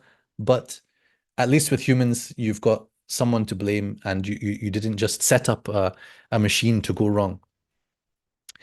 But also to touch on the ethical or spiritual problem of authority. I have a deep-seated discomfort with the idea that I would go to a machine and ask it for religious guidance, and then it would give me religious guidance, and I would take that. This is like istifta and fatwa. In this case, like tafsir. When we all have our individual responsibility, but part of that is also to ask the right people. And is it okay to ask a bot? What if that bot is somehow overseen by authorities and specialists in Quran and tafsir? Would that solve the problem? I'm just raising the problem rather than trying to solve it in this presentation. So here, I think, is my last slide. Here is Tahir ibn Ashur. He is not, of course, an artificial mufassir. He was very much an organic mufassir grown in the soil of Tunisia and from the depths of tradition, watered from an entire genius of 14 centuries of authorship in tafsir. But what I'm wondering about now is, could I have a machine that somehow behaves like At-Tahir ibn Ashur? If I fed the entirety of his tafsir into a machine, can that machine now, in a way, represent him? At least what it could probably do is quote back some relevant things from his tafsir. That would be great. But can we perhaps go further than that? Training. A real, genuine mufassir who's not artificial has to be trained. What kind of training can we make the machine undergo? How quickly can it be done? How effectively can it be done? Quantity. The number of books that a person has to study. Can we put all those books all at once into the machine? What would happen? I don't know that it would work, but I'm just saying what would happen. That's the question. Consistency. You know, a human being has on days, off days. At-Tahir ibn Ashur's tafsir is a work of genius, no doubt. But while studying it, often find that, over here, he sort of went against what he said over here. Maybe at different moments when he was writing, he had a different perspective on something, or was in a different mood. He overlooked something. A machine, I presume, would be automatically more consistent. That might be a good thing. It can make analogy as well. Oftentimes I see that At-Tahir ibn Ashur, for example, he makes this really interesting analysis in a particular ayah, and he shows me a method and a way of thinking. And then when I come across another ayah, he doesn't say the same thing, but I take his idea there and I apply it over here. And I say, wow, that really works. I can analogize from what he had said in one ayah to get to a conclusion about another ayah. Again, a machine could perhaps do that. So here are a few possibilities. Again, I'm throwing them on the table for consideration with a hint of optimism. Unfinished tafsir. We have in our tradition a very famous case of this, the Jalalain, Tafsir al-Jalalain. First of all, Jalal al-Mahalli wrote the tafsir on the Fatiha, and then from, I think, Al-Kahf to the end of the Mus'haf, he wrote a tafsir. Then passed away, and along comes Jalaluddin al-Suyuti, and he completes the tafsir from the beginning, Al-Baqarah to the middle of the Qur'an. Now, when doing that, presumably he was trying to follow the same method as Al-Mahalli in order to make it one complete tafsir that was consistent as a whole. What would happen? Maybe someone can do this as a master's project or a PhD project. What would happen if you took away a Suyuti's portion and said, what would the machine generate as a tafsir of Baqarah onwards to complete the Jalalain? Is it possible? What would happen? That's my interesting question. What about tafsirs that haven't been completed? You know, we have wonderful writing of Hamiduddin Farahi from India, and unfortunately he only did tafsir of a few surahs. Could a machine learn how to write like Farahi and give us something for the rest of the Quran? What kind of results would we see? Good results, bad results? I don't know. But I'm asking these questions. Can the machine combine different methods of mufassirs? Can it contrast their approaches? So one of the things nowadays is people write books of comparative tafsir.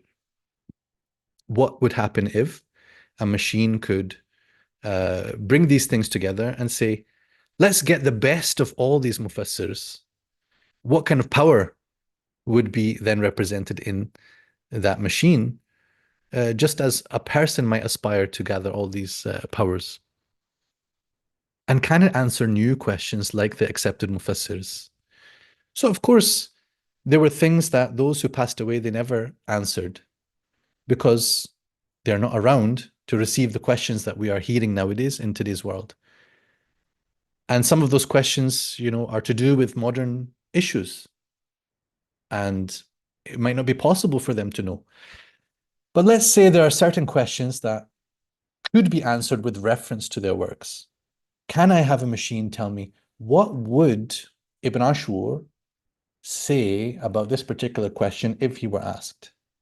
Because in my translation project, I'm doing something similarly audacious. I'm saying, how would Ibn Ashur translate the Quran to English if he spoke English and was a translator and cared about such things?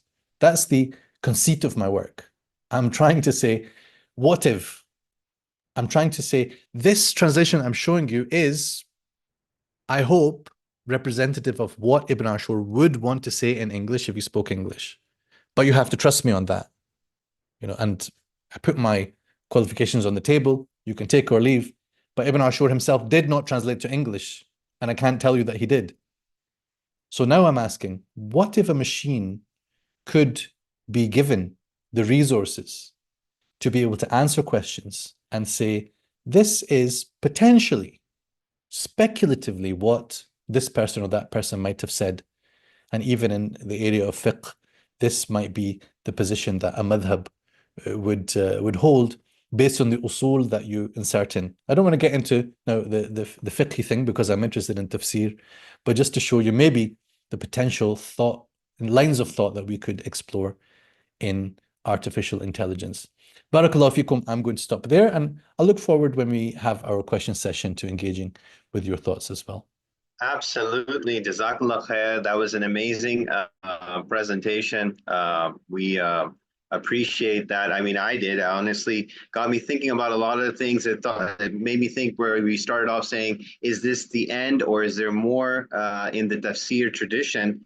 And I can't help but think of the longest verse in the Quran, where right at the end it says, "Yu'allikumullah," for Allah is forever teaching you, as in it's a continuous affair. And of course, we know in the farewell pilgrimage, Prophet Muhammad ﷺ made the very famous speech, and within that speech there was a context of preserve this message, for there may come a people after you who understand it better.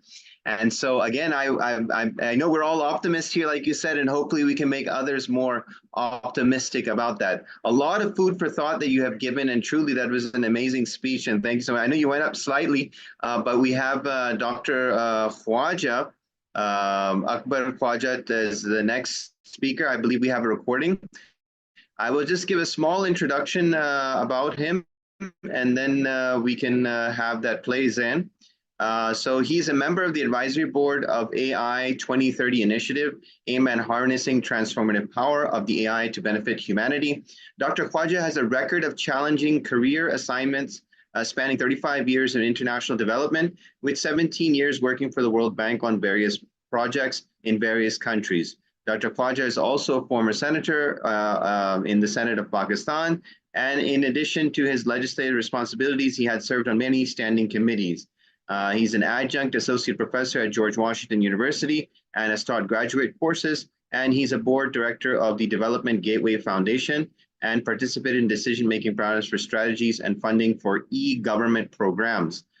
He holds a Doctor of Science for George Washington University and an MBA. So without further ado, Dr. Akbar Khwaja's presentation. Zan, you have the floor.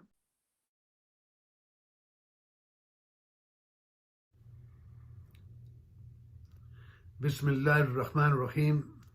Assalamu alaikum, and a very warm welcome to distinguished participants and my fellow presenters. I would like to thank our host and members of ICRA team for organizing this pivotal conference on artificial intelligence and the Quran. ICRA's dedication to this noble cause is truly commendable, and I extend my sincerest appreciation to its leadership for their efforts. I'm delighted that ICRA has brought together a remarkable gathering of experts and scholars, and I'm humbled and honored to be a part of this esteemed group.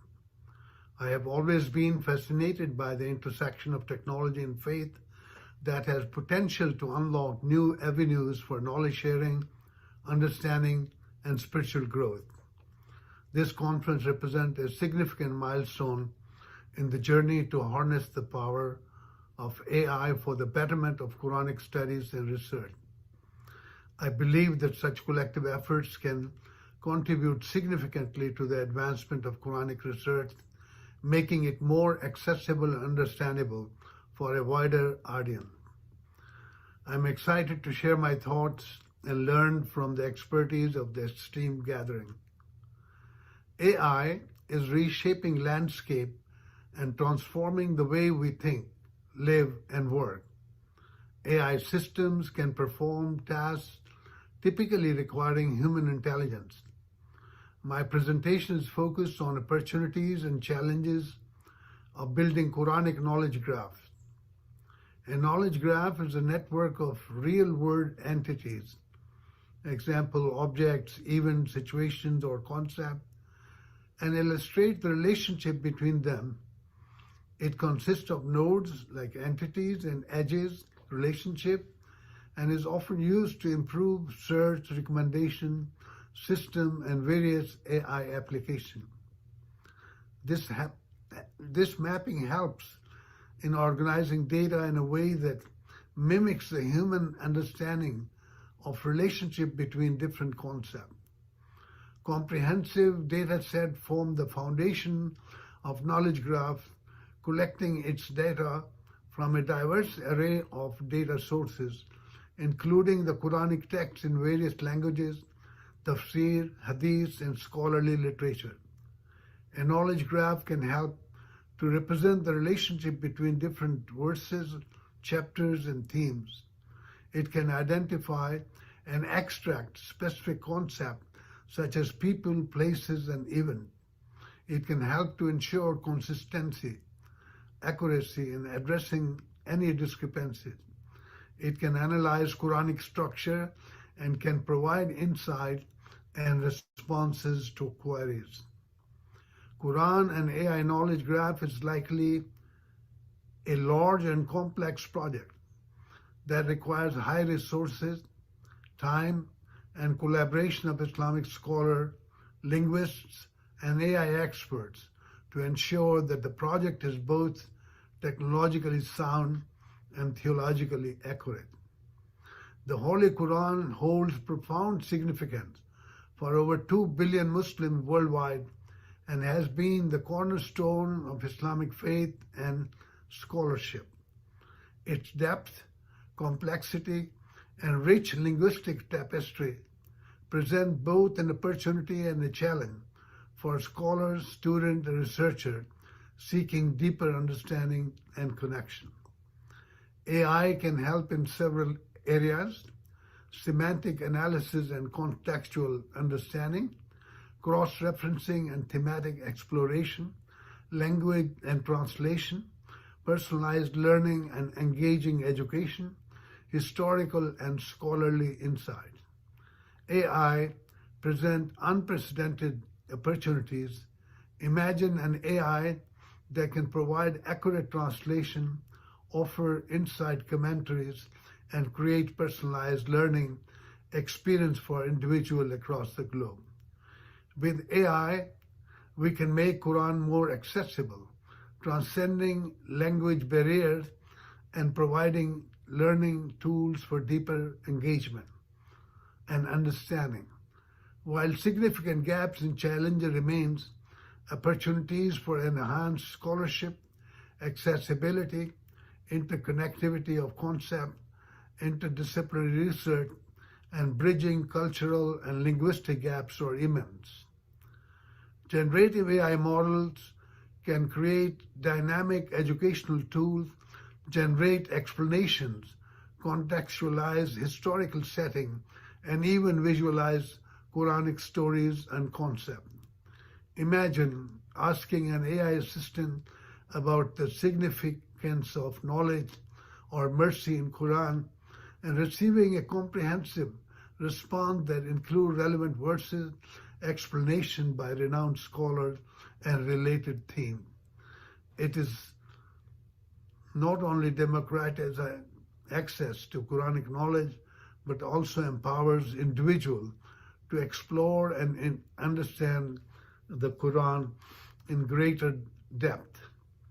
Generative AI models such as OpenAI's GPT-4, Google BERT, and others have shown remarkable capabilities in natural language processing, NLP, text generation, and semantic understanding. These models are trained on a vast corpora of text and can generate coherent and contextually relevant content. In the context of Quranic study, generative AI can be used for tasks such as translation, tafsir, and thematic analysis. Several AI platforms provide the necessary infrastructure for developing AI applications, including machine learning tools like TensorFlow, PyTorch, transformers like Hugging Face, and knowledge construction tools like RDF, Resource Description Framework.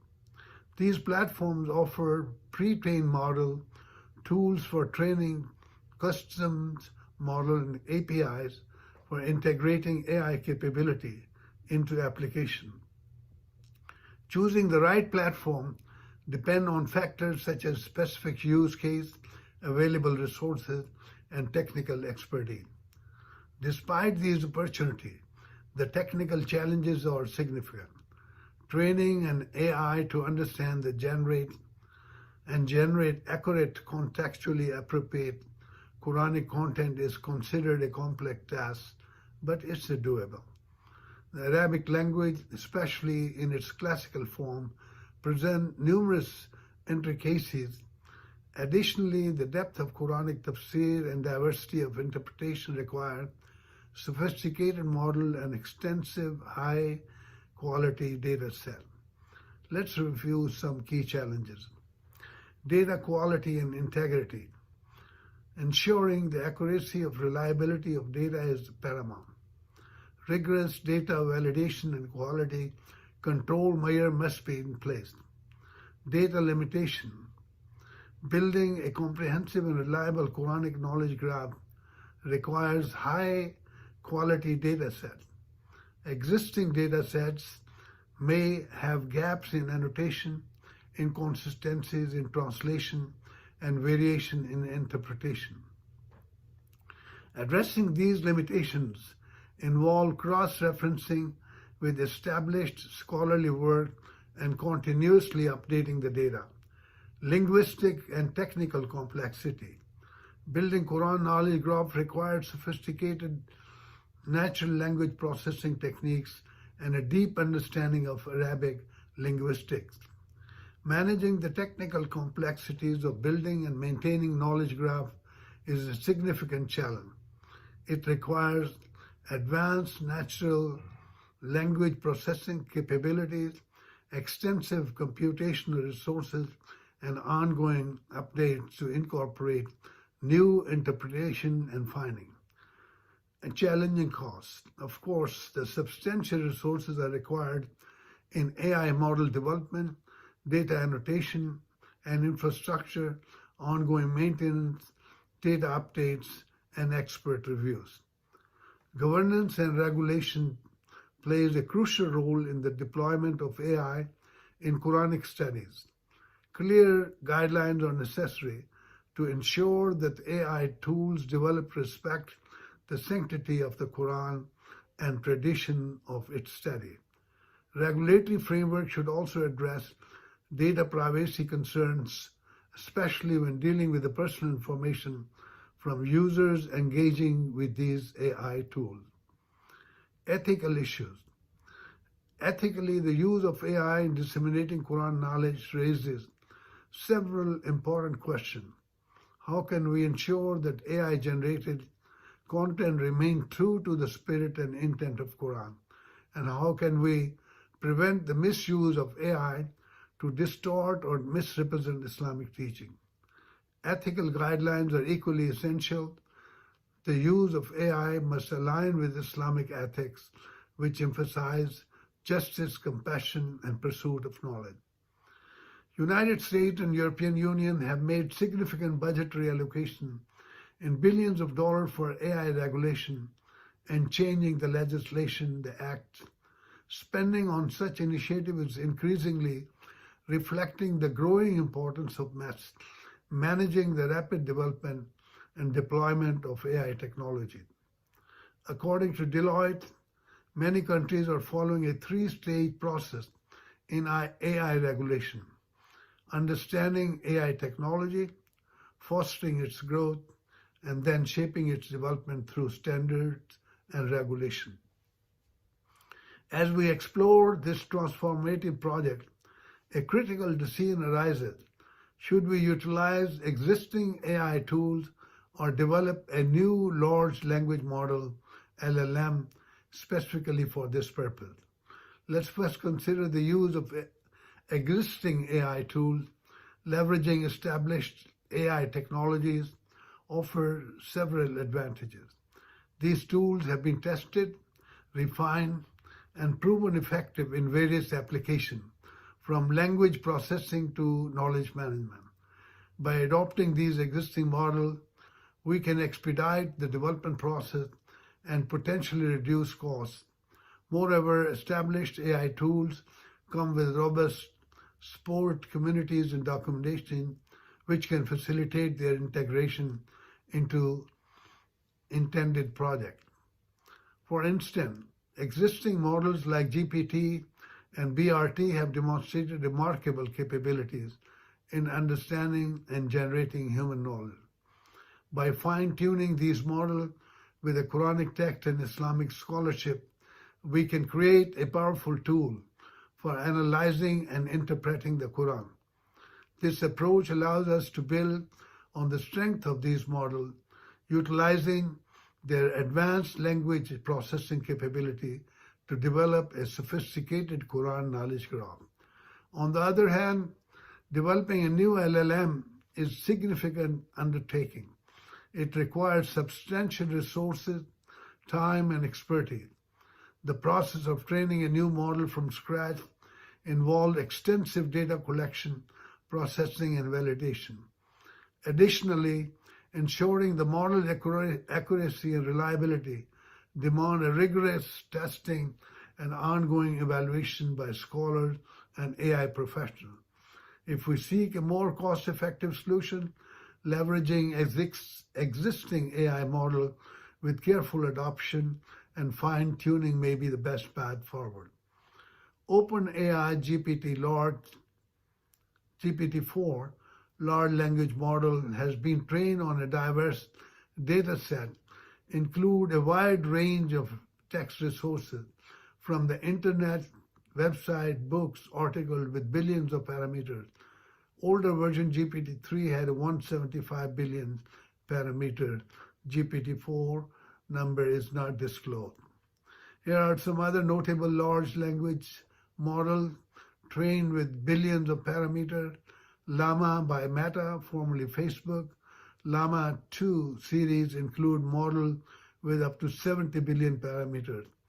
Palm by Google. The Pathway language model has a 540 billion parameter, making it one of the largest language models created by Google. Gopher by DeepMind has a 280 billion parameter and is designed to improve natural language understanding. Megatron Turing NLG by NVIDIA and Microsoft. This model has a 530 billion parameter and is one of the largest transformer models designed for natural language generation tasks. The decision ultimately hinges on our priorities, resources, and long-term vision for this project. Regardless of the path we choose, it's imperative that Islamic scholars, AI experts, and concerned Muslim community work together to guide this endeavor. Furthermore, collaboration among Islamic countries led by OIC is a key, and the establishment of dedicated fund is crucial. By pooling financial resources, the proposed donor fund can support research, development, and implementation of AI technologies that respect and enhance our engagement with the Quran. Proposed fund may not only support technological development, but also ensure that scholars and experts in Islamic jurisprudence are integrally involved in the process. Moreover, regularly frameworks must be established to govern the use of AI in this sensitive and sacred contact. They should also protect the privacy and intellectual property of scholars and contributors, ensuring their work is recognized and preserved. Islamic scholars have a pivotal role in this endeavor. Their deep understanding of Quran and Hadith is essential in guiding the development of AI-based Quranic knowledge graph. In conclusion, the integration of AI in building a Quranic graph holds a great promise for advancing our understanding and engagement with the Holy Quran. However, this promise can only be fulfilled through the proactive involvement of donors, Islamic scholars, and AI experts. By establishing a dedicated fund, creating robust regulatory framework, and adhering to ethical guidelines, we can ensure that use of AI in this context is beneficial, respectful, and in alignment with our faith. Our collective efforts must ensure the resulting Quran knowledge graph is a valuable, respectful, and enlightening resource for generations to come. I'll make a stop here. I thank you for your attention. Thank you, Dr. Khwaja, for your contribution to this discussion. We appreciate that. A lot of questions for us to look at on the regulatory framework side he had raised. Now I'll move on to our next speaker, Michelle Qazi. Michelle Qazi is actually the founder of Make Islam Accessible, and I'm very interested in learning more about this. And basically, this is an effort that started over 3 years ago, where they make scholarly Islamic work accessible to all, digitally, in an easy to understand, bite-sized content. Sounds a bit like Spark Notes for Islamic studies. So solely through word of mouth, we've grown to a community of about 4,000 globally, and people come together to deeply engage and spend more time with the Noble Quran. So we're really looking forward to this idea of Islam and technology and how this is enhancing not only the work there at the Make Islam Accessible, but understanding Islam in the age of disinformation, hyperactivity, and immortality. Michelle Qazi, you have the floor. Assalamu alaikum wa rahmatullahi wa barakatuh, everyone. Hope you're all okay. Thank you for that intro. So I'm Michelle from Make Islam Accessible, and I'm really pleased to talk to you today about understanding Islam in the age of disinformation, hyperactiveness, and immorality. I'm just going to share my screen because I have a presentation to hopefully help us understand this problem and dissect it a little bit. So I'm hoping you can see that okay. Today I'm going to start off by scene setting a bit, and I'm going to take a slightly different approach to some of the other speakers. I've really enjoyed listening to all of their perspectives on more around AI and how do we be responsible. I'm going to talk to you a bit about what we're doing in Make Islam Accessible, which is quite a simple way of doing things, and we hope to definitely develop and enhance what we're doing to involve some of the ideas that have been spoken about in this conference. But I'll start off with just doing a bit of scene setting. So the rise of the internet has enabled easy dissemination of information, leading us to consume vast amounts of data every single day.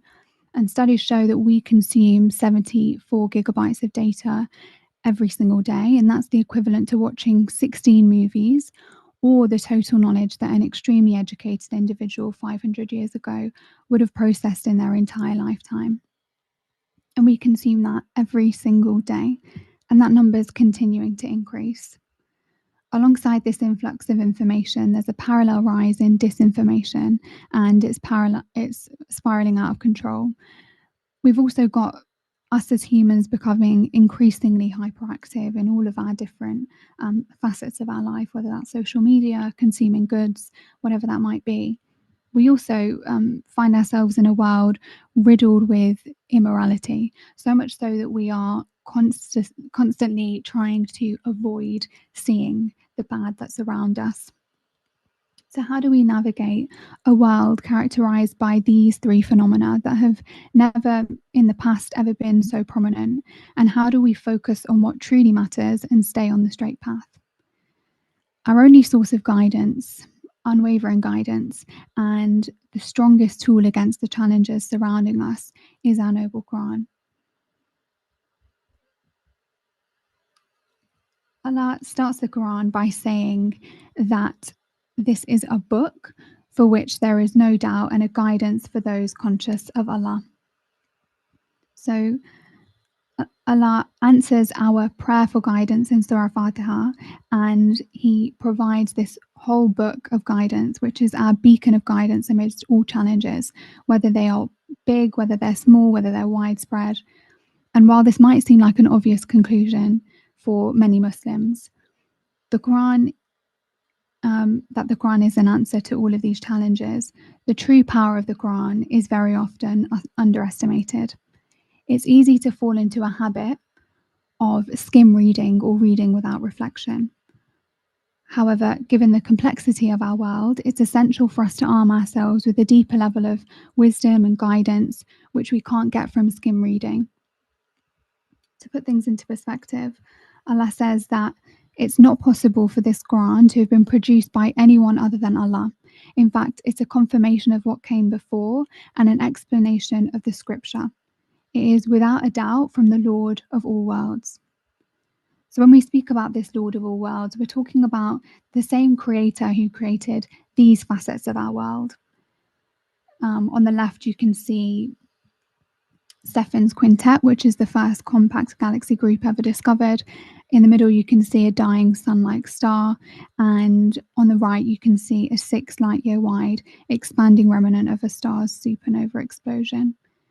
These are all taken by telescopes, and this is a mere speck of the creation of our Lord, the same Lord who purposefully and powerfully preserved his word for us in the Quran. So it would be naive of us to assume that the Quran would be as simple as we sometimes see it when we skim read it or we don't understand all of the complexities and background behind it. Imagine the beauty and the complexity of the Quran that we are missing out on. Understanding the Quran requires a thoughtful and engaged approach. It invites us to reflect deeply, to explore its meanings, and to seek the wisdom that it offers for navigating the complexities of modern life. In an age where disinformation, hyperactiveness, and immorality are pervasive, we can't effectively tackle these complexities and these complex challenges without understanding the Quran more deeply. It's more important than ever that we arm ourselves with as much Quranic wisdom as possible. So to illustrate how much we are missing out on when we read the Quran by skim reading or not understanding the background, let's read some verses together. So these verses say, "And David was succeeded by Solomon, who said, 'O my people, we have been taught the language of the birds and been given everything we need. This is indeed a great privilege.' Solomon's forces of jinn, humans and birds were rallied for him, perfectly organized. And when they came across a valley of ants, an ant warned, 'O ants, go quickly into your home, so Solomon and his armies do not crush you unknowingly.' So Solomon smiled in amusement at her words and prayed, 'My Lord, inspire me to always be thankful for your favors, for which you have blessed me and my parents with, and to do good deeds that please you. Admit me by your mercy into the company of your righteous servants.'" So whether you know about the story of Prophet Sulaiman or not, there's a lot of complex beauty in these verses, and understanding the background, the stories, the miracles, and the complexity opens up immense beauty. So let's talk about the background of these verses. Prophet Sulaiman was granted prophethood after his father David. So going back in time, Prophet David gained kingship after defeating Goliath. And Prophet Sulaiman, after taking over from his father, took control of that kingdom. Solomon's kingdom was far greater than many of the kings that came before and that came after him. He had huge armies of men, jinn, birds, whose language he understood and communicated with, as well as other animals and other things. He was granted knowledge and intelligence from a young age, which we learn about elsewhere in the Quran. In these verses, you'll see that we're told about a time when Prophet Sulaiman, leading his armies, passed through a valley of ants, and one ant in particular saw them coming and warned other fellow ants to basically move out of the way so they didn't get crushed. And Prophet Sulaiman understood this. He smiled in amusement, and in gratitude he offered a beautiful dua, one that we can definitely use in our own lives. But this is an important dua because it shows that Prophet Sulaiman was always grateful for the blessings that he had. One thing that's particularly interesting about these verses is the pronoun used to describe the ant in the Quran is feminine. Arabic defaults to masculine usually, but this word is in the feminine form to indicate that the ant speaking was female. And modern science confirms that worker ants, the foraging ants that we see, are indeed female. Wingless males do not participate in the taking care of the brood or active foraging outside of the nest. And this was explained to us 1,400 years before it was discovered by science. It's so effortlessly intertwined in a story with such wisdom, and it's remarkable as an example to showcase the precision of the Quran, even in the smallest details. Further along in the surah, we hear about Prophet Sulaiman when he learned about a neighboring kingdom, the kingdom of Sheba, who did not believe in Allah's oneness. The people of Saba were people of Yemen. Their ancient kings and royalty lived a life of extreme luxury. Their stature came from building a great dam which collected water between two mountains and their valleys. Today, this dam is named one of the engineering marvels of the ancient world. They then planted trees alongside it, which allowed them to have plentiful provision, crops, fruit. And Ibn Kathir explains that there was such an abundance of provision that they didn't even have to harvest the fruit. It would fall into their baskets for them. So that was one of the mighty blessings that Allah blessed upon these people of Saba. The people of Saba were sent multiple messengers to guide them to the truth and to be grateful for what Allah had provided for them. One of those messengers was Prophet Sulaiman, and he encountered the then Queen of Sheba, who he began to preach about Islam. He warned them about their arrogant ways and told them to be grateful to Allah for what he had given them. Events then took place, which unfortunately I don't have time to talk about here, but she eventually accepted Islam, saying in these verses, as you can see, "Now I fully submit myself along with Solomon to Allah, Lord of the worlds." Solomon and this queen called Bilqis, according to some narrations, then got married, and she continued to rule in Yemen. Elsewhere in the Quran, we are told in Surah Saba, which is named after these people of Saba, that many years later, when the people of Saba did not listen to their messenger, Allah punished them by destroying that great dam and their provisions with a flood. You'll see the two orchards that are mentioned in the verses you can see on the screen describe the two mountains beside which the dam was built, and that the very fruit that caused their arrogance as a result of that arrogance turned bitter and fruitless. So this teaches us that blessings can turn into punishments due to disbelief and ingratitude. And interestingly, historians understand that the dam of the kingdom of the people of Saba was very much linked to their power. So for a long time, they believed that when this dam was breached, it was due to rats gnawing at the dam over time. But modern archaeologists and historians now know that it was due to water or an earthquake leading to a consequent flood. And the Quran already gave us these answers hundreds of years before. This story is just one example of the depth and richness of Quranic narratives, showing us that understanding the context enhances our appreciation. Without it, any of these verses would be potentially quite confusing or limited if you read them alone.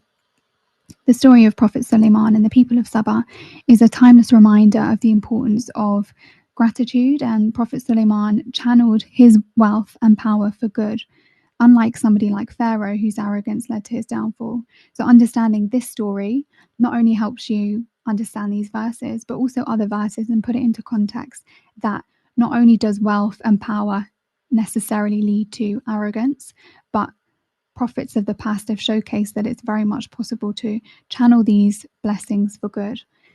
So we also learn things from the people of Saba about the nature of ingratitude and arrogance. although you might be grateful now, we should constantly be vigilant about the need to constantly refresh our hearts, make sure that we haven't got any arrogance in our hearts, and we are always grateful to Allah. It's a constant thing.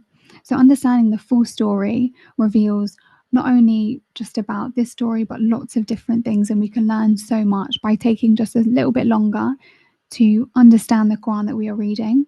We can arm ourselves with such powerful wisdom and guidance, and that level of understanding of Quran is what we really need to be able to overcome a lot of modern day challenges. So there are so many different stories in the Quran, some that you might know, some that you might not know, but understanding them can open up a new dimension of wisdom and beauty. With the need to understand Quran becoming ever more important to protect us from fitna, Make Islam Accessible has come up with a solution to more easily understand the beauty of our Quran using technology like AI.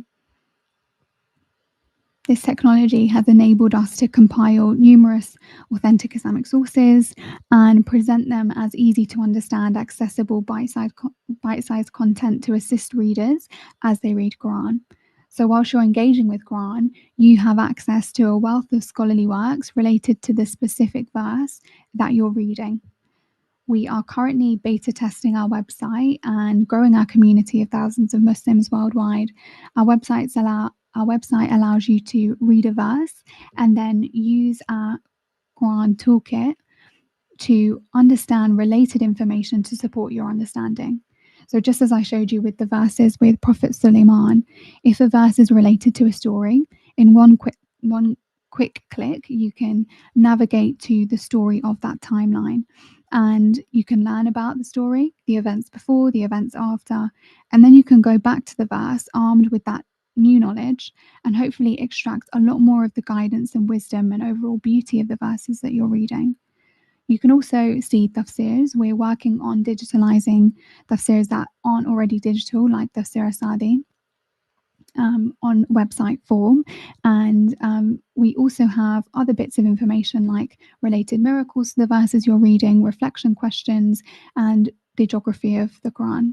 So overall, this Quran toolkit that we're working on will hopefully allow you to deeper dive into every verse that you're reading. We also have timelines for every single prophet mentioned in the Quran. They're full timelines. You can read those on your own, or you can read them interlinked with the Quran. So every single timeline has Quran immersed within it, and you can navigate from reading Quran to learning about a prophet. So you're always learning as you go along. We also have a timeline for the life of our Prophet, peace be upon him, which we are working on. And it's not just a chronological timeline of our Prophet, peace be upon him. It's also got sections to do with his character, his physical traits, and more personal aspects of his life. So we can get to know him more personally and increase in our love for him. So we've got lots of additional features that we're working on, including features that utilize AI a little bit more deeply. But what we have seen with Make Islam Accessible so far is that AI can be a catalyst for good in Islam if we do it correctly. We don't have to get overwhelmed with all of these complexities. We can start simple, build something that's not answering all of the complex questions maybe, but start off with just understanding more of the Quran that we're reading, because we have to, as everyone said in this conference, continually develop in the way that we are disseminating information about Islam. We have to work hard to break this passive approach that a lot of us fall into when we're reading Quran, which is skim reading or not really knowing what we're reading and not really knowing about the stories, because there is so much wisdom behind that. And so if AI and related technologies can help us to increase people's understanding of Quran and grow closer to Allah, and therefore be able to tackle these complex problems that surround us, then we definitely should explore that. So I'm really keen to continue hearing everyone's thoughts in this conference. I want to thank all of the organisers for this amazing conference so far. I hope you enjoyed this presentation, and I'll pass back to a presenter. Thank you. Thank you so much. Your presentation, sister, reminded me of the verse in the Quran, particularly when you talked about the stories. نَحْنُ نَقُصُّ عَلَيْكَ أَحْسَنَ الْقَصَصِ بِمَا أَوْحَيْنَا إِلَيْكَ هَذَا الْقُرْآنِ. And this is clearly an amazing thing where you've created interactive engagements with the prophetic stories to bring them to life in using technology. And I imagine ourselves in this discussion, and I'd like everybody to kind of reflect. Imagine we're living in the time period when Islam has come, the Quran has been revealed, and then there's this huge challenge: should we put it in a book? You know, and this was extremely revolutionary at the time, and it was just something that should be done. And then probably a few hundred years or maybe 100 years after that, the first translation in another language was probably done. And there was this crisis, and intellectuals were gathered together, and they were probably sitting around just like us discussing about the merits of translating something to understand it better. And now here we are asking how AI can do the same. So very exciting for us to do that. And without further ado, I'd like to invite our next speaker, Talal Itani, to present his take on this. And hopefully, I don't know, we have him available? Okay. Yes, I'm here. Mr. Itani is an engineer and translator renowned for his contribution in making the Holy Quran more accessible through technology. He was born in Beirut, Lebanon. Mr. Itani pursued engineering, which gave him a solid foundation in analytical thinking and problem-solving skills. I'll agree with you there because I'm also an engineer originally. These skills proved instrumental in his later works translating religious texts. Most significant project to date is his translation of the Quran into English, a task he approached with a blend of reverence for the text and a commitment to accuracy and readability in the original Arabic. And the translation is known for clarity and fidelity to that Arabic language, as I mentioned. Mr. Itani did a groundbreaking project harnessing the AI capabilities to assist in translating the Quran. So we'll learn about his experience in the conversation he's going to share. This initiative aimed at refining the translation process, ensuring even greater accuracy while maintaining the poetic and profound nature of the original text. The AI-assisted translation project also sought to address and adapt to the nuanced meanings of the Arabic language, providing insights that are sometimes lost in traditional translation methods.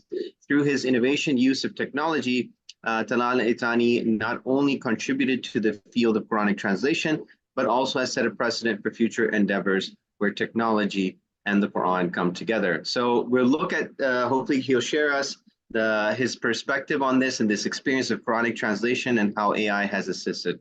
Mr. Itani, you have the floor. Thank you, Dr. Sayed. Thank you, Brother Safi, and everyone around here.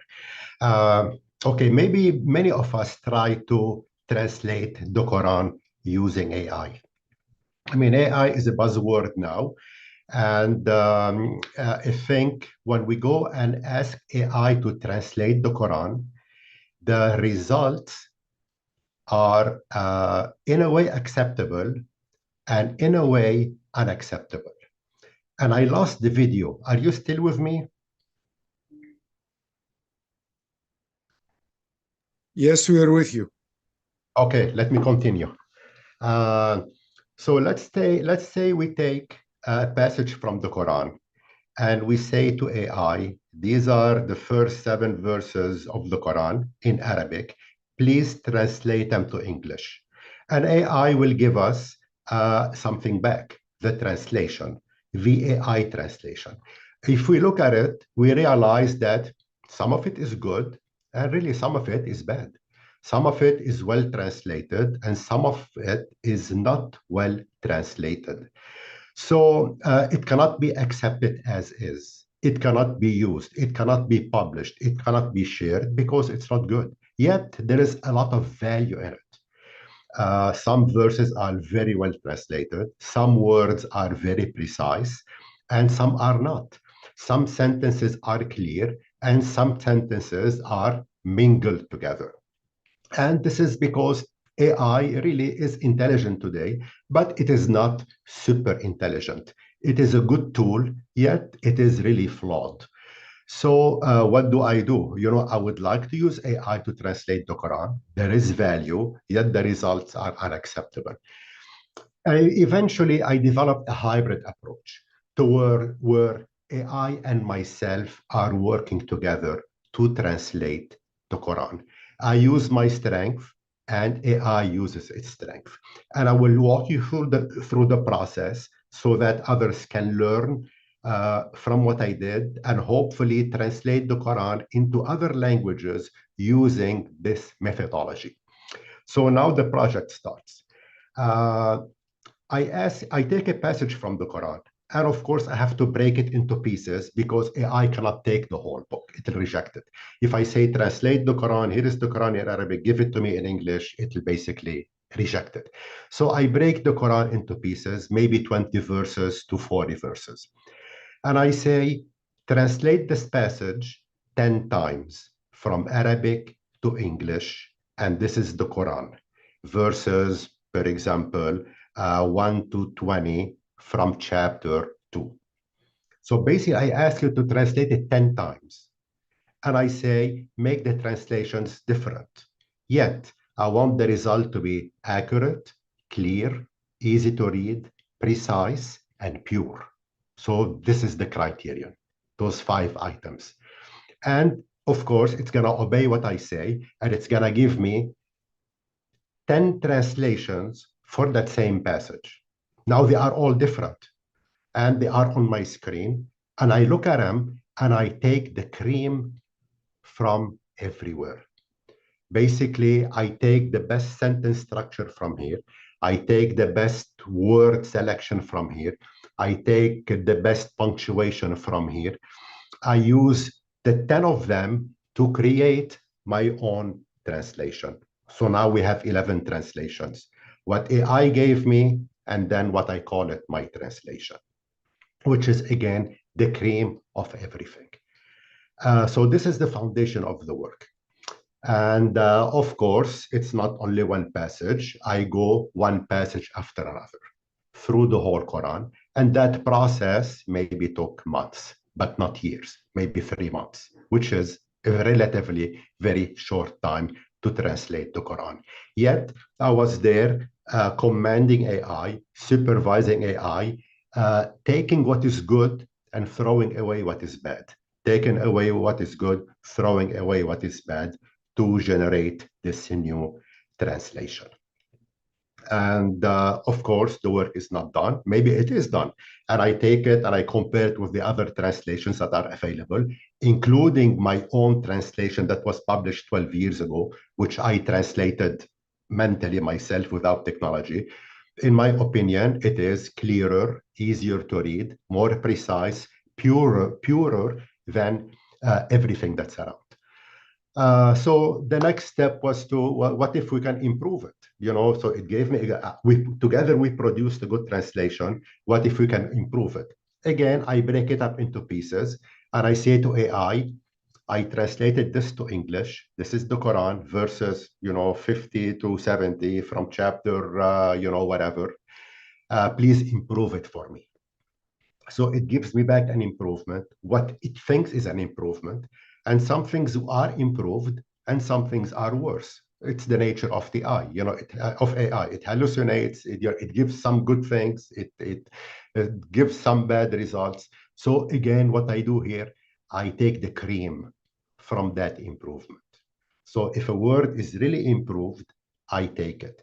If a sentence is really improved, I take it. And I put it into this original translation.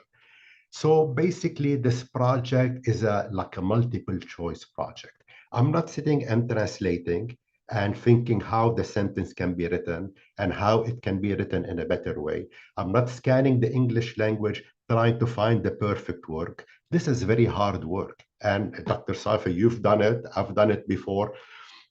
This is what I did now is a lot easier. It's like a multiple choice. It's like going through a test, and instead of writing an essay, basically it's a multiple choice test.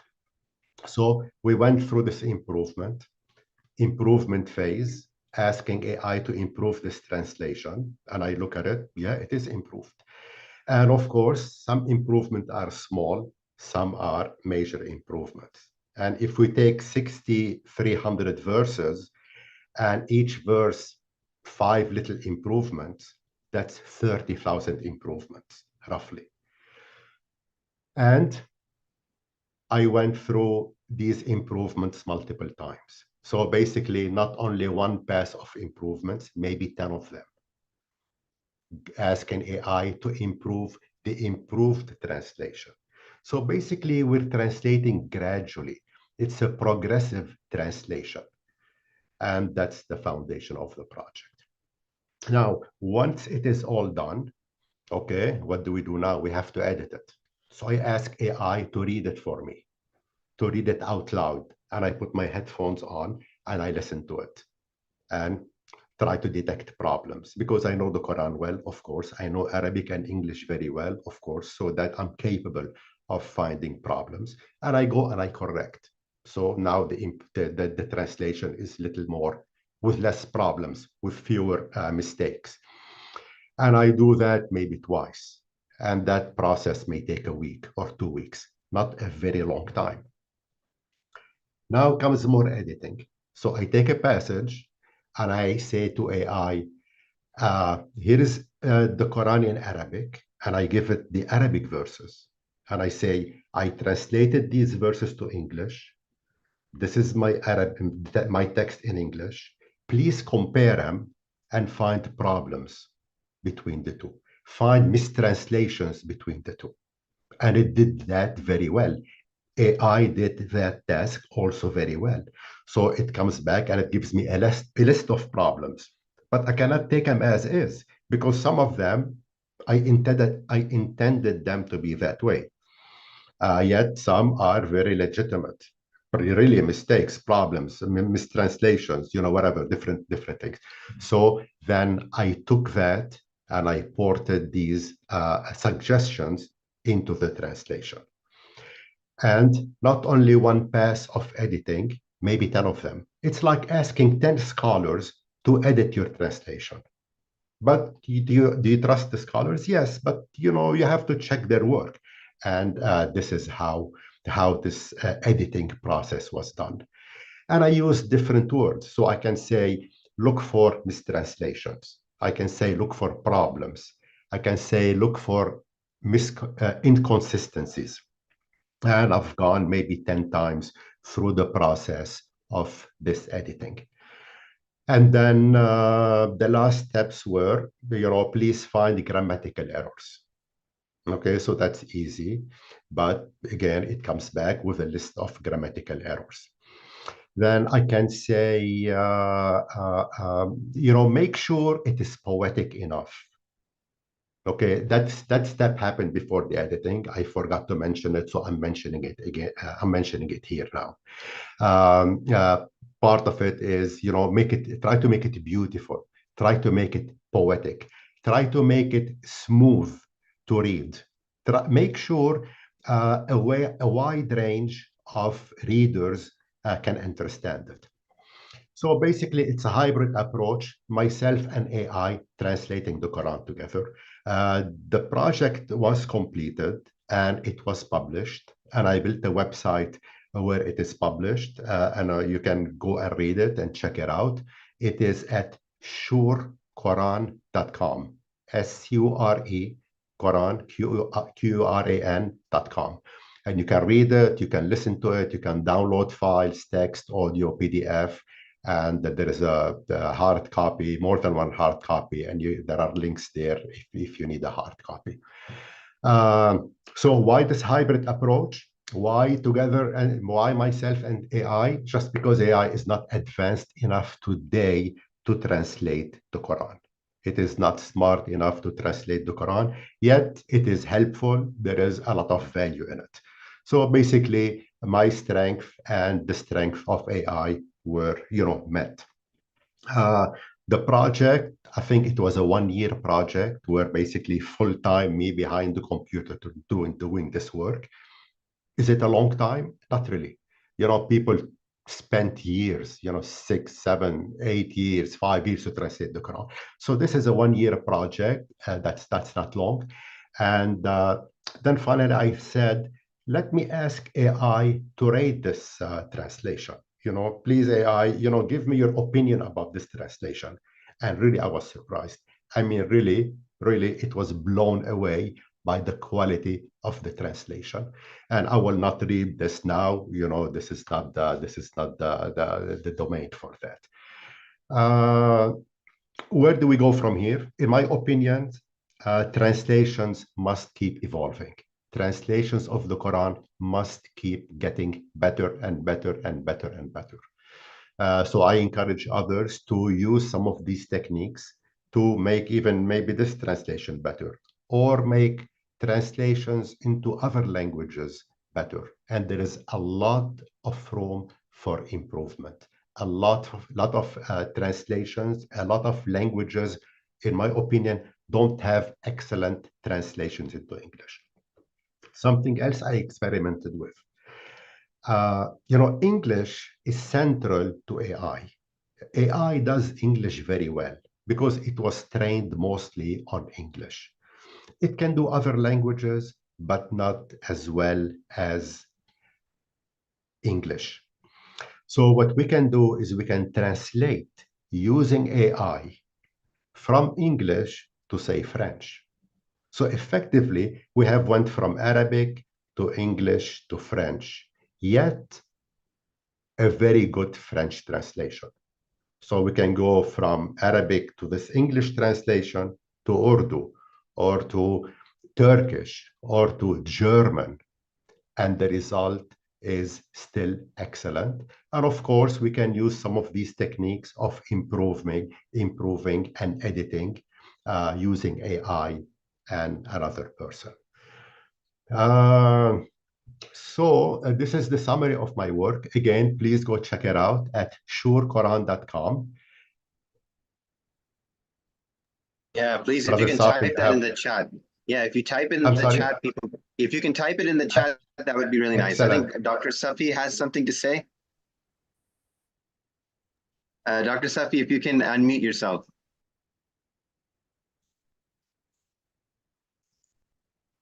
Yes, I said I certainly do have something to say.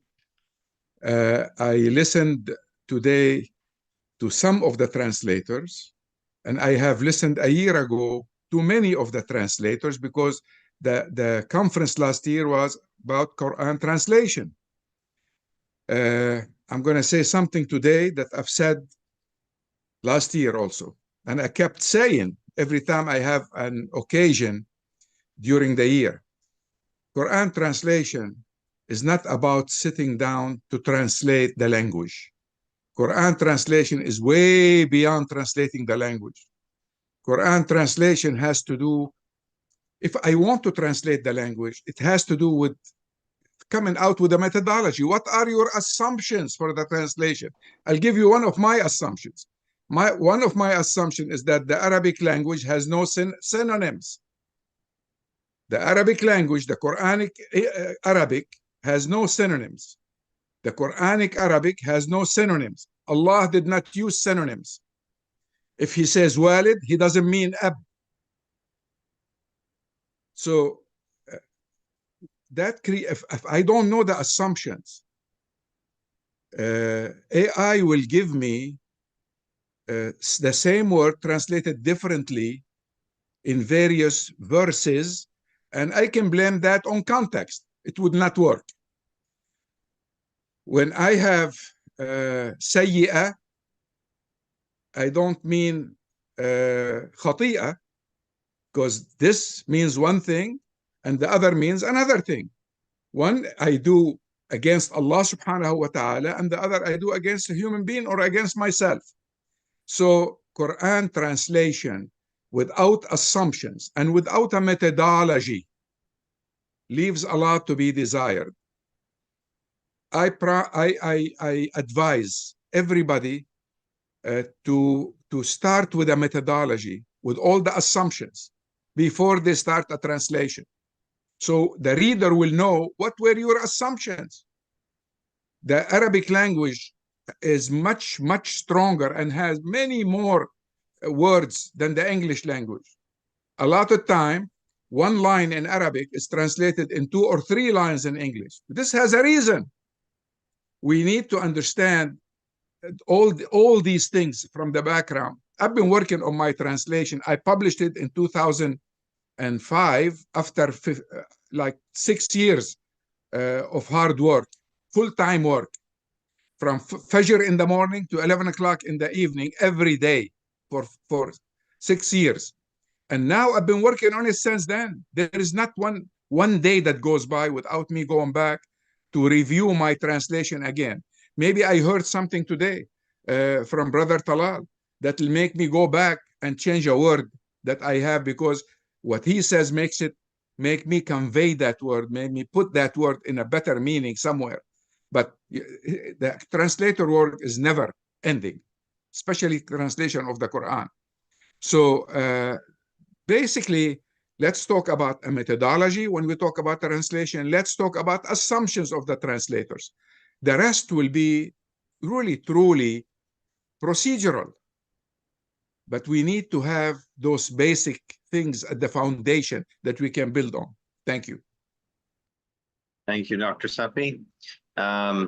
Brother Talal, would you like to say any final comments before we go on to the next speaker?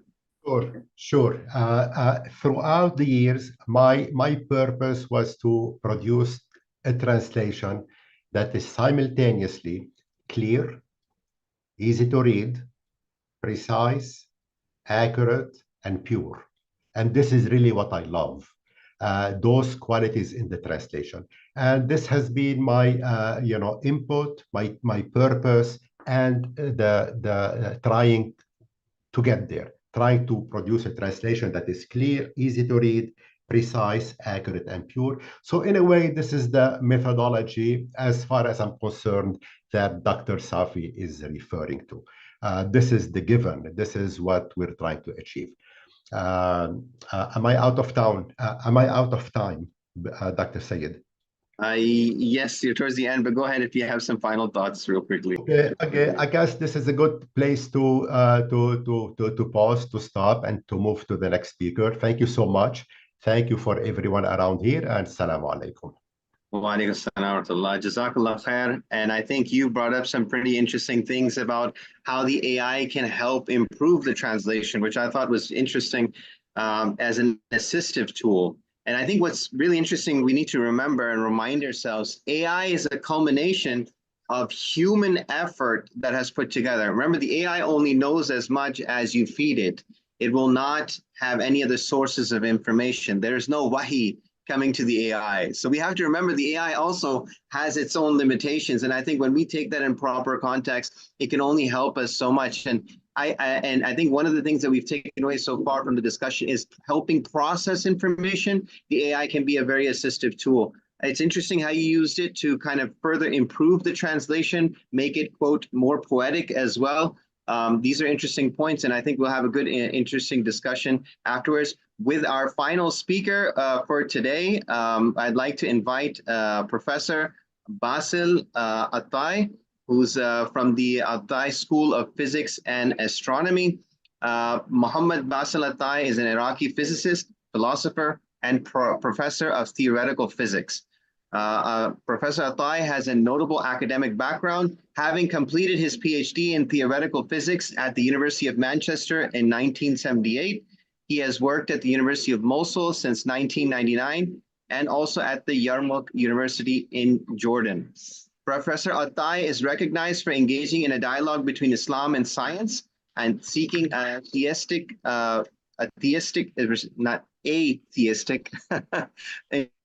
interpretation of science based on Islamic concepts. He argues that quantum interdependency lends credibility to Islamic theism, suggesting that universe's predictability and indeterminism are evidence of divine wisdom and continuous creation. He's authored several works, including The Divine Word and the Grand Design, Interpreting the Quran in the Light of Modern Science, and God, Nature, and the Cause, Essays on Islam and Science, and Islam and Natural Philosophy. So, Professor Basil, you have the floor. Please, you are our final speaker. Yes. Assalamu alaikum. Bismillah ar-Rahman ar-Rahim. Alhamdulillah wa salatu wa salamu ala Rasulillah. I am pleased to contribute to this session of studies on the AI service to the Quran. And my contribution will be concentrating on new frontiers in Islamic study of the Quran. Colleagues has already have enlightened these discussions showing the potential of artificial intelligence in the Quranic scholarships and the advanced natural language processing in this respect, perhaps. In fact, we need to develop further this subject, much more further, as far as it is related to the Quranic studies, because very few, as far as I can see from the literature, very few serious studies has been contributed to this field. We have to pay attention to the importance of contemporary scientific knowledge when we consider Quranic interpretation. Part of the Quran, as you know, is also speaking about natural phenomena, describing things sometimes very accurately, which I showed in my book, The Divine Word and the Grand Design, where I have corrected a lot of wrong translations, for example, which doesn't match the actual scientific meaning of that part, especially in astrophysics. I find that that correct science may elevate our understanding of the Quran, while the Quran illuminates our path toward scientific exploration. This is indeed what I believe. And from my experience, this has been always the case.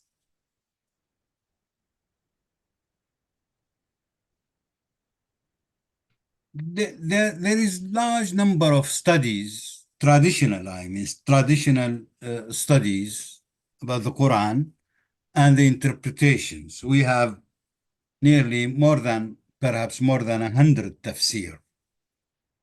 And this will be a very good resource for our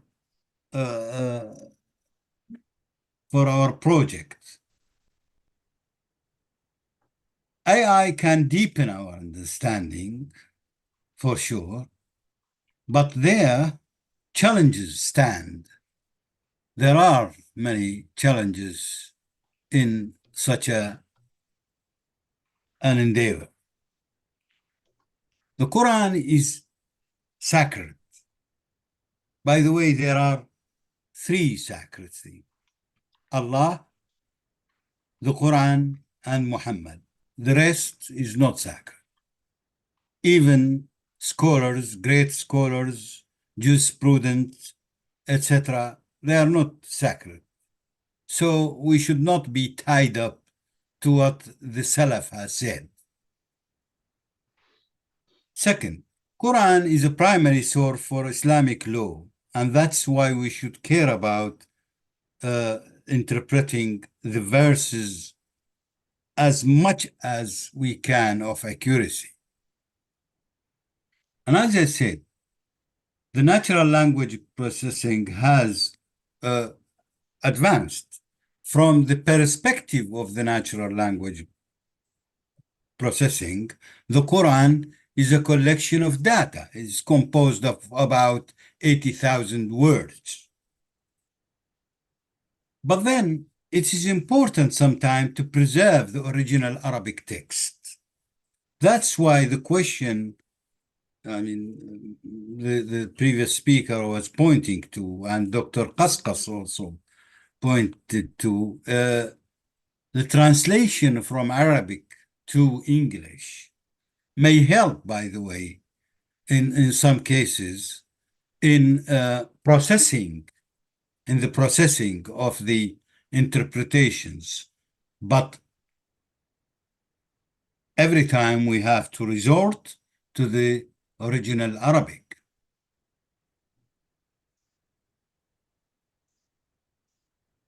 Well, here we have some crucial issues to be considered. First is reconciling what seemingly similar verses.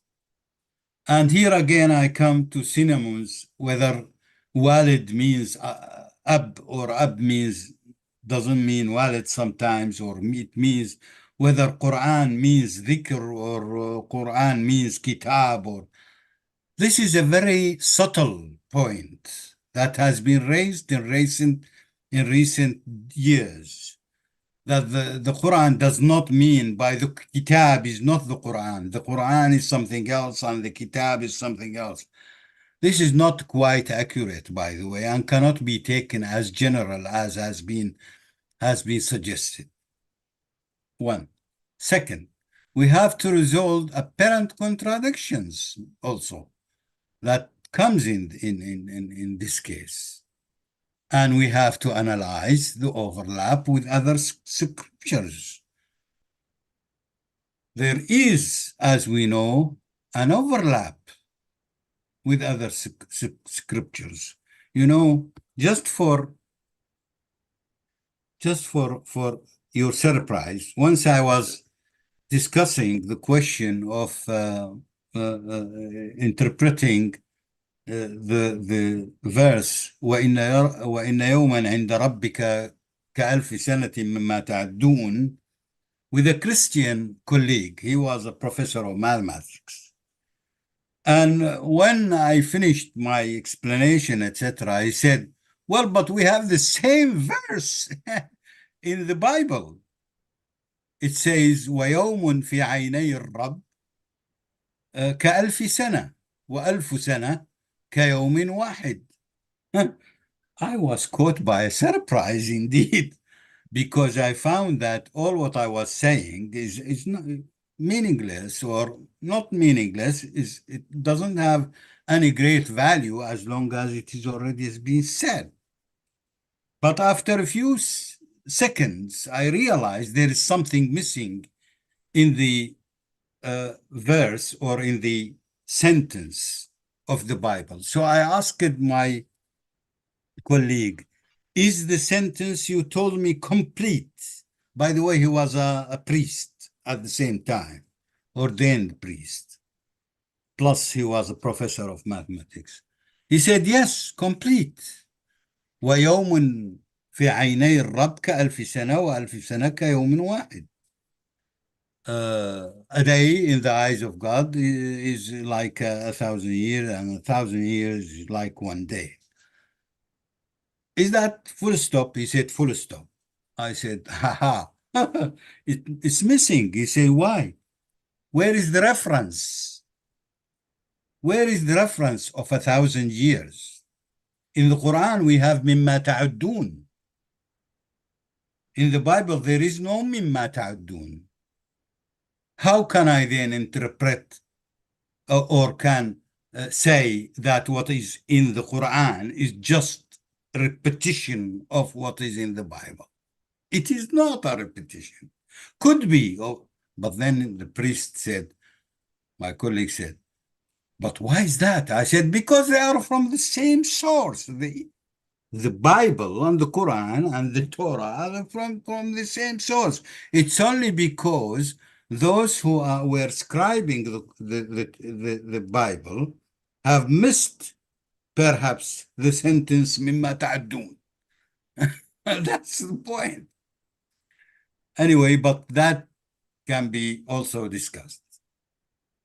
The other challenge, or the crucial issue we have, at times when we want to interpret the Quran, we face or use hadith, and hadith needs authentication, and this is a big project also. We need also to establish, for this reason, rules for the interpretation and translation of the Quran. And this is perhaps the most important, the milestone in any progress that is expected to be made in the II service of the Quran, establishing rules for interpretation and translation. We can make use of the traditional rules, no doubt, but still we need some much more investigations, and perhaps we need to invent a new approach, methodology. Without a methodology, our work will not be very fruitful. We need to set clear rules in this case and discover the relationships and interconnections between the verses. And in this respect, I have utilized some of the quantum properties or aspects in looking at the Quran. Why is that? Because the Quran sometimes present the text in a fuzzy logic. Dr. Muhammad Zaki Muhammad Khidr has pointed to this long time ago, who is expert, by the way, in digital and translation, etc. Well, exploring, for example, what? For example, I find that exploring the entanglement and the text superposition in the Quranic verses is one good source of information. You will ask me what is entanglement.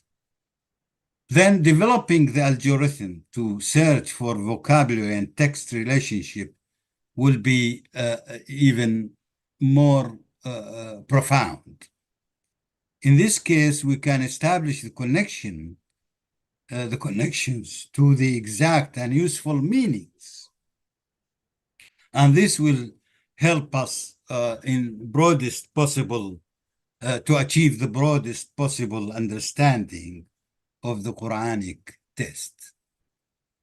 So what I have for the rules, what are the rules? What rules we can do? Rule number one is to identify premises of the text. The text could be, by the way, one ayah or many ayat. The text could be ayah, one verse, or many verses. Second, we have to determine the focus of the premises. Each premise of, I will give an example later. What is the premise?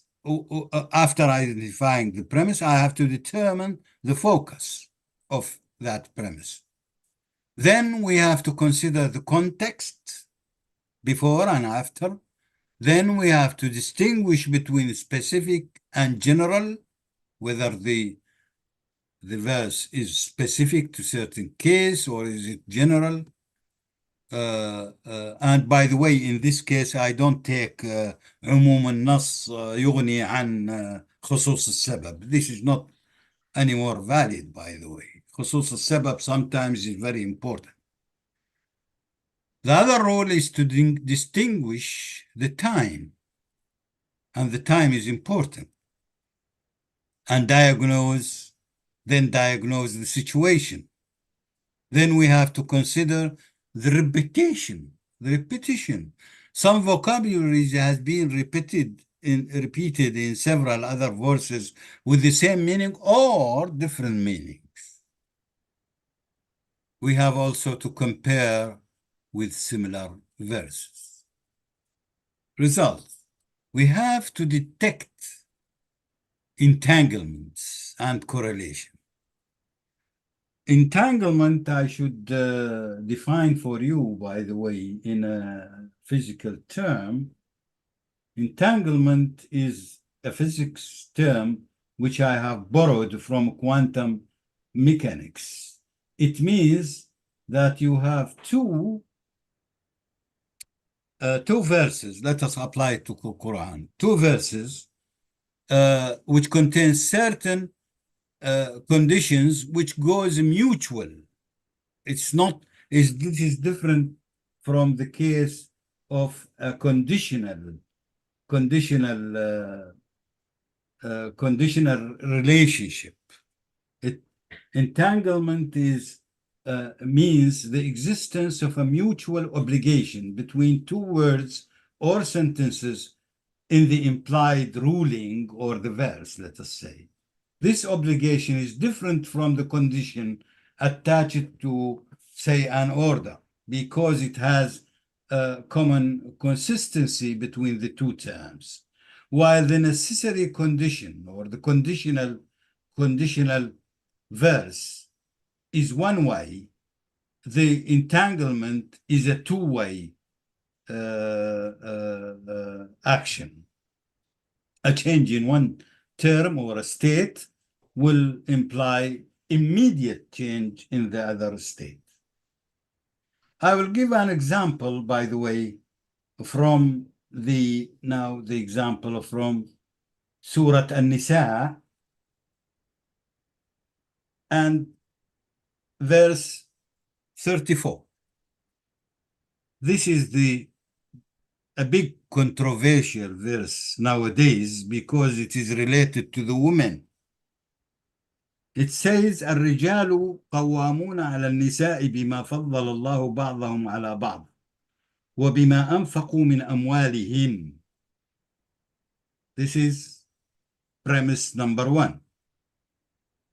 فالصالحات قانتات حافظات للغيب مما حفظ الله واللاتي تخافون نشوزهن فعظوهن واهجروهن في المضاجع واضربوهن فإن أطعنكم فلا تبغوا عليهن سبيلا إن الله كان عليا كبيرا.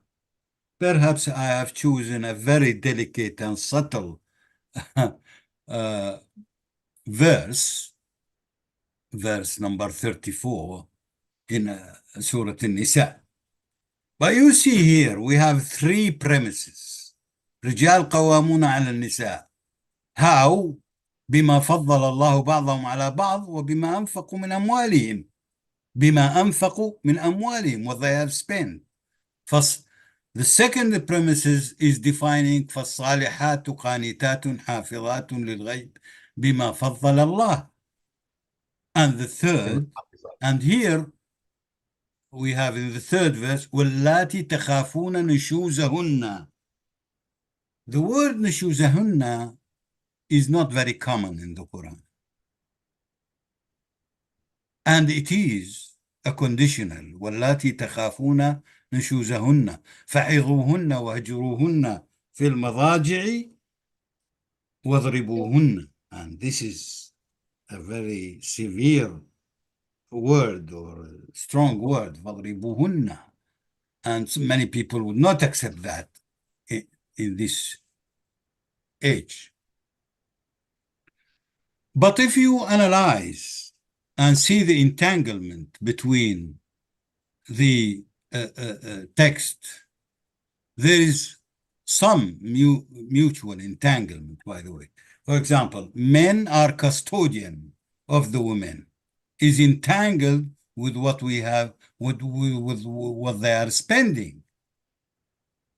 So you should not consider قوامون just like that, out of the blue, coming out of the...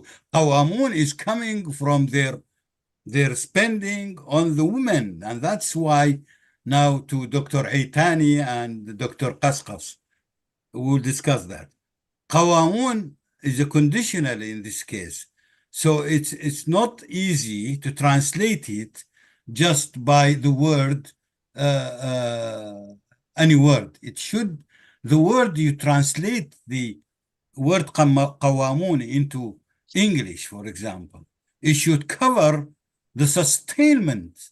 And that is why I have put it custodians of the women. I chose to have men are custodians of the women. And this is entangled with what they have spent. If they don't spend, they are not custodian. And that's why we have to be very careful here, and because it will imply something else maybe. Also, we have superposition. The superposition is meant to be, I am cutting it short, a lot of many things. Basically, superposition means having two or more states or sentences, verses, or sentences rather, being added up to form a new state containing the elements of those states. By the way, if we consider now, to cut short, if we consider these two aspects of the Quranic verses, the entanglement and the superposition of verses, we can definitely understand many new things in the Quran. By the way, recently my friend Dr. Al-Habbal, Muhammad Jamil Al-Habbal, has investigated Surah Al-Rahman. And he wanted to find this sort of entanglement between the verse which has been repeated 31 times. فَبِأَيِّ آلَاءِ رَبِّكُمَا تُكَذِّبَانِ 31 times in Surah Al-Rahman. And he found beautiful things. I have no time, unfortunately, to show that. In summary, in conclusion, and I'm sorry if I have exceeded the time with a little bit, in summary, I can say the following. In conclusion, let us say, artificial intelligence has numerous features through which we can serve the Holy Quran. It is a fertile field for a future development. In this article, we have suggested some guidelines for using AI technologies in the studies of the Quran. The novel contribution of this article comes in suggesting some of the relational features in Quranic verses, exploiting some features from quantum mechanics. Those features can be used by AI to deeper understanding. Artificial intelligence method must be applied widely, and the result should will be assessed with the human efforts, and is in full collaboration between those specialists in studies of the Holy Quran, the Arabic language specialist, and the specialist in the information technology and AI. Thank you for listening, and I hope some discussions will enrich what I am saying. Thank you. Assalamu alaikum wa rahmatullahi wa barakatuh.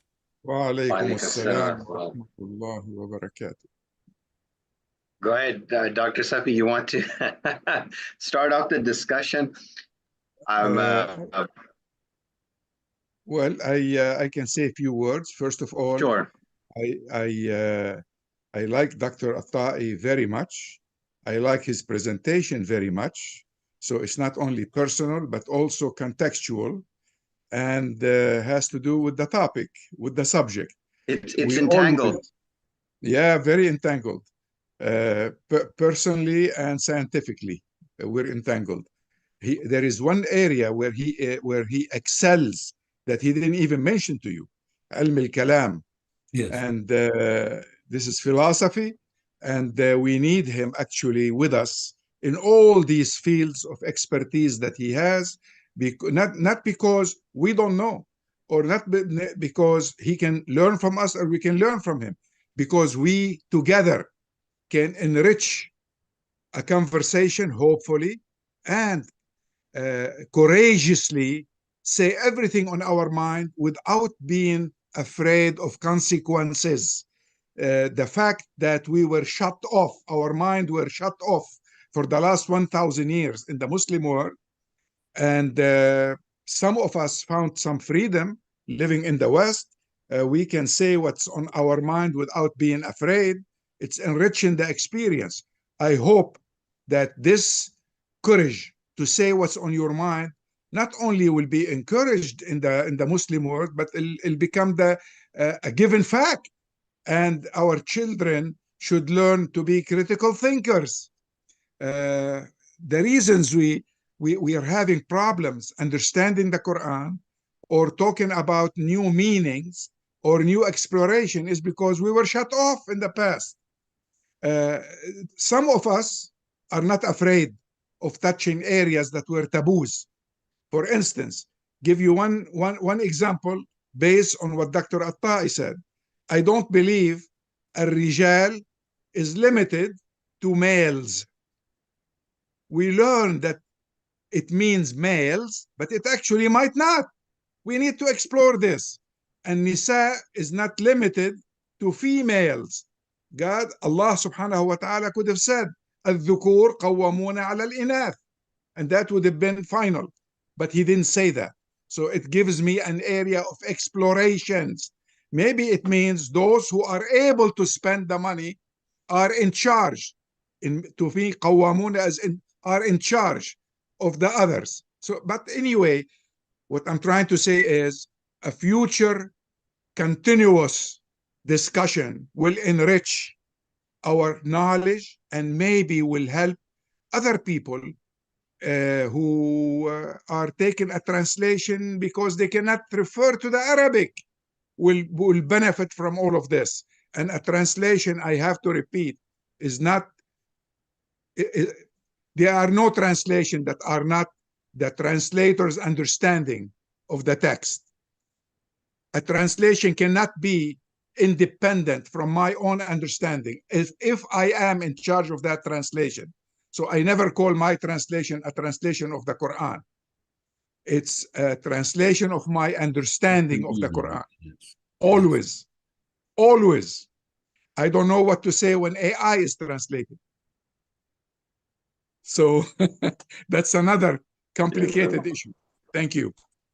If you would allow me to say one important word here. Sure. Concerning Dr. Safi. No, because I don't want to be misunderstood on the question of qawamun.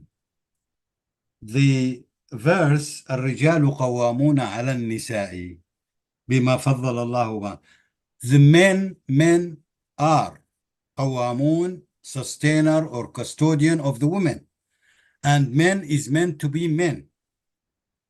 Women meant to be women in the Quran. I don't want to deform, by the way. I don't agree with the other interpretation in this case. But you have to understand the sentence as we have put it in entanglement with their duty. You as jumla khabariya, it is informing us that الرجال قوامون. It is defining. It's defining what their role. That's why it says بما فضل الله بعضهم على بعض.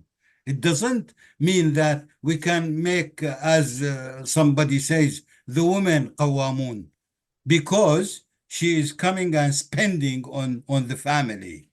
Her husband, for example, let us assume that he's ill and bedbound, and because she is spending from her salary on the family, then she is qawamun. Therefore, we go back to the Quran and she say الرجال قوامون is not الرجال. It could be the النساء قوامون. No, it is الرجال قوامون. النساء never قوامون, but النساء can do a favor. And this is it should be clear, because in this area we can go we can be misunderstood. I'm sorry to say that we might be misunderstood. You know. No, I understand exactly. I think from the public. I mean, we have some comments here, brothers, Dr. Safi and Talal. Then, real quickly. Yeah, Brother Sayyid, when I say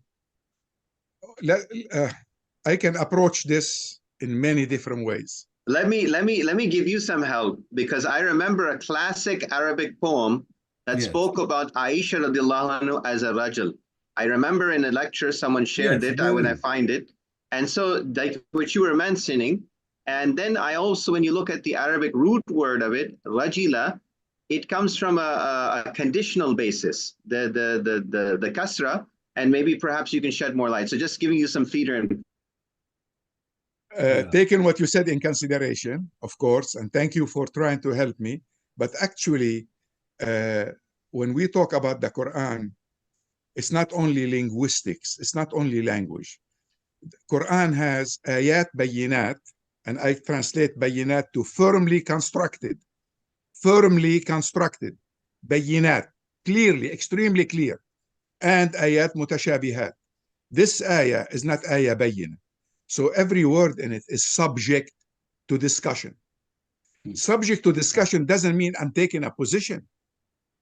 Subject to discussion that means I'm not sure. That's why I'm discussing. Otherwise, I'd say, this is what it is. And I cannot say this because only Allah subhanahu wa ta'ala can say this is what it is. All we can do as servants of the Quran, I consider myself khadim al-Quran. I will never be above that. Never, ever. I'm a servant of the Quran. As such, I only can put the topic on that table for discussion.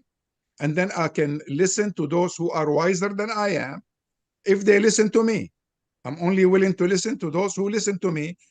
Everybody has the right to speak. Everybody. And unlike my ancestors in the scholar field, I never try to put any limits or conditions on anybody's opinion. If they're invited to this place to discuss, they have the full right to say whatever they want freely without any limitation, because that's what the Quran teach me. Everybody is free and responsible in front of Allah subhanahu wa ta'ala. You can't take somebody or put them down because of an opinion. An opinion is to discuss. This is part of the ground rules in Iqra. Everybody is fully respected, fully able, fully capable, and ought to be listened to. If they're invited to the conversation, that means they have equal rights. So when we say this is for discussion, that means I don't know the exact answer. Otherwise, we wouldn't have discussed it. I would have published it and it'll be over with. I wouldn't come to the meeting if my opinion was a final opinion.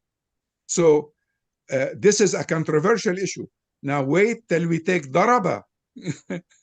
That's another topic for discussion. Yeah. Yes, I translated it to leave the house, to go away.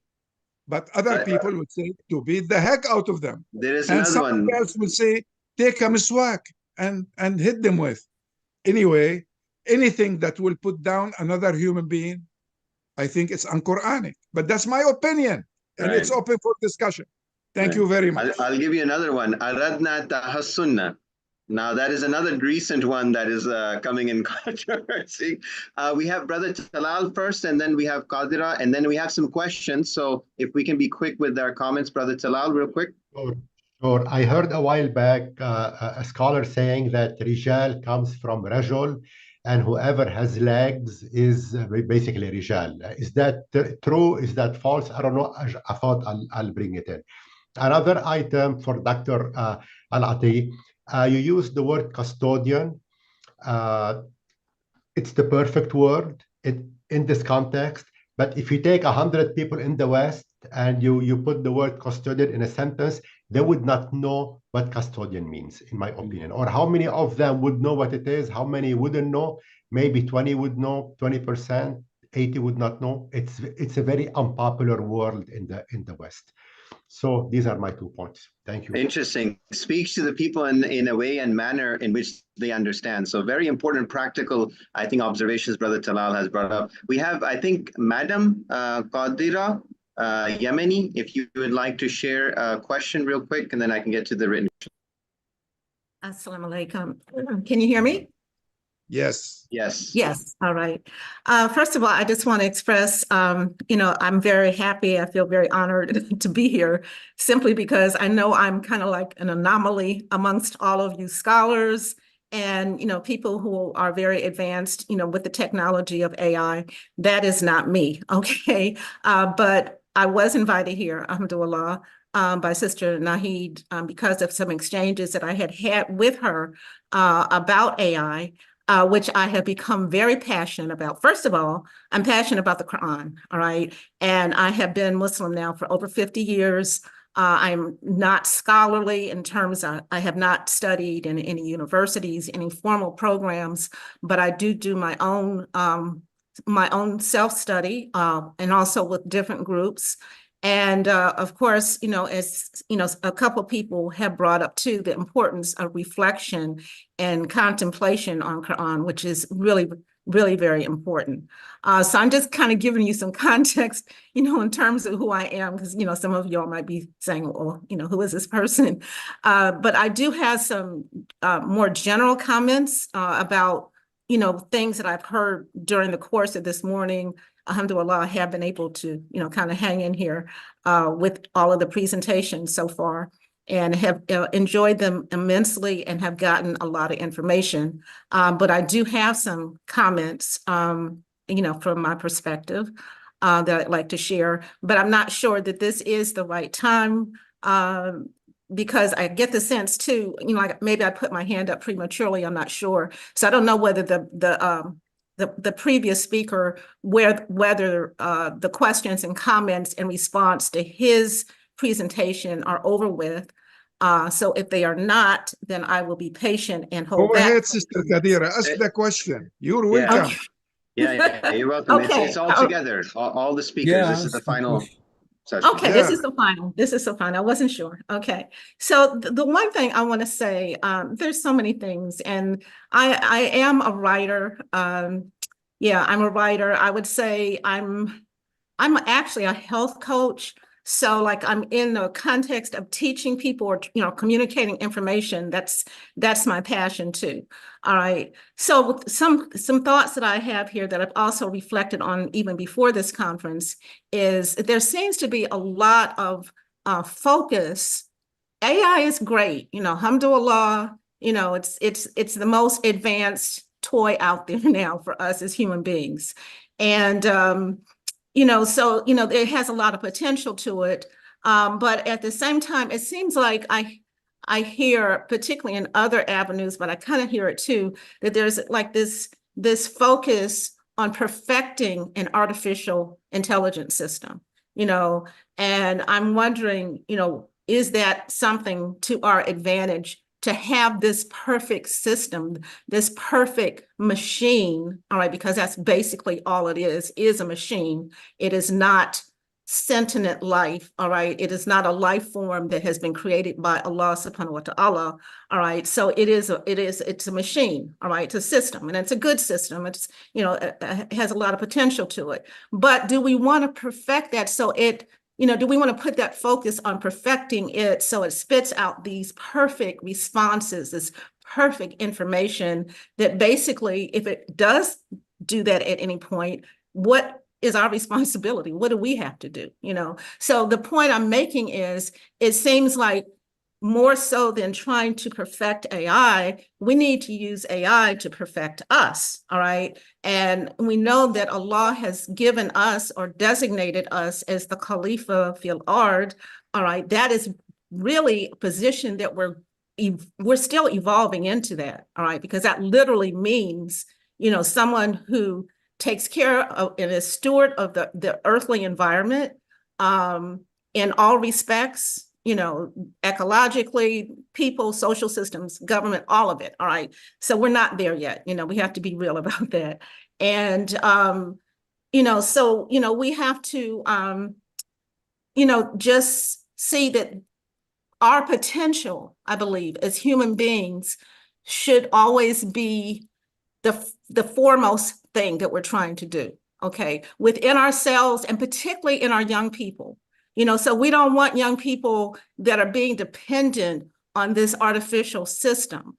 We do want critical thinkers at all times that are giving oversight, and particularly as, I guess, Dr. Itani, I love the way that he described his process in terms of how he interacted with the translation rather than just, wanting the AI system to spit out the translation. So I guess what I'm saying is the importance of using the system properly, so that it doesn't overpower us. I know even personally, I use it, I monitor my use of it. And it's very helpful to me in terms of triggering my own thinking, my own creativity in a lot of projects that I'm involved with. But I can see even, the potential for overuse where it's like, I'm just going to it too much. I think all the right? question And is I'm clear thinking to now, myself. sister. Yes. The question Thank you, Yes, I'm clear. sorry. No, it's Go okay. ahead. Dr. Safi, please. Actually, the assumptions you made about who is to control who, I think those assumptions are wrong. Let me tell you why they're wrong. They're wrong because it's not up to us to decide. The people that you see here on the screen, they're not responsible for making a decision of who's going to control whom. We are trying to catch up with what's happening outside in the real world. There are billions of dollars spent today, every day, trying to make AI part of transhumanism. So transhumanism means it's not you who will control, it's not me who will control, it's what a machine that they will invent will control. So basically, we have a problem. We're not realizing what the problem is, and we're trying to think that we are at the bottom floor. We're not. We are trying to catch up because others are going in an elevator and we're taking the stairs. That's not bad. That's a good analogy. No, thank you so much. And I think Sister Aisha also addressed some of your questions, sister, as well. Again, let's not forget AI is a human creation. Anything that is made by man is bound to have some limitations. I think we began with that. I think there's a technical term for this in science. Maybe Dr. Atai knows what that is, but it's a fallacy in respect to AI. So let's not forget that. I think, Michelle, you want to if we can have a quick comment, because I need to ask some of the questions that have been asked. But please, sister, just quickly, if you're going to share your question. Thank you. Just a quick comment. I just wanted to say that I think it's a very interesting discussion that's being had here. But just as AI is so complex, and we've outlined all day today how complex a lot of the issues surrounding it is, I think we shouldn't get too confused and overwhelmed with all of these problems, and understand that if anything, we can take away that throughout this debate there's so much complexity in the Quran that we can continue to explore and learn about, and AI can help us do that. But we don't need AI right now today to be learning more about Quran.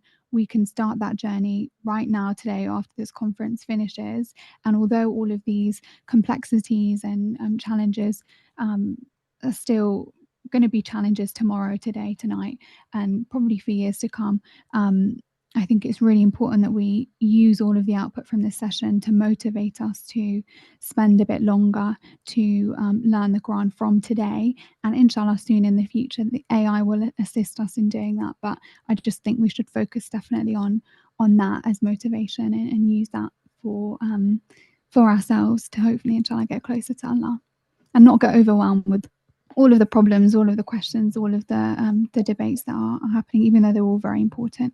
So yeah, I just wanted to make that quick focus. Jazakallah khair, sister. I think Professor Basil, you want to say something real quick? Yeah, I want to say very important sentence. AI is a tool. Use it or leave it. That's it. Very good, very good. AI is a tool, after all. Yeah, right. That's all. So we have some questions that come in from the YouTube as we were having this discussion. I'll start with Brother Shoaib, if he is here, because Brother Shoaib, this question is for you. You were the first speaker. Basically, Sohaib, by the way, and not Sohaib. Shoaib. Oh, okay, Yeah. sorry, Sohaib. I apologize. No problem. Brother Sohaib, Dr. Sohaib, the question is, in order to generate tafsir like Farahi or any other mufassir, along with some sophisticated algorithms, we must provide exclusively the same information to the machine which Farahi had. Are we doing this or not? That's a very interesting question. So it's not only Farahi's work, but what Farahi was experiencing to develop his thought. Your thoughts? Yeah, I mean, that's a very interesting problem statement. I think all of that remains completely in the realm of speculation at the moment. But I think it's a very valid point to say it's not just the end result of the work that should be fed in, but the material which those scholars had studied. And there might be some specifics. You know, Farahi, for example, knew Hebrew. Now, our machine could know Hebrew, and our machine can know Syriac, and our machine can know Greek, and it can do a lot more than even Farahi, who, you know, was unusual amongst scholars in knowing some of these languages. So I think this is what I'm pointing to as the potential to combine different aspects of specialism. I would like to share something with Dr. Talal, with Brother Talal, if you don't mind, because regarding the process and the outcome, the result, because I went to compare the Surah Al-Fatiha. I saw people shared in the publicity around the translation of Surah Al-Fatiha. And the last ayah in particular. So in the old translation that you have, the clear Qur'an, it says, the path of those you have blessed, not of those against whom there is anger. Obviously, this is a kind of awkward phrasing that we have to struggle with, al-maghdub alayhim, nor of those who are misguided. Then in the new translation, you have the path of those you have blessed, not of the condemned. I might actually feel that here you've got a word which sort of gets straight to the point and is more brief and easier to process than those who have anger against them, right? So not of the condemned, al-maghdub alayhim. You know, this could be a good choice. But then you have nor of the astrayed. Now, astrayed, as far as I can determine, is not a word in the English language. You can say nor of the astray, which is a little bit old-fashioned anyway, and I think that you're going for clear, accurate, concise, all of these things, you know, the qualities that you've described that you're aiming for. And this is the Fatiha, and it's one of those things that, you know, people will see immediately. My immediate reaction was, what is that? Nor of the astrayed. It's not English. And I don't think ChatGPT will claim it's English. So maybe this is one of the places you tinkered with it to put this word, because it resembles certain English words and is not an English expression.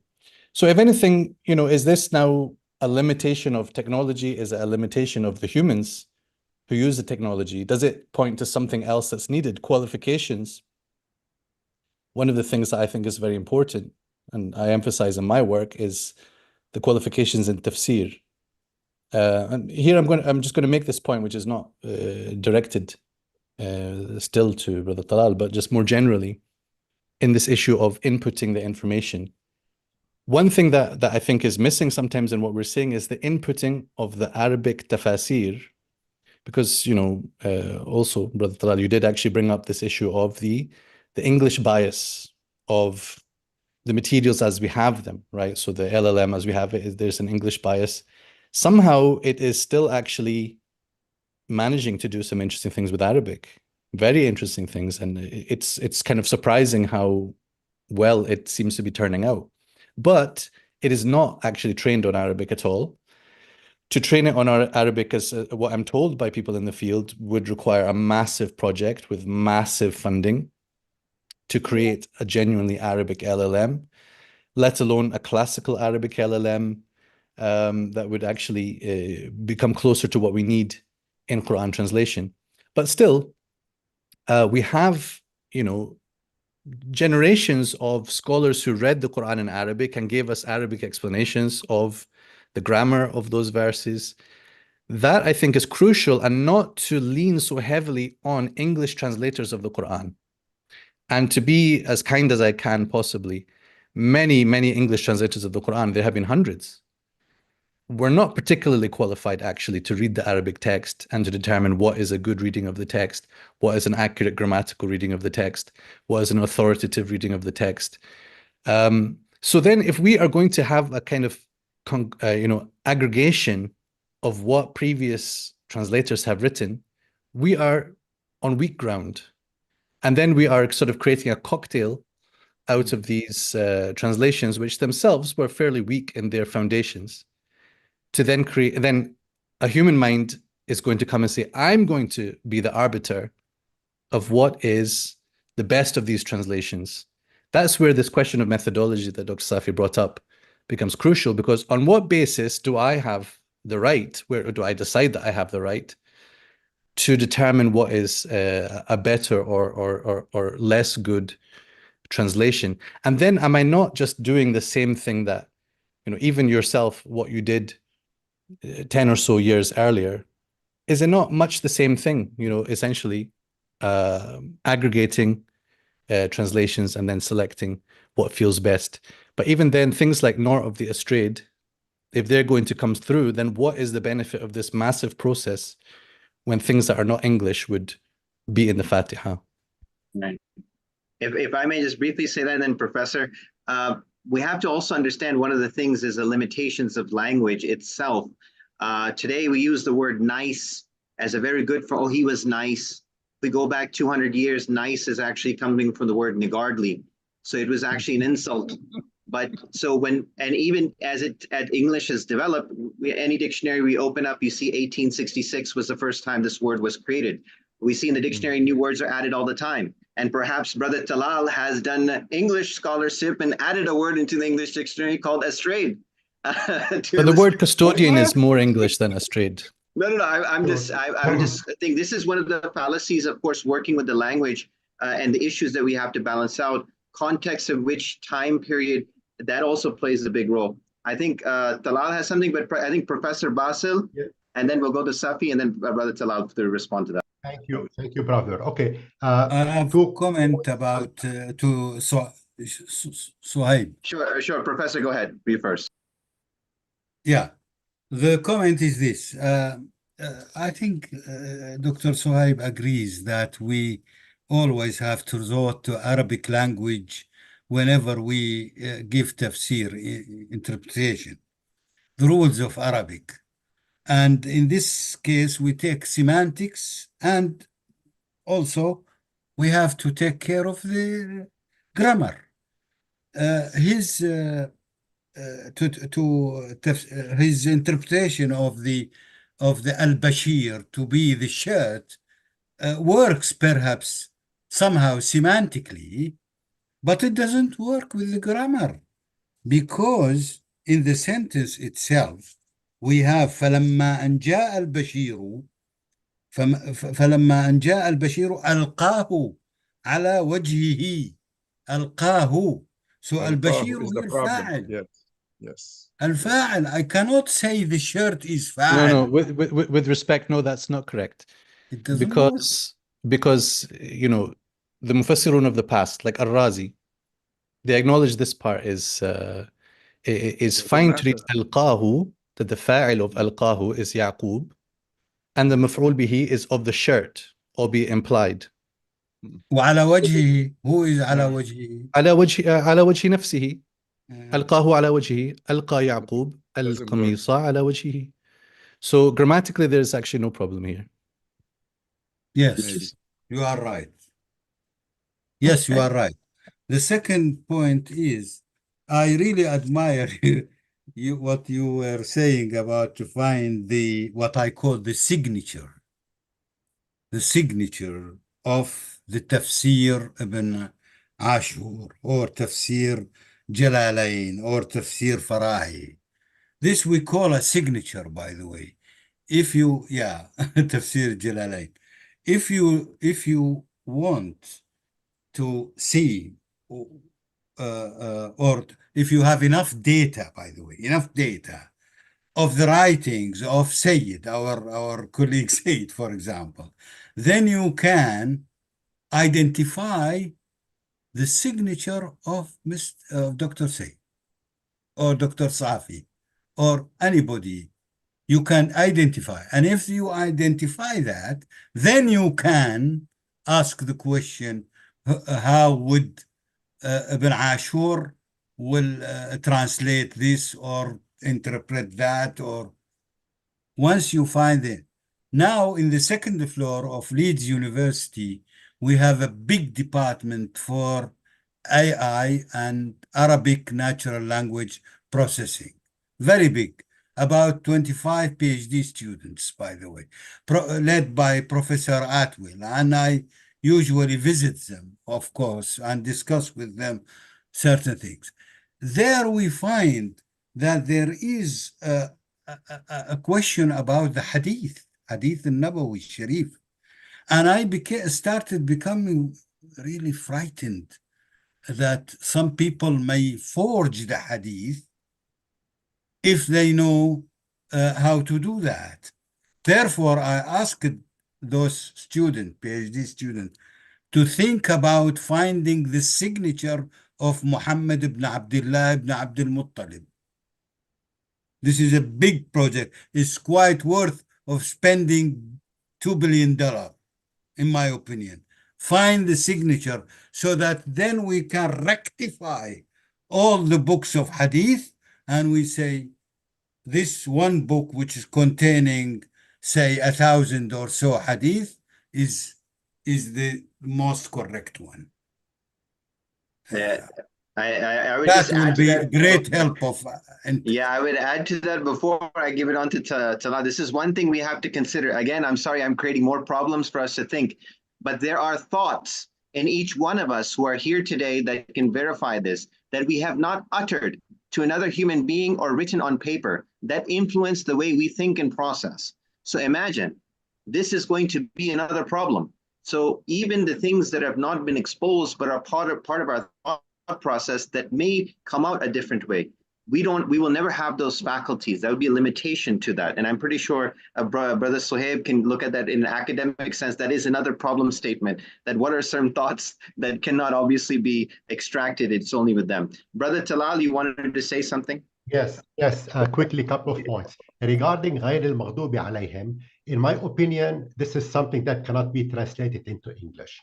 And if you go to Islam Awakened and you look at 100 translations, in my opinion, none of them is translated correctly. It just cannot be translated.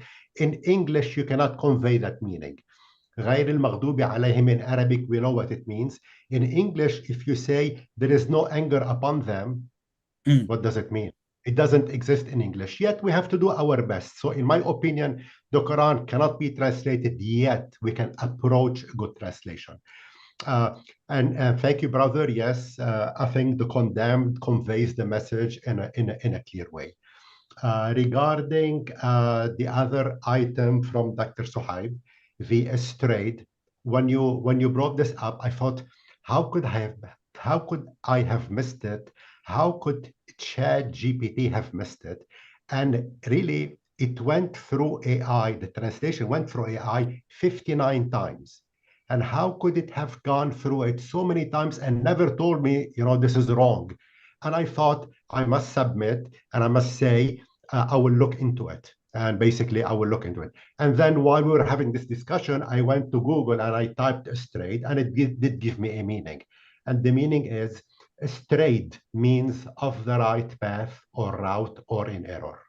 So it is available in English, yet I agree it's not popular. So maybe this is something for me to revise because it is not a common word in the English language. Thank you. Thank you. I think Dr. Safi Kaskas, you had some small comment as well before I take another question. Very small, very small. I just want to, Dr. Suhaib is an Azhar graduate. I just want to remind him and remind us, every one of us, that when one of the assumptions I made for my translation, for the methodology of my translation, when I use 2 words of Arabic to translate, if they have the same root, I have to have the same similar English translation.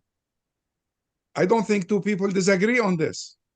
2 different words with the same root in Arabic have to have similar words in English. Ar-Rahman, Ar-Rahim, for instance. They both have the same root, Ra, Ha, Mim. None of the translators translate them similarly, except in my translation, I should say. Thank you. I mean, on that, I think that's a really, a good starting point. But, all those of us who have engaged in Quran translation, we we have certain ideals, and then we find that we face the limitations, and the limitations are related to the language pairs that we are going between. Certain things might be more possible, say translating into Persian or a language that has more sort of physical overlap with Arabic than with English. So Ar-Rahman Ar-Rahim, I think you can achieve what you're talking about, but Kitab and Katiba, I'm not sure that just because they have the same letters that you can end up with a word in English that looks similar. Right. Yeah. So the question that we have is from Dawood Sharif, who says, perhaps we should institute a national or international Khalifa Council, unquote, to address AI concerns utilizing ijtima, which appears to be a sacred quality abandoned by the Muslim world. Brother Safi Kaskas, perhaps maybe you want to shed light on this real quickly. I like, well, let's make use of the committee of Quran scholars and scientists that we already formed. It wasn't easy to find the right people and get them together. We already have it. All these issues that are raised during this conference will be run by that committee, and we will continue to work and come back with results, and the results will be published on Iqra website. And this is the reason we start with the conference, so it can be an introduction to a longer process of tedious work for that committee. And it will be the first time when a group of Quran scholars and scientists get together to put their mind together to reflect on Quranic meaning. So let's make use of that instead of proposing new bodies and new groups of people. In the meantime, give the committee a chance to work and come back with results for you. Sure. We just have 2-3 more questions, and then we're going to close it. There's a question that says, how can AI be ethically integrated into Islamic studies while ensuring that the interpretations and applications of the Quran remain true to its original teachings? I don't know if any speaker would like to take this. It's an open-ended question. Brother Talal? I think currently you need human intervention. I think today AI cannot be trusted blindly. Whatever it gives you, you need to look into it and say, is it good or is it not? Is it acceptable or is it not? Unfortunately, it's the nature of technology today. Maybe in a year we will not have this problem, but today this is where it is. You need human intervention. All right. Yes. Brother Sami, you want to say something? I think you raised your hand. It is for... Okay, Dr. Safi. No. Go ahead. I was going to tell you that you're muted. Go ahead. Okay, thank you. It is for my brother Suhaib side. As long as I study in Quran, I think the words is very definitive and it is precise. So for what the example you mentioned, before there is ayah said, اذهبوا بقميصي هذا فألقوه على وجه أبي يأتي بصيرا. So if you collect all the ayahs which has qamis, it will has one meaning. And if you collect all the ayahs which has bashir, it has other meaning. It will be so strange to make the bashir as a qamis. This is my opinion. For anything we have to discuss, we should use the scientific way. It is not my right is right and your right is wrong, or the verse your right is right and my opinion is wrong. It should be under study, and the final study will give the result. So we can study this and see which is belong. But this is in my opinion, it is gharib hadith. If you something like that, it is strange to be the qamis bashir, because he mentioned before it that اذهبوا بقميصي هذا فألقوه على وجه أبي. This is my opinion. Maybe I am right, I am wrong. It needs to discuss and in scientific research, then give the result. It is not man to man like that. We have to be more scientific in this era or this age. So, Okay, yeah, but Barakallahu feek. So, yes, I absolutely agree. And the science that I am specialized in is the science of tafsir. So I'm very conscious about the process and the need to do that. And also, when you talk about how is it used throughout the Quran, I fully agree that this is important as well, which is why my PhD research is on this question, tafsir of the Quran through the Quran, the consistency of words, also the variation of words. I think Professor Atai referred to this, although he didn't use the term wujuh al-nadha'ir, where a certain word can have different types of reference, as well as different nuances of meaning. So consistency is not a god to be worshipped. Consistency is obviously a starting point or an assumption in what we do. So, of course, I didn't present to you my reasoning and my evidence for the position. So I didn't do that at all. I have done that elsewhere. As a reference, there was a paper that I've written about this in called The Untranslated Quran, if you would be interested to review it. There I make the argument. And of course, I acknowledge that this was my whole point. This is a completely aberrant opinion, even shadh opinion. It might be correct. I believe it's correct, but I have nobody on my side, except for many people who I've said this to, and they like it. I also, by the way, went to some quite senior scholars and told them this. I've said this to Professor Abdul Halim, my PhD supervisor, very, very famous Quran translator, and he hated the idea. I said it to Professor Abdurrahman al-Shihri, the head of Markaz Tafsir in Riyadh, and he hated the idea. But when I have defended it to them, they had to, at a certain point, go silent because I have actually a reasoning behind the whole thing. Of course, Yusuf is saying, اذهبوا بقميصي هذا. That actually strengthens my point. He's saying, take this qamis. And implicitly, he is saying, it will carry a news and give a good result to my father. It will make him come to see. Then in the next ayah, he says, ولما فصلت العير قال أبوهم إني لأجد ريح يوسف. Why does he now suddenly smell Yusuf? Because of the shirt. This is implied. They're leaving Egypt and then he begins to smell something because the shirt is becoming closer. So then when he says فلما أن جاء البشير, al-Bashir, of course, is one which is carrying good news. Be the shirt. And the main obvious interpretation, of course, is a person. I understand that. And I'm well aware that the Mufassirun always said that. But then they also kind of got creative and they said, oh, I think it's maybe Yahuda. Oh, it's the same one who said, I made him upset with the other shirt, so I'll make him happy with this shirt. This is imagination, to be honest. This is like filling in between the lines.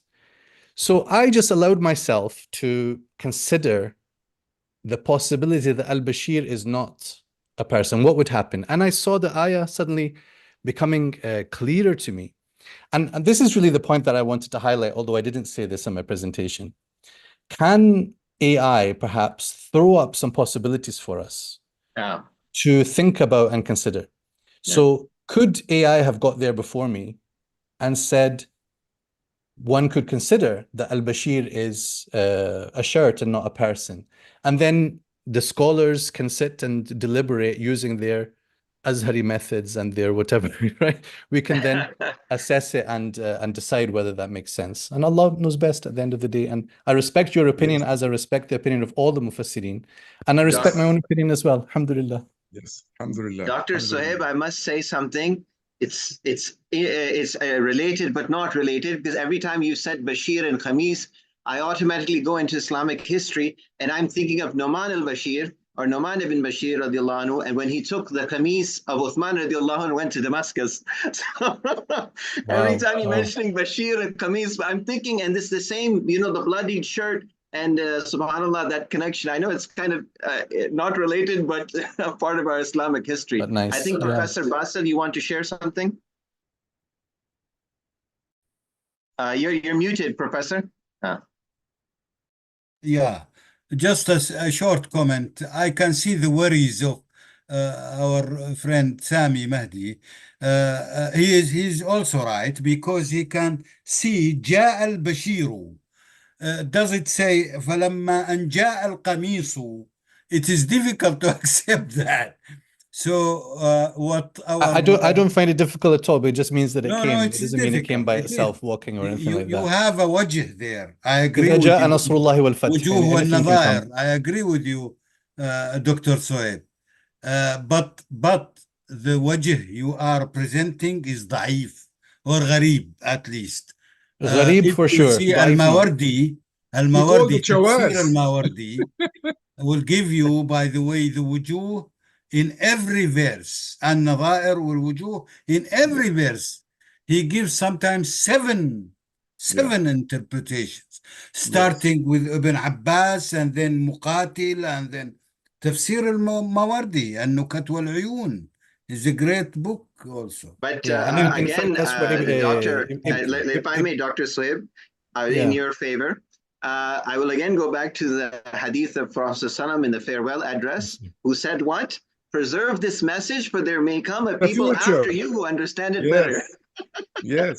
Of course, also, I respect. With all due respect, of course. Yes, go ahead. Yeah, and Al-Mawardi's work also is summarized by Ibn al-Jawzi, and I mentioned we're working on Ibn al-Jawzi's tafsir. So I do appreciate that we gather the opinions that have been said in the past, and that would provide us, number one, maybe a safety net where we say, let's stay within the existing opinions. But if our whole task was to stay within existing opinions, then maybe we don't need an AI and the Quran Why conference. are we here? Yeah, I think that the idea here Yeah. is to see what else could be generated by AI. Yes. And I'm suggesting it can be generated, of course, not only by AI, but maybe that could have thrown up a possibility like this. Then we could, let's say that we ask we don't have to ask a computer. You can ask me. I can tell you the pros and cons of what I'm saying. I'm very conscious of that. I'm not saying that one view, now the standard view is completely thrown out and only my view has any validity. I'm saying pros and cons. This is what I did in the paper that I mentioned, Fights and Flights.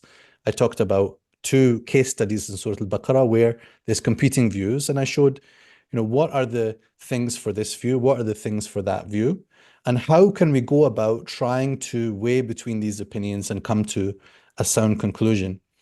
So, we don't need to talk about AI in this regard, but we should be thinking about how can these tools empower us further in, number one, generating possibilities, and number two, then analyzing and assessing them on evidential basis. Because I completely agree with you that you should not just accept every opinion. What I said, I was very, very clear with you that is gharib, or even I used a stronger word. I said shadh, right? That's because, but now, maybe in a few hundred years, it will not be anymore because people might be convinced of it. Or not. Maybe they will laugh at me, like they do about Abu Muslim al-Asfahani, in the view that I defend of his in my paper, Fights and Flights. Right. Okay. Interesting. That would be really interesting to discuss with you sometime. Okay. Last question, and then hopefully we can wrap it up for today. I think we're having engaging. I think this can go on for some time. It says the questioner asks, how can AI-driven knowledge graphs enhance traditional methods of Quran teaching scholarship without compromising the integrity and authenticity of the Quranic text? Who would like to take this question? Brother Sohaib, maybe? Could you kindly repeat the question? Sure. The questioner says, how can AI-driven knowledge graphs enhance traditional methods of Quran teaching scholarship without compromising the integrity and authenticity of the Quranic text? So I think there's something a bit more specific there about knowledge graphs, which is outside of my field. So taking it as a more general point here, to do with how can it not interfere with scholarship? I think scholarship has to move in a certain direction to be able to incorporate a proper dialogue, right? Dr. Walid earlier on quoted a very important maxim, which is al-hukmu ala shay far'un an tasawwuri. So we have to have a clear kind of, let's hope for some kind of leadership from Muslim scholars to help define, what are those boundaries and what are the areas which are open to reassessment. And I think that there has often been an excessive closedness towards certain things. And I touched on that earlier when I said I'm an optimist about tafsir, which means I think that tafsir is a relevant field that will continue to give good results and help us to answer new questions and maybe provide new answers to old questions using the proper methods, right? I don't think that should just be thrown wide open to every, as I say, kullu man habba wa dab, every Tom, Dick, and Harry, as we say in English, right? So there has to be some criteria. But what you don't want is a complete bifurcation and separation and polarization between those who are involved in tech and those who are trying to maintain traditional scholarly values. What we really need is for people to come together, to have a shared language. That is very difficult, by the way, and something which in Quran.com, I'm very pleased to say we started to get to this point where there's people who are able to understand the likes of me, and they can understand the tech geeks, as it were, and I say that lovingly, and who are able to speak to both of us and get the best out of us. That is a great, great blessing, because otherwise we can be, in a way, going sailing in completely different directions. And then we have mutual suspicion, we have alienation, you have then condemnation, and the fatwas will come out against this work. What we need is to try to understand each other while we are at this, formative moment in the journey, and try to form a sense of direction together, if that's at all possible. And I think this conference, inshallah, helps towards that. Before I go to Talal, I think Dr. Suhaib, and we can definitely talk about this later, but Ibn Ashur is influential in your thought process. And I think that's very important to understand, because following in the Imam Shatibi's tradition, he focused on maqasid al-Sharia, identifying those core, and then from that, we inductively approach and create something new. And I think that's what your root is coming from there, and the response you may be getting is coming from that traditional deductive approach, where yours is an inductive approach. And I think, and I'm understanding this a little bit more. Brother Talal, you have some comments real quickly? Yes, actually, I would like to answer. I would like to also answer the question from the viewer. I'll answer it through an example. My mother was here visiting me a year ago, and I showed her how to use Bing AI. And she used it to basically do tafsir on ayahs from the Quran. She is 85 years old, and she was blown away. Initially, she thought there is a scholar there answering her questions. And I had to explain to her, no, this is a computer that is answering your question. Either way, it was an excellent, amazing experience for her. And she was floored. She blew about it for days and days and days. Yet, every once in a while, she tells me, look what it told me, basically a wrong answer. So this is the nature of the beast. Maybe it's 90% good, 90% accurate, yet every once in a while, there is a wrong answer. Thank you. Brother Thank you Sayyid, so much. Dr. Go Aisha ahead. has a question. Oh, sure. She has a question. Okay. Dr. Aisha, you want to ask? No. I was doing a thumbs up. I was doing a thumbs up. Sorry. We appreciated all the thumbs up, mashallah. Dr. Aisha was very active in the chat, and she was emphasizing on AI's biasness. Let's not forget that, and the faults in that. And you know what? Talking about controversy, I think Dr. Suhaib and Professor Basel as well hinted about designing a whole LLM model based on Fusha Arabi and see where it goes. And it's going to be very controversial for me to say this, but the great challenge that Allah subhanahu wa ta'ala put forth, he said, even if you got all together, even if you made the best AI, you cannot make something similar to this Quran. So I know there will be probably some people in this technological world who will attempt to do something like this. And this may be something we may see in the future, but this might be one of the great proofs of the Quran, Dr. Safi, in which there may be a great failure because of the simple fact that AI's biases, AI's humanness element will expose itself in this great test. And maybe that might be a change for this whole thing, that the grand scheme of what we are so fascinated by AI will eventually be disproven because of this theorem that's there, that AI is limitation. And this could be that great test that it fails. And of course, this is the future, and it's come with its challenges. Dr. Sohaib is absolutely right. We have to be careful about these things without, obviously we want to move this towards a constructive way, a way that we can do it for learning. And I think one of the things that he also hinted at is what AI helps us do is helps us think and reflect. And what does Allah command us in the Quran? To reflect. So if the AI, if you ask the question, oh, you know what, I never thought about that. Us 16, 17 people here, we're all together in AI platform. And we are all sharing different thoughts. And I didn't know about this, the way that Dr. Sohaib offered Al-Bashir as the Khamis. Now this has got me to think about it that I never thought about. And it's gotten us to think about it, even if we may disagree, but we never thought about it. And I think that's the beautiful aspect of reflection and truly understanding and arriving at a more concrete understanding. Of course, as you said too, Dr. Safi, this is our own faham. This is our own understanding of it. It is not actually the Quran. It is our own understanding. And even, I dare say, the AI's understanding of the Quran. It is not the Quran itself. And so this is something that I think if we, again, emphasize for that. I think Dr. Safi says you had the pleasure to open for today. If you would like to close for today and give some final thoughts, and inshallah, hopefully we can catch everybody in tomorrow's session. Thank you, Brother Sayyid. Thank you, everybody that's been participating today.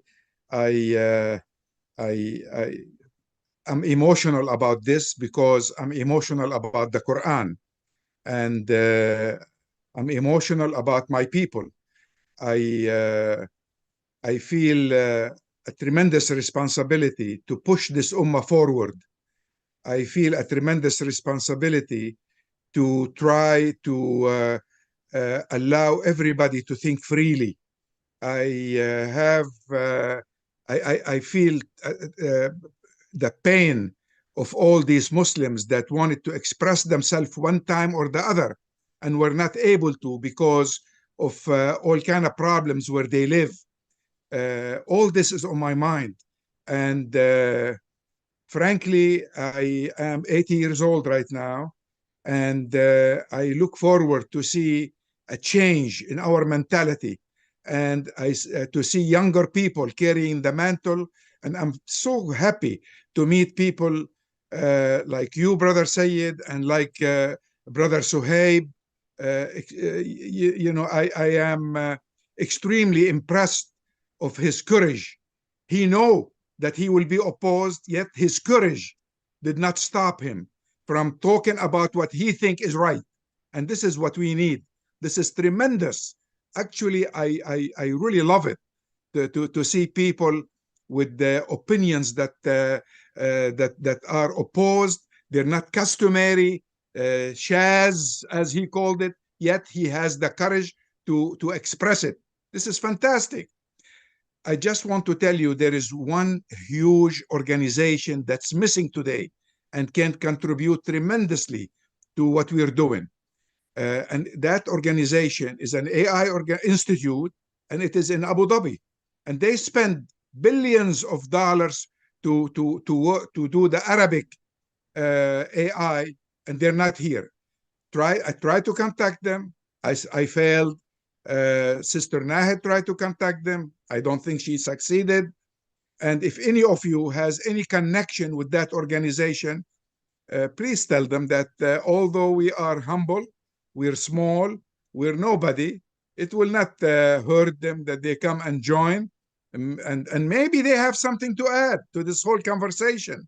They're more advanced than anybody else I know as far as Arabic language is concerned. And I'd like for our next meeting to see them participating with us.